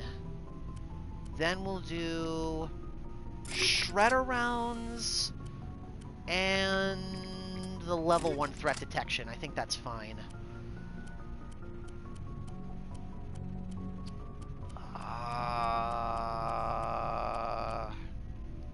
5th tier Scimitar using, where are they?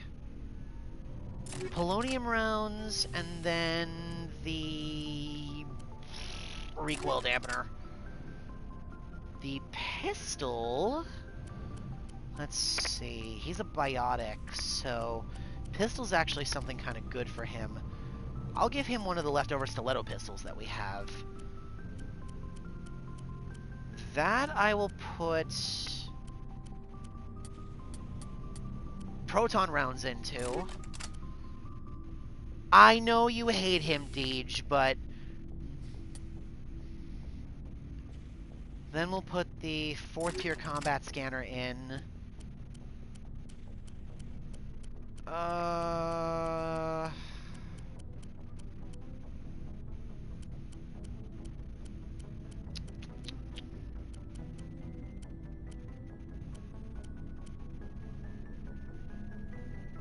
Good enough. We'll go with the Reaper model for him.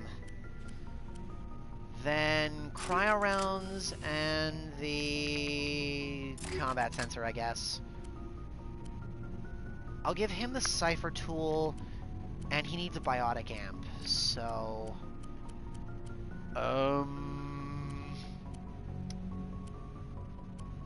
We'll go with the Prodigy amp for him, that's fine.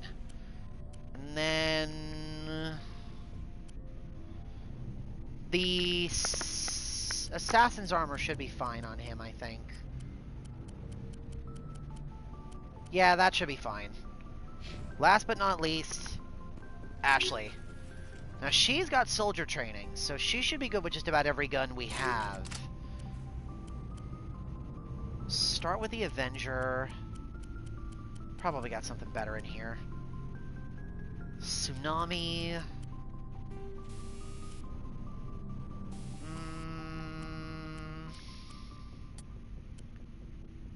Polonium rounds. Then her shotgun. We'll start with the Firestorm. I might have something better here. Nope, Firestorm's as good as it's gonna get. And speaking of, we'll put the incendiary rounds into that one.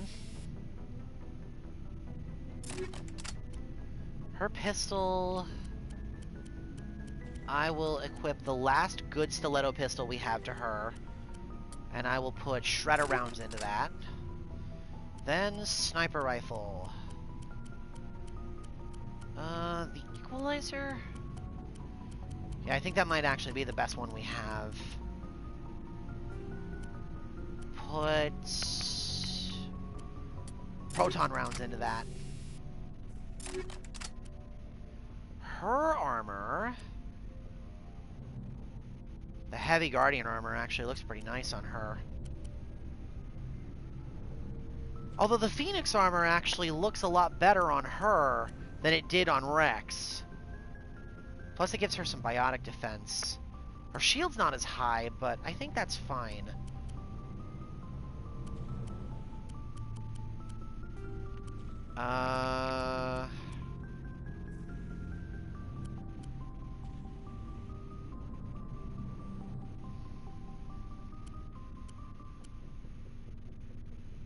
Oh, I forgot to give everybody armor upgrades. Oops.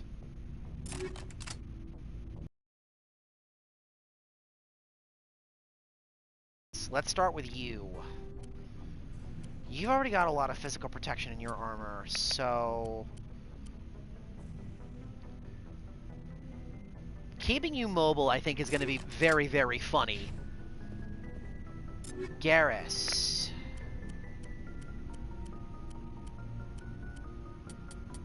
Let's throw some health regen and toxin resistance on you. Tali. Shield recovery and hardening. Liara.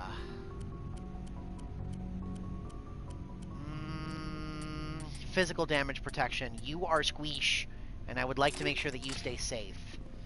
Kaidan. Let's see.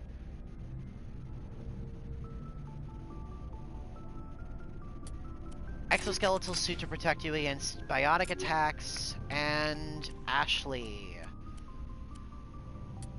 Kinetic buffer. Now, do I have stuff on my armor? Oh yeah, I do. It's the kinetic barrier, that's right.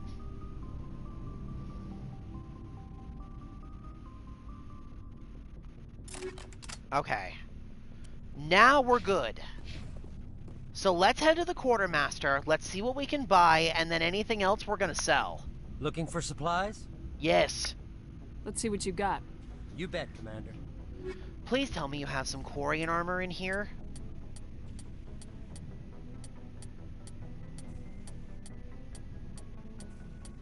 Some bitch!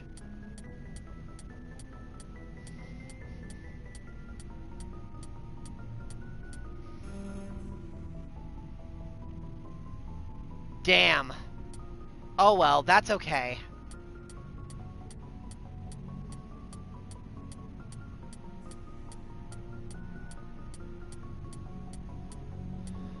Alright.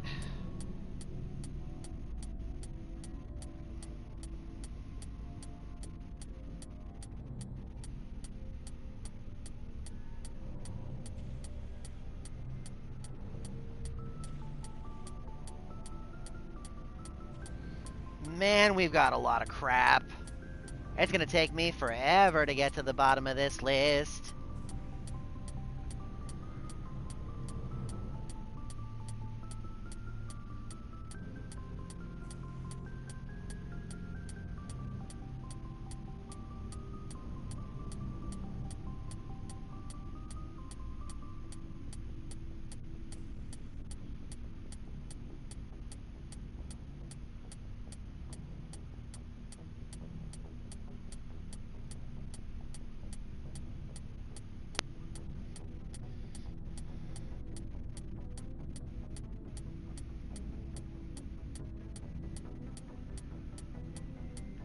There we go. Okay.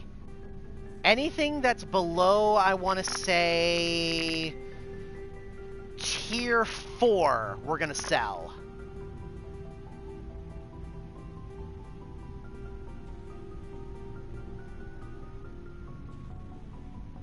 So the minute we go back up to tier 5 is when we're going to stop selling stuff.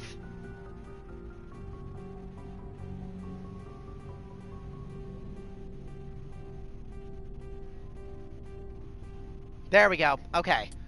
We're back up at tier 5. Look at that. 600,000 credits. We are officially not broke bitches anymore. That feels good. And we've opened up a lot of inventory space with everything that we just equipped to everybody and everything we just sold. So now we can go and pick up more crap.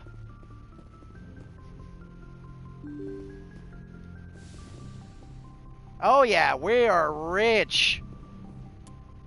Though I don't necessarily know if we're going to spend this on anything. Yeah, temporarily not broke bitch. Exactly.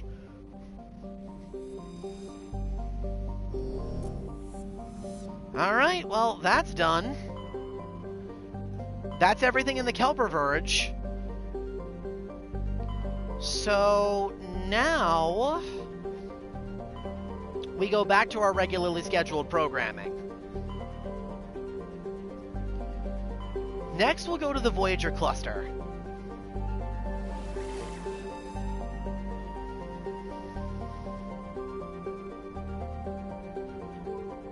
We'll start with Amazon.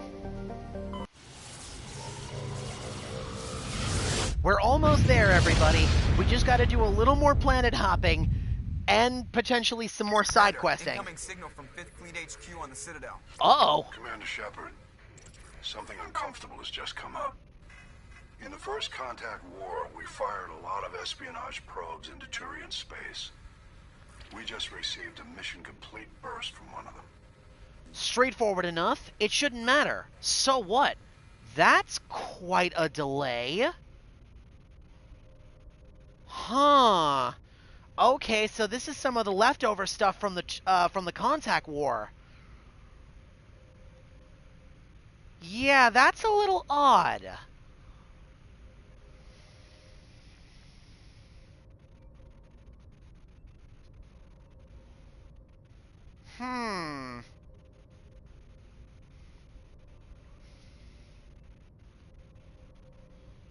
What makes this uncomfortable? When these probes were launched, we didn't have any idea who we were fighting. We didn't want to risk aliens examining our technology. The probe has a demo nuke built in. A 20-kiloton tactical fusion warhead. About equal to the bomb dropped on Hiroshima back in the 20th. If somebody finds that probe, tampers with it, you don't need me to finish, Commander. Wait. So you're telling me you strapped a hydrogen bomb a nuclear warhead onto one of your surveillance probes. And if someone touches that thing, it's going to go off. Wow. Okay, sure.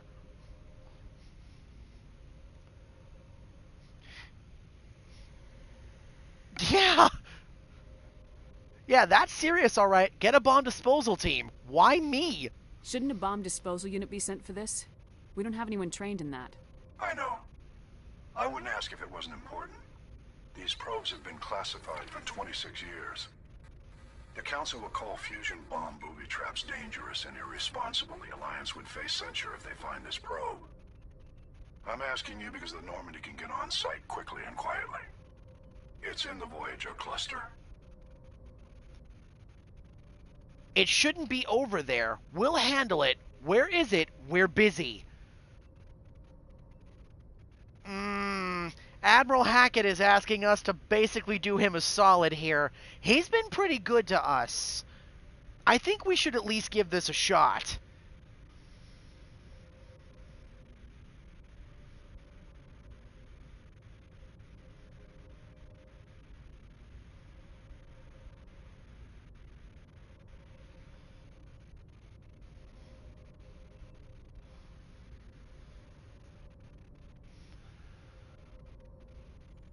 We'll get on it immediately, Admiral, and we'll be discreet. I appreciate that, Commander.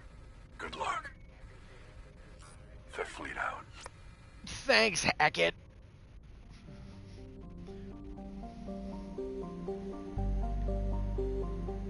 Yeah, no, we are not trained for this. We're not trained in regular bomb disposal, let alone bomb disposal of a nuclear warhead. Tremar. Tremar is a standard hydrogen-helium gas giant with traces of methane and nitrogen. Gas deposit found. Nitrogen gas. Pretty self-explanatory. Sibin. A small rock and ice planet, Sibin has an extremely thin atmosphere of hydrogen sulfide and ethane. Its frozen surface is mainly comprised of magnesium and silicates with deposits of iron. Sibin's crust contains significant deposits of green serpentine, a mineral formed by volcanic activity. This suggests that Sibin was a more geographically active world in the distant past. Green serpentine? I've never heard of this. What is that?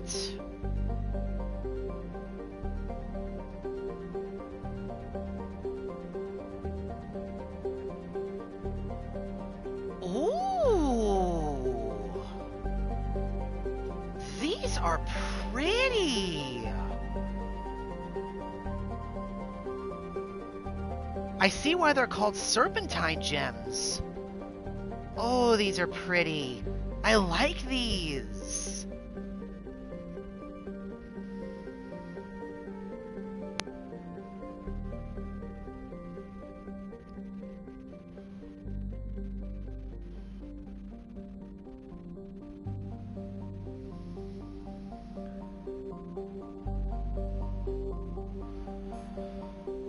Oh, another Turian insignia.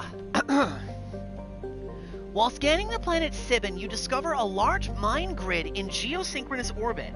With help from Navigator Presley, your recon team recovered a small unmanned probe marked with the Quadium Outpost insignia.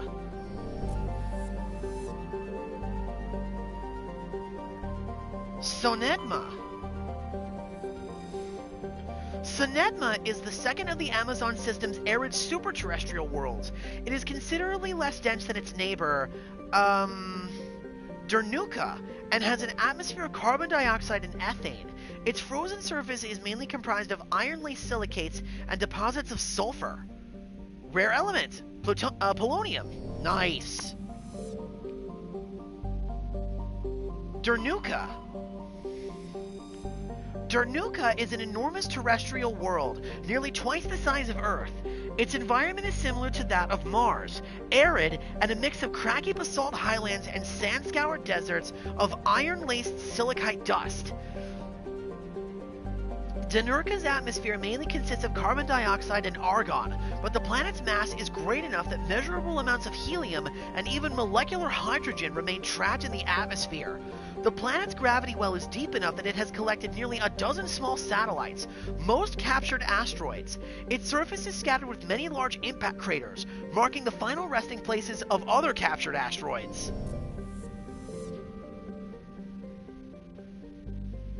Agabinium. Oh, we can land on this one! Agabinium is a small terrestrial world with an extremely thin atmosphere of carbon dioxide and krypton. Though the planet has sufficient mass to maintain a much thicker atmosphere, much of it has been blasted away. The red giant Amazon is a long-period variable star, currently at the near of a 16-year cycle. At peak, its energy output doubles, lashing Agabinium with intense heat and radiation. The crust is mainly comprised of aluminum with deposits of tin. Much of the surface is coated with fine silicate dust, which easily penetrates the smallest cracks to foul machinery. Yeah, it is really, really red. This planet almost looks like a sun. Who are we bringing down for this one?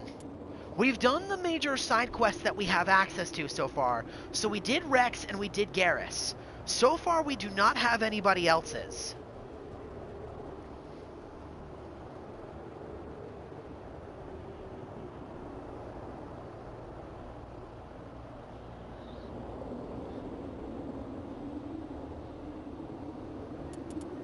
Oh, nope. Yep. Tali and Liara. Sounds good.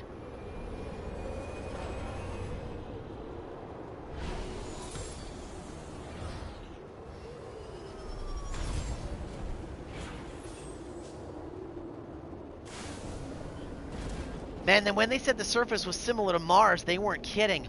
Holy shit, look at that skybox with that red sun burning there. Wow. That is crazy.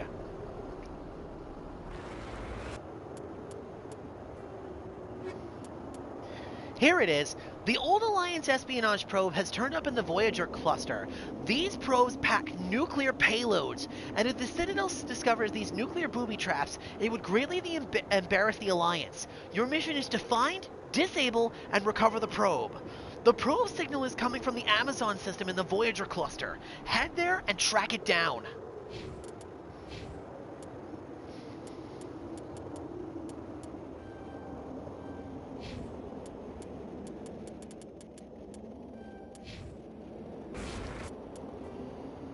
So we've got an anomaly, debris, and an Alliance homing beacon here. Another homing beacon? I've got a funny feeling this is just going to be another trap. Yeah, even the surface of the planet is tinted red. This is what I imagine Mars would look like.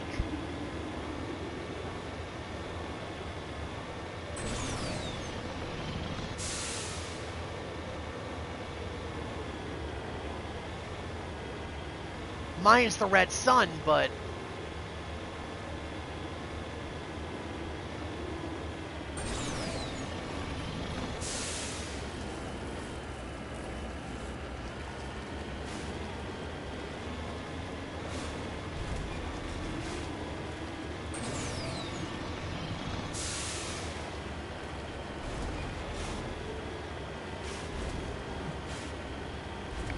Well, who else would it mean? Because I know you don't like Ashley anymore, and those two are the only other characters we have access to that are, like, you know... It just makes the most sense. Who else would it be? You would have specifically said either Ashley or Caden's name if you wanted them to tag along. Because I know you. A corpse? What is this? Brushing away the carbonized door on the Contragravity speeder, you can see the Nezo brand name. Judging by the charring, the wreckage has been here since the star's last variable peak. The corpse is wearing the remains of an expensive suit and what appears to be a melted antique aviator goggles.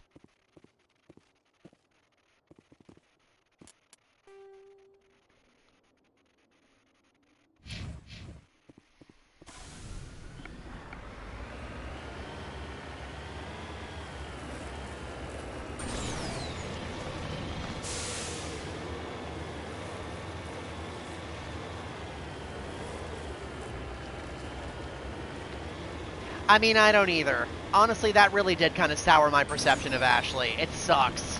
Because I remember actually liking her as a character back when I played through this game, but I was, you know, I was a teenager back when this game came out. No, I was...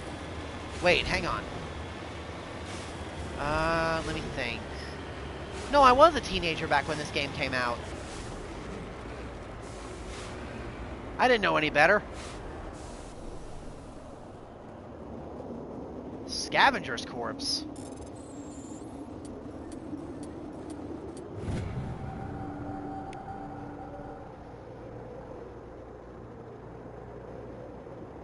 Yeah, I don't think I put two and two together and got fish when I was young. Turian insignia recovered. This body is a long way from anything and appears to have been here for quite some time. On the body is a book of drawings, including one of the Siglar outpost. No, I really didn't, because I was thinking, oh, she doesn't like my friends. That makes me sad. I'm pretty sure those were my exact thought process. Like, for whatever reason, Ashley didn't like my friends, and I got sad. But I still thought she was cool. She just didn't like my friends.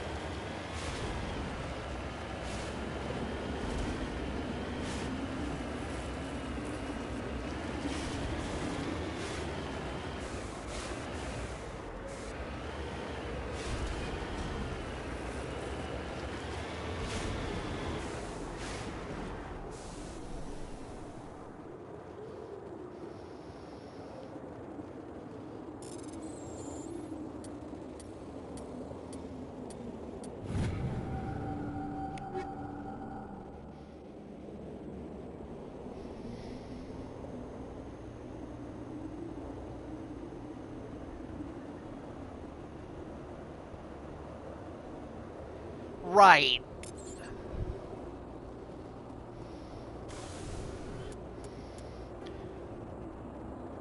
First impressions are kind of a big thing, and unfortunately she failed the vibe check after further inspection.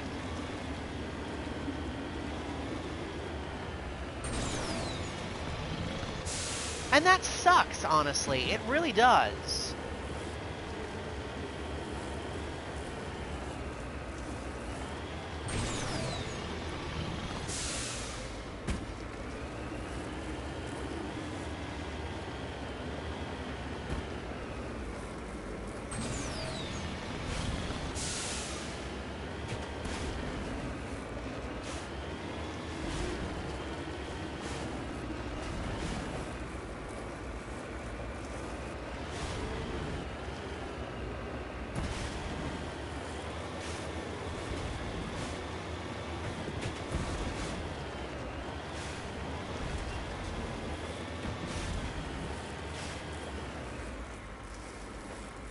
Oh, come on. You are not about to do me dirty like this.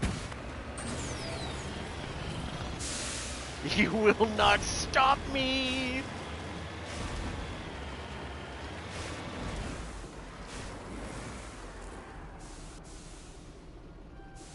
Oh yeah, level terrain. Good enough.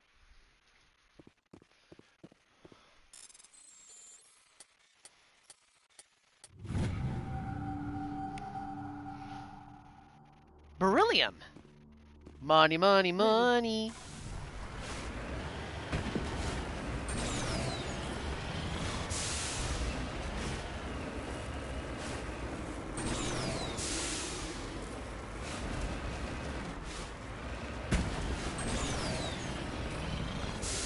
Oh, damn it, it's too steep.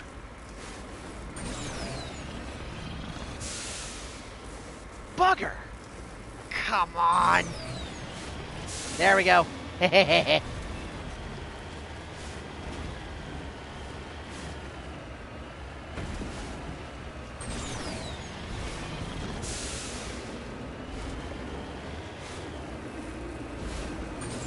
Look, I gotta have my fun with this somehow. Unfortunately, there's not a lot to do other than climb mountains, so I'm trying to make my fun where I can.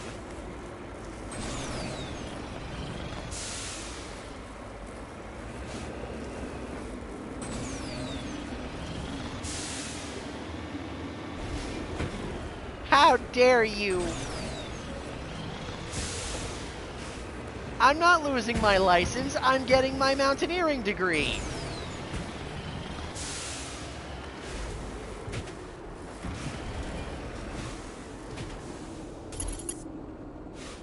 Huh. That's strange. There's an outpost there, but no guards.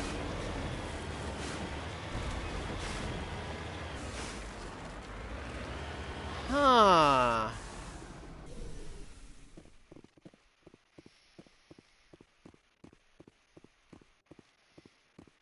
The signal is coming from a mine?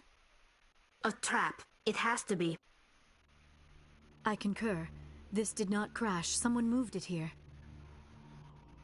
Whoever did it is in danger. Doesn't change our objective. No kidding. I think we can all agree this is bullshit. But we still have our objective, so I think we're still going in no matter what, right?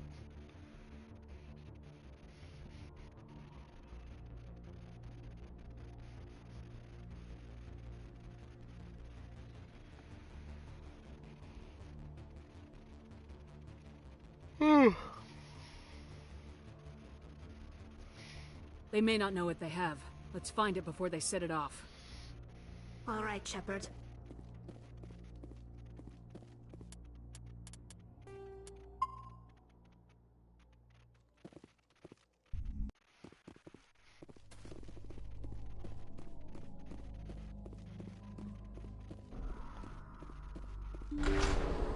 I didn't even do this on purpose, by the way.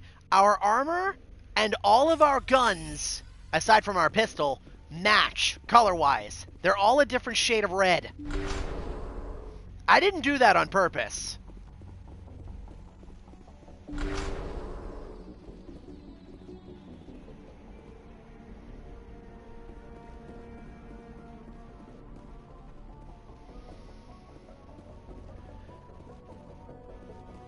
That's weird.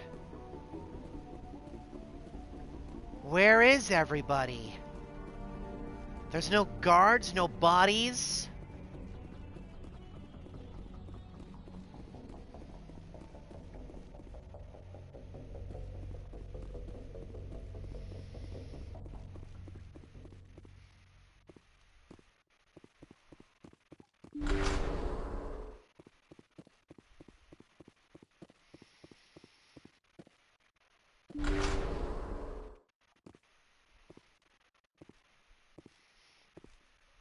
There's the probe.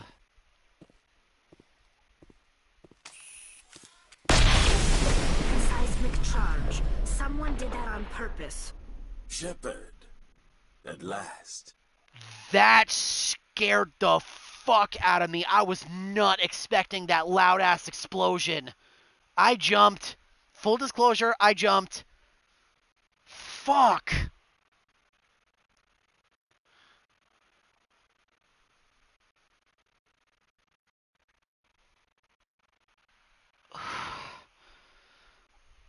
Okay, so this is a Turian.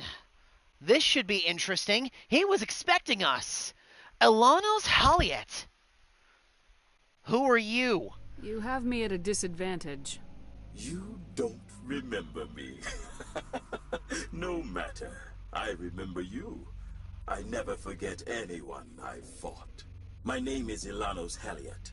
I doubt you know it. Who do you think runs the Terminus clan, Shepard, huh? Thousands of pirates, slavers, criminals of every stripe? an acclaimed leader. How should I know? Who cares?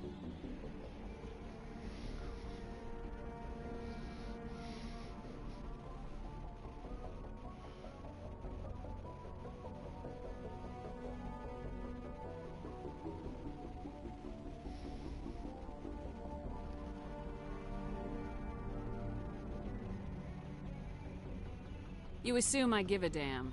That's cute. The strongest leads. The one who kills the most men, seizes the most ships, pillages the most colonies. 3 years ago, I was the strongest. I used my influence to assemble a fleet. We would drive your kind out of the Verge.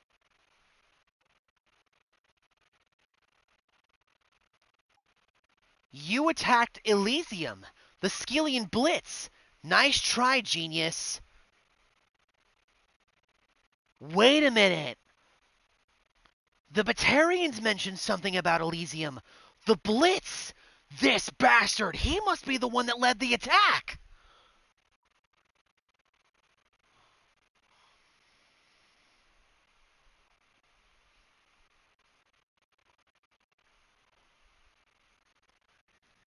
You're the one behind the attack on Elysium. I was the motivator, the instigator, the one who promised glory and riches for sacking the largest human colony in the cluster. The one blamed when it failed. Failed because of you. Your damnable holding action. Can we negotiate? Don't underestimate me. I'll get you. Call for the Normandy.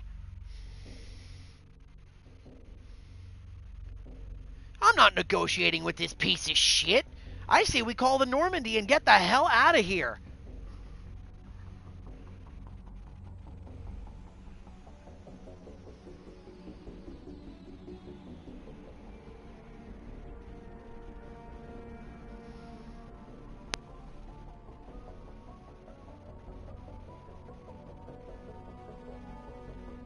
My crew will come for me.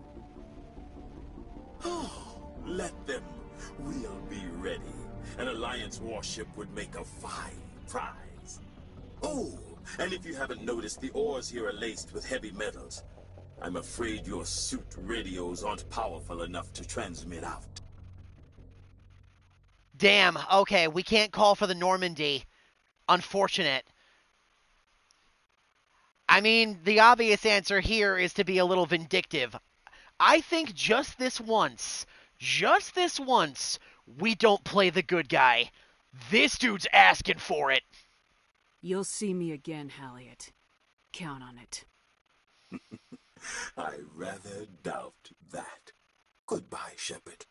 What do we do now, Shepard? No one panic. I'll think of something. I'll kill him. Okay. Aggression saved for the bad guy. We gotta get the crew out of here right now. No one panic.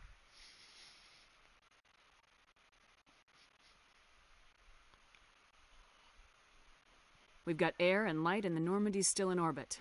Let's look for another way out.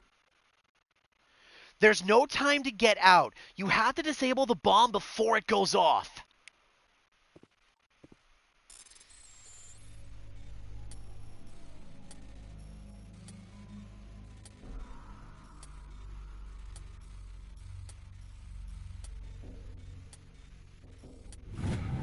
There we go.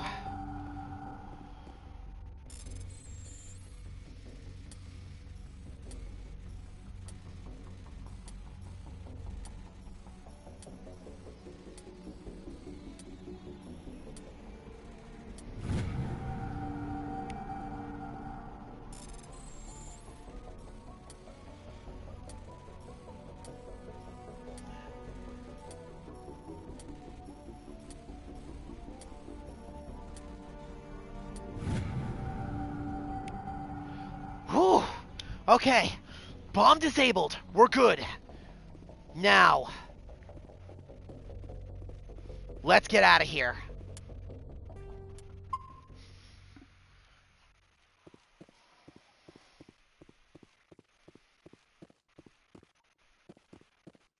Ah. Those were the seismic charges. They blocked out our normal way out.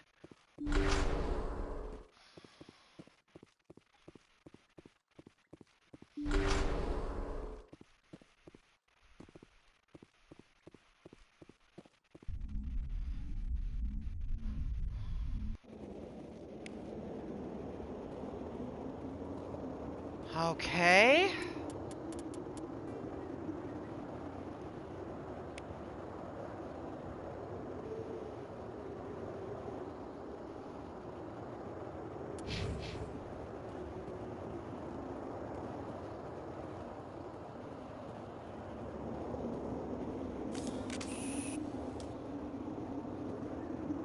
They've got my boat. And there's a whole pack of mercs down there. Alright. Let's have a little fun with this. How good's my aim?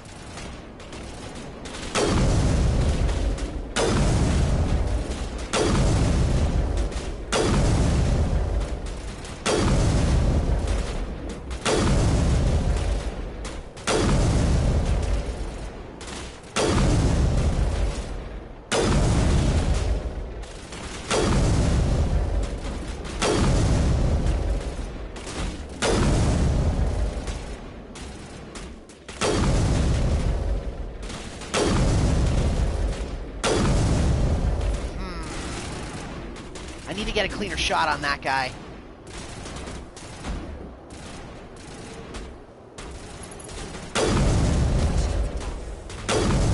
There we go.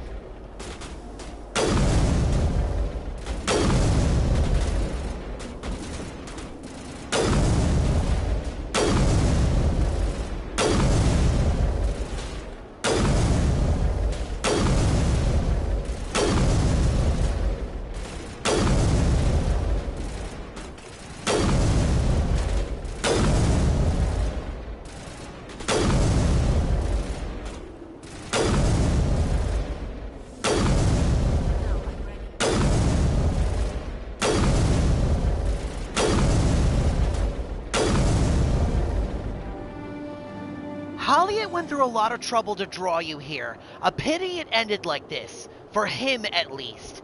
Now that you're above ground, your suit radio has re-established connection with the Normandy. Time to get the hell out of here.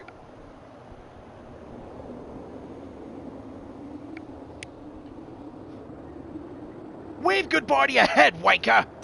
I think we're done here.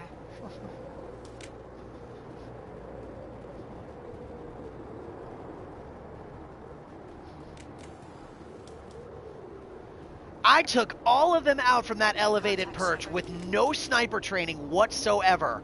That was pure accuracy and pure aim on my part. Damn, I'm good!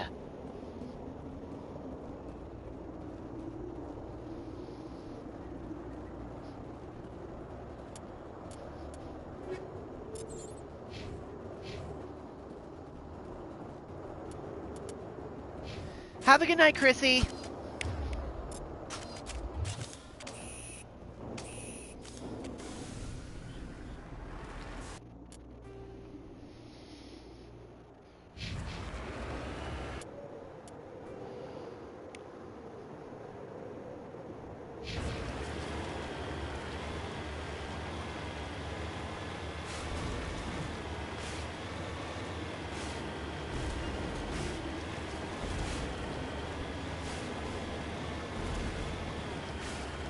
Whoa, what the hell happened there?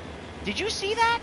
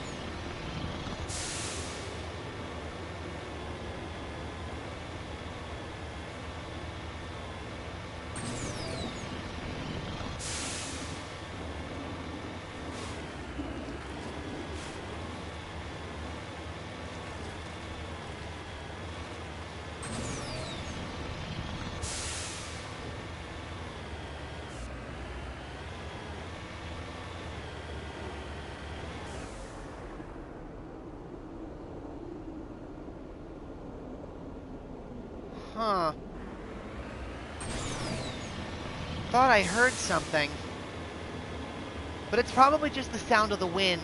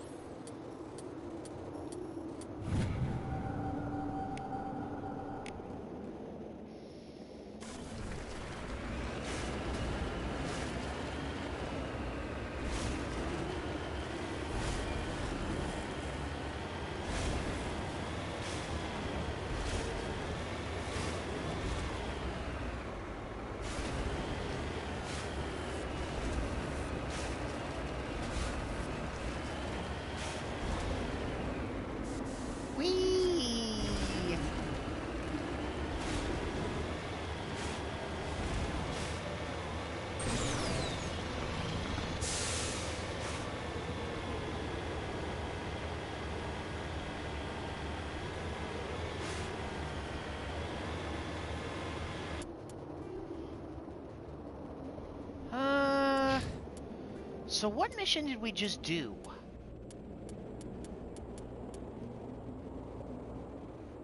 Ah, that was the espionage probe.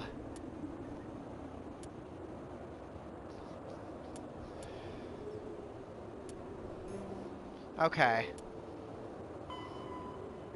That's in Hawking Ida. That's in the Horsehead Nebula.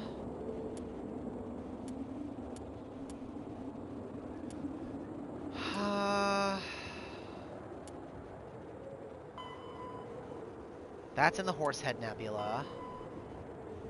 Yangtze and Voyager. Okay. Alright, let's head back up to the Normandy.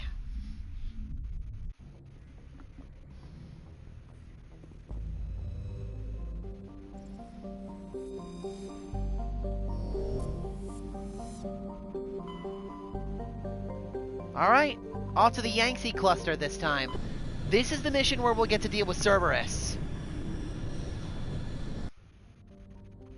We just gotta figure out where they are.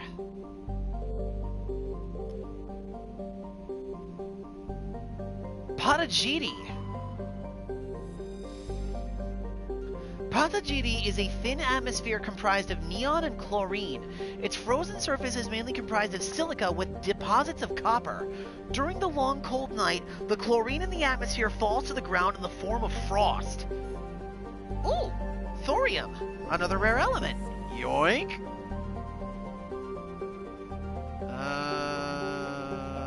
This one's further. Alrumter. Alrumter is a small rocky terrestrial with a trace atmosphere of nitrogen and krypton. Its frigid surface is mainly comprised of light metals with deposit areas of frozen ammonia. Another Prothean data disk! You detected a weak signal coming from the far side of the planet Alrumter. Joker brought the Normandy around and your salvage team picked up a small escape pod trapped in orbit. There was a long-dead Turian inside, along with a few personal items and another data disk. Yoink! Dregger. Dregger is a small barren rock world with trace atmosphere of krypton and xenon. The surface is frigid and mainly comprised of silicates with deposits of magnesium, aluminum, and other light metals. Dregear has a weak magnetic field, making it unsuitable for drive discharge operations. Another light metal, beryllium. Nice.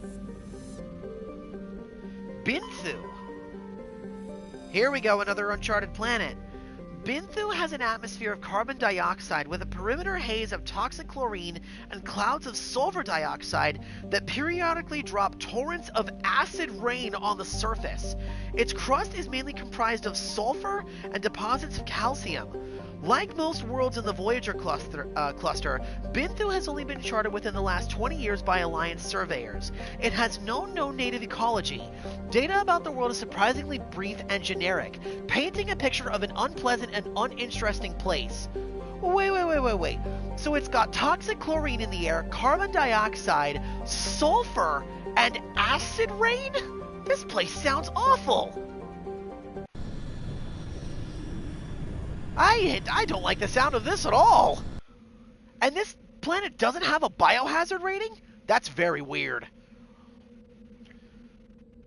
Who are we bringing in this time? We're definitely coming into a fight here. There's no way Cerberus is gonna give up. Send the humans!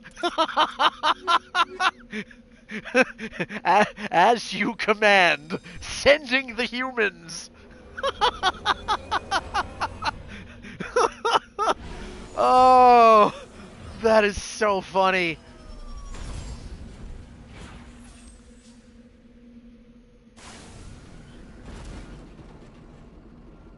This place looks toxic.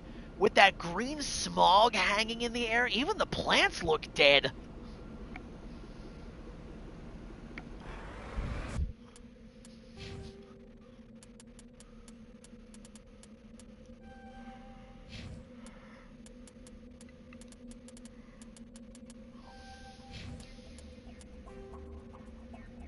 Research facility, research facility, research facility, anomaly. Alright. Interesting.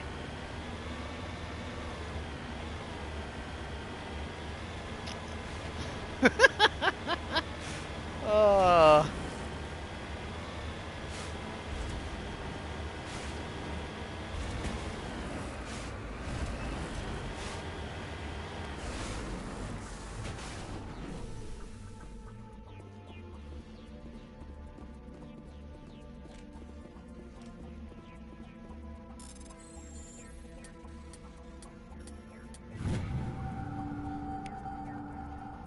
Palladium. Nice.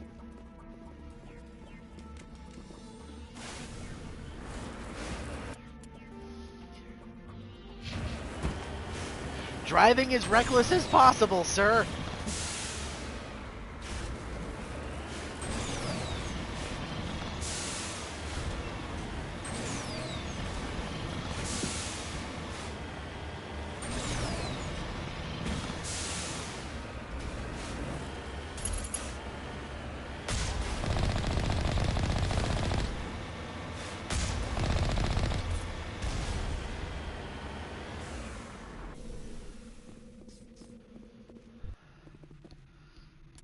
Alright, this should be interesting.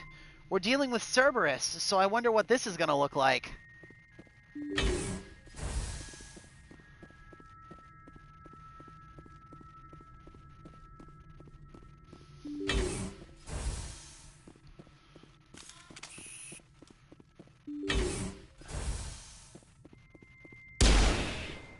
Force barriers. Wait. Oh, I think I remember these. Those are Rachni. Small ones, but no. Yeah, that's what those are. Those are Rachni.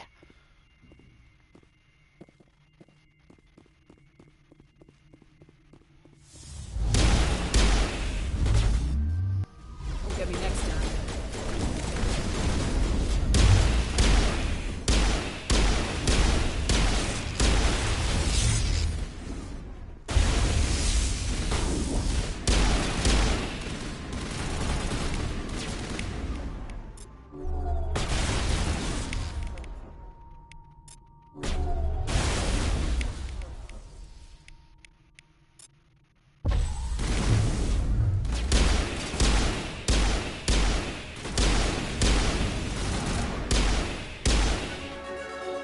Nice, we leveled up again.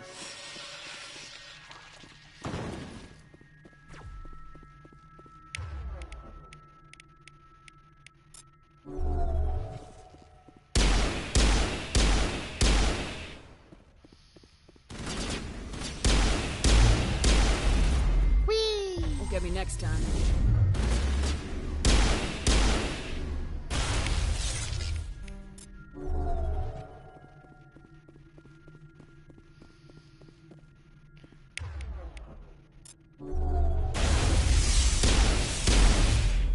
Gotcha.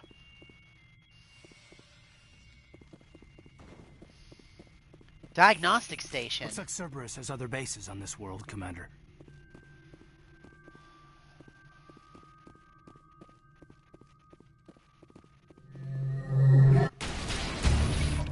You've eliminated the threat at this facility. Continue on to the ones nearby.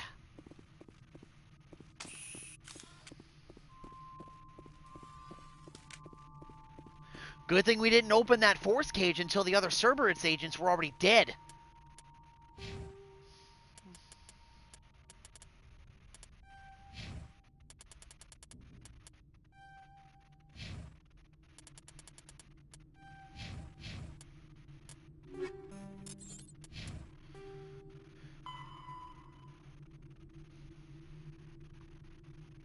Data at the base you just wiped out revealed another Cerberus operation on this world. Destroy that base as well. Yeah, it looks like there were 3 bases here, which means we've got a little bit of a hunt ahead of us. Not that I mind. I like kicking Cerberus in the teeth. These guys deserve it. They are not good news. Not at all.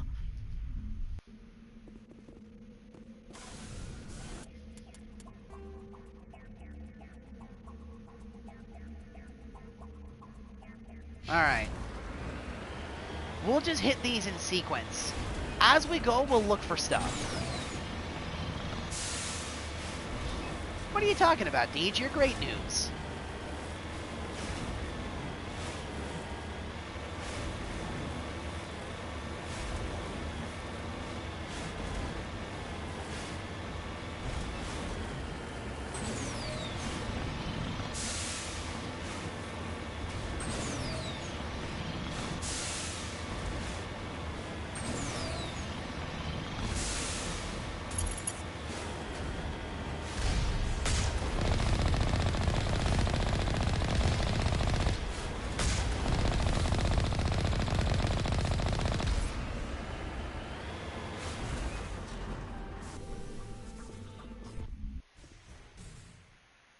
Oh, you hush, boy.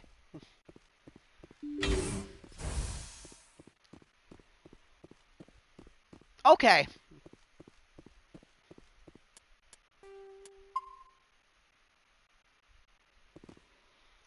We've been going over 5 hours, so yeah, I was kind of wondering when you wanted to stop.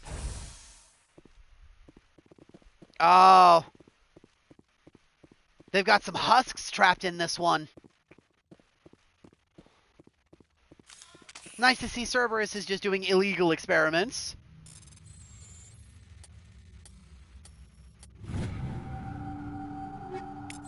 I wonder...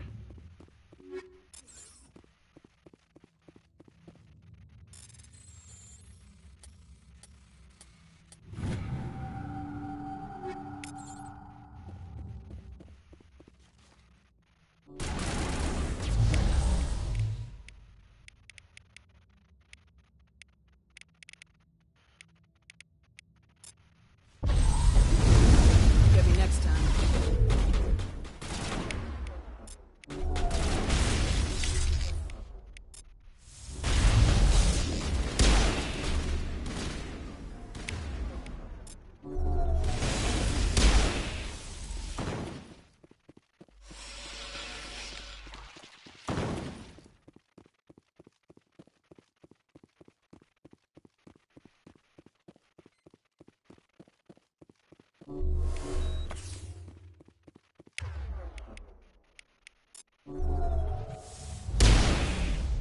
Where? Gotta make sure that doesn't happen.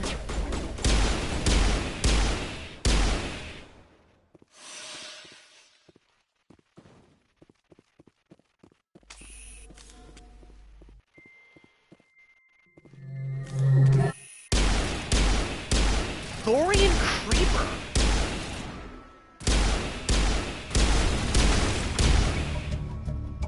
There was no sign of Kahoku among the creeper corpses. He must be in one of the other labs. What monstrosity Cerberus has been cooking up at the next base.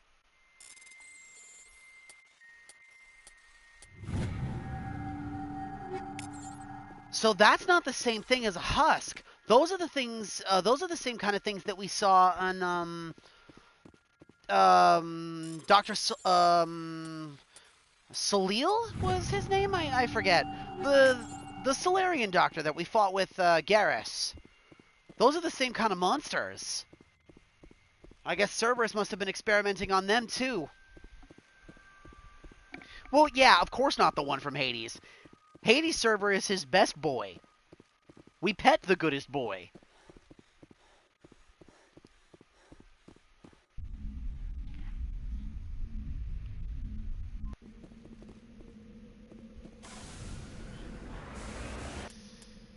Yep. Don't do that. I would appreciate it if you did not do with that.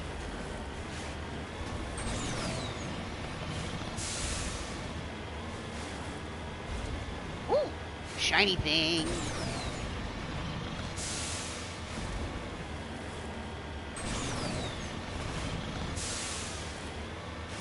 Shiny.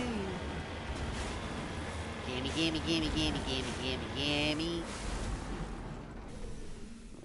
Gimme, gimme, gimme.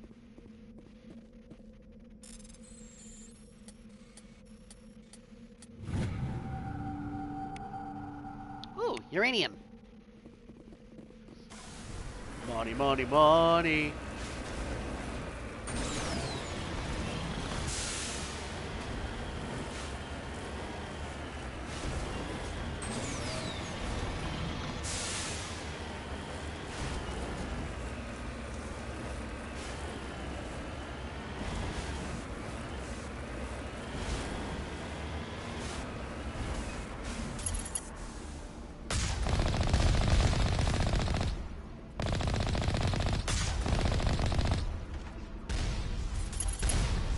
Ain't no way. That didn't come nowhere near me. I call bullshit.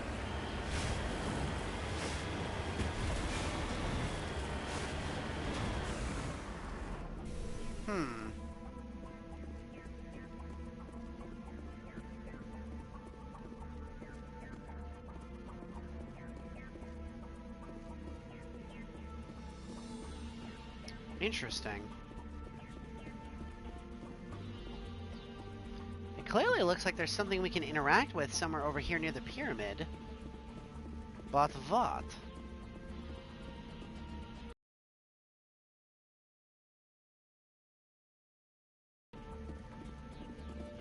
Oh, Prothean Pyramid. It's at the top. Haha. Prothean Data Disk. There are a few children's toys and some ragged clothes stuffed inside the top of the monument, alongside a data disk.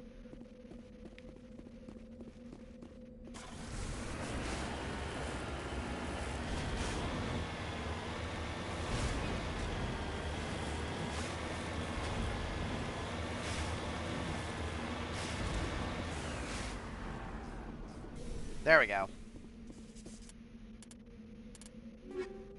Extra equipment, thank you. Save before we head in. Alright. Now, what are we looking at here?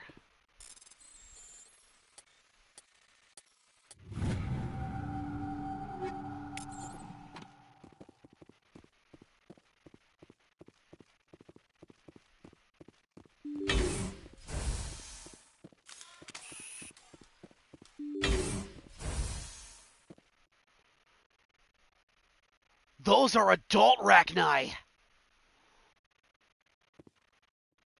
Yeah, those are some of the Rachni warriors. You saw the babies. This is what the adults look like.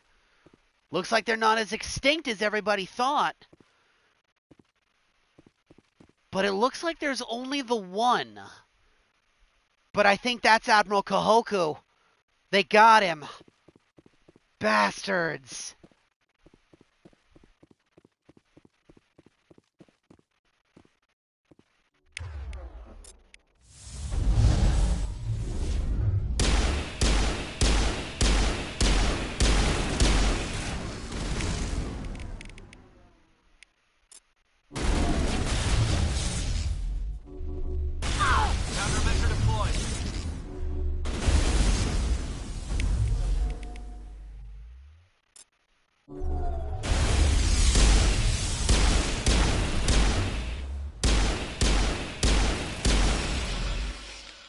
that doesn't happen again.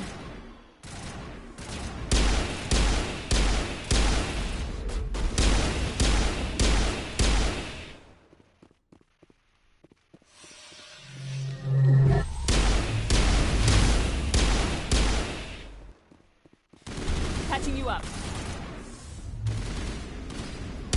One last stop to make, Commander. We owe Kahoku that much.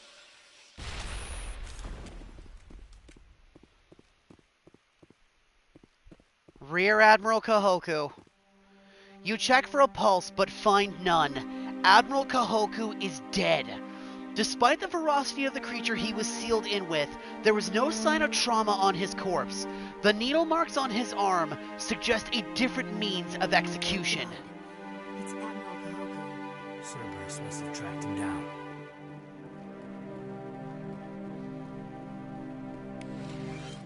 Oh, so they must have experimented on him and then tossed him to the Rachni like food.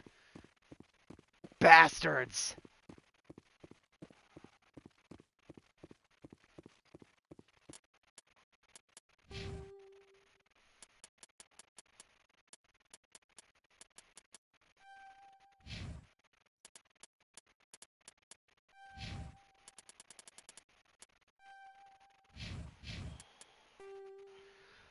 Hades' dogs. Cerberus has been conducting illegal genetic research in an effort to create an unstoppable army. You found Kahoku in one of their bases, and now you are the only one that can stop them. You have found the location of a major Cerberus facility. Head to Nepheron in the Columbia system of the Voyager cluster and destroy it.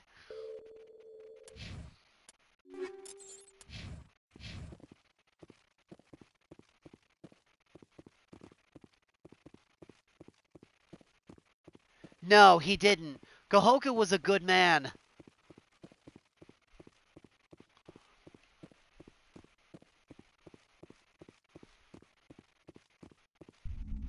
It's a shame.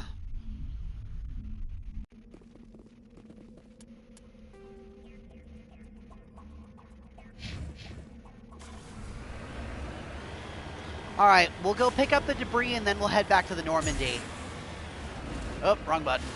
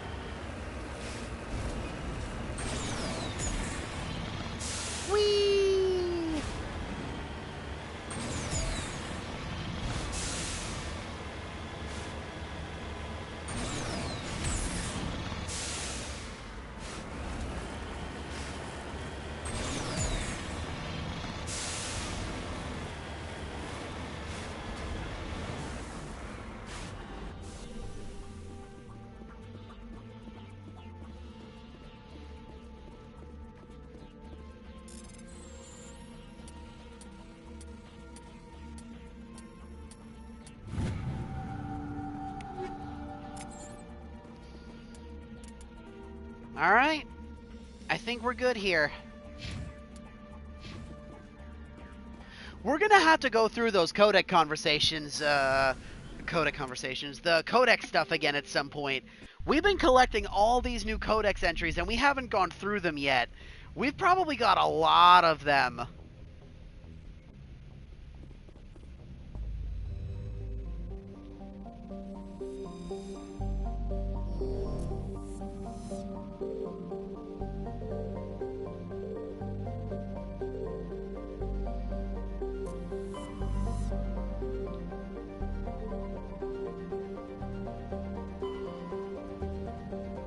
Wait, hold on a minute. Columbia? That wasn't there before.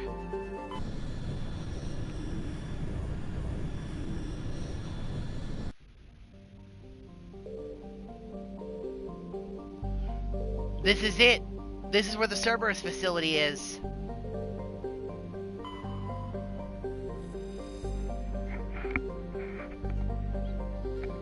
Alright, we'll stop here. We're in the cluster, so from there we'll stop, we'll head back into the Normandy, and then we'll save.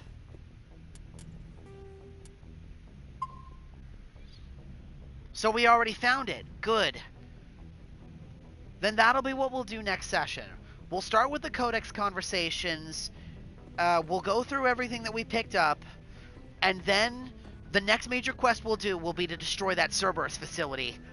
Really, like, twist the knife in their backs a little bit. I think they deserve it after what they did to Kahoku.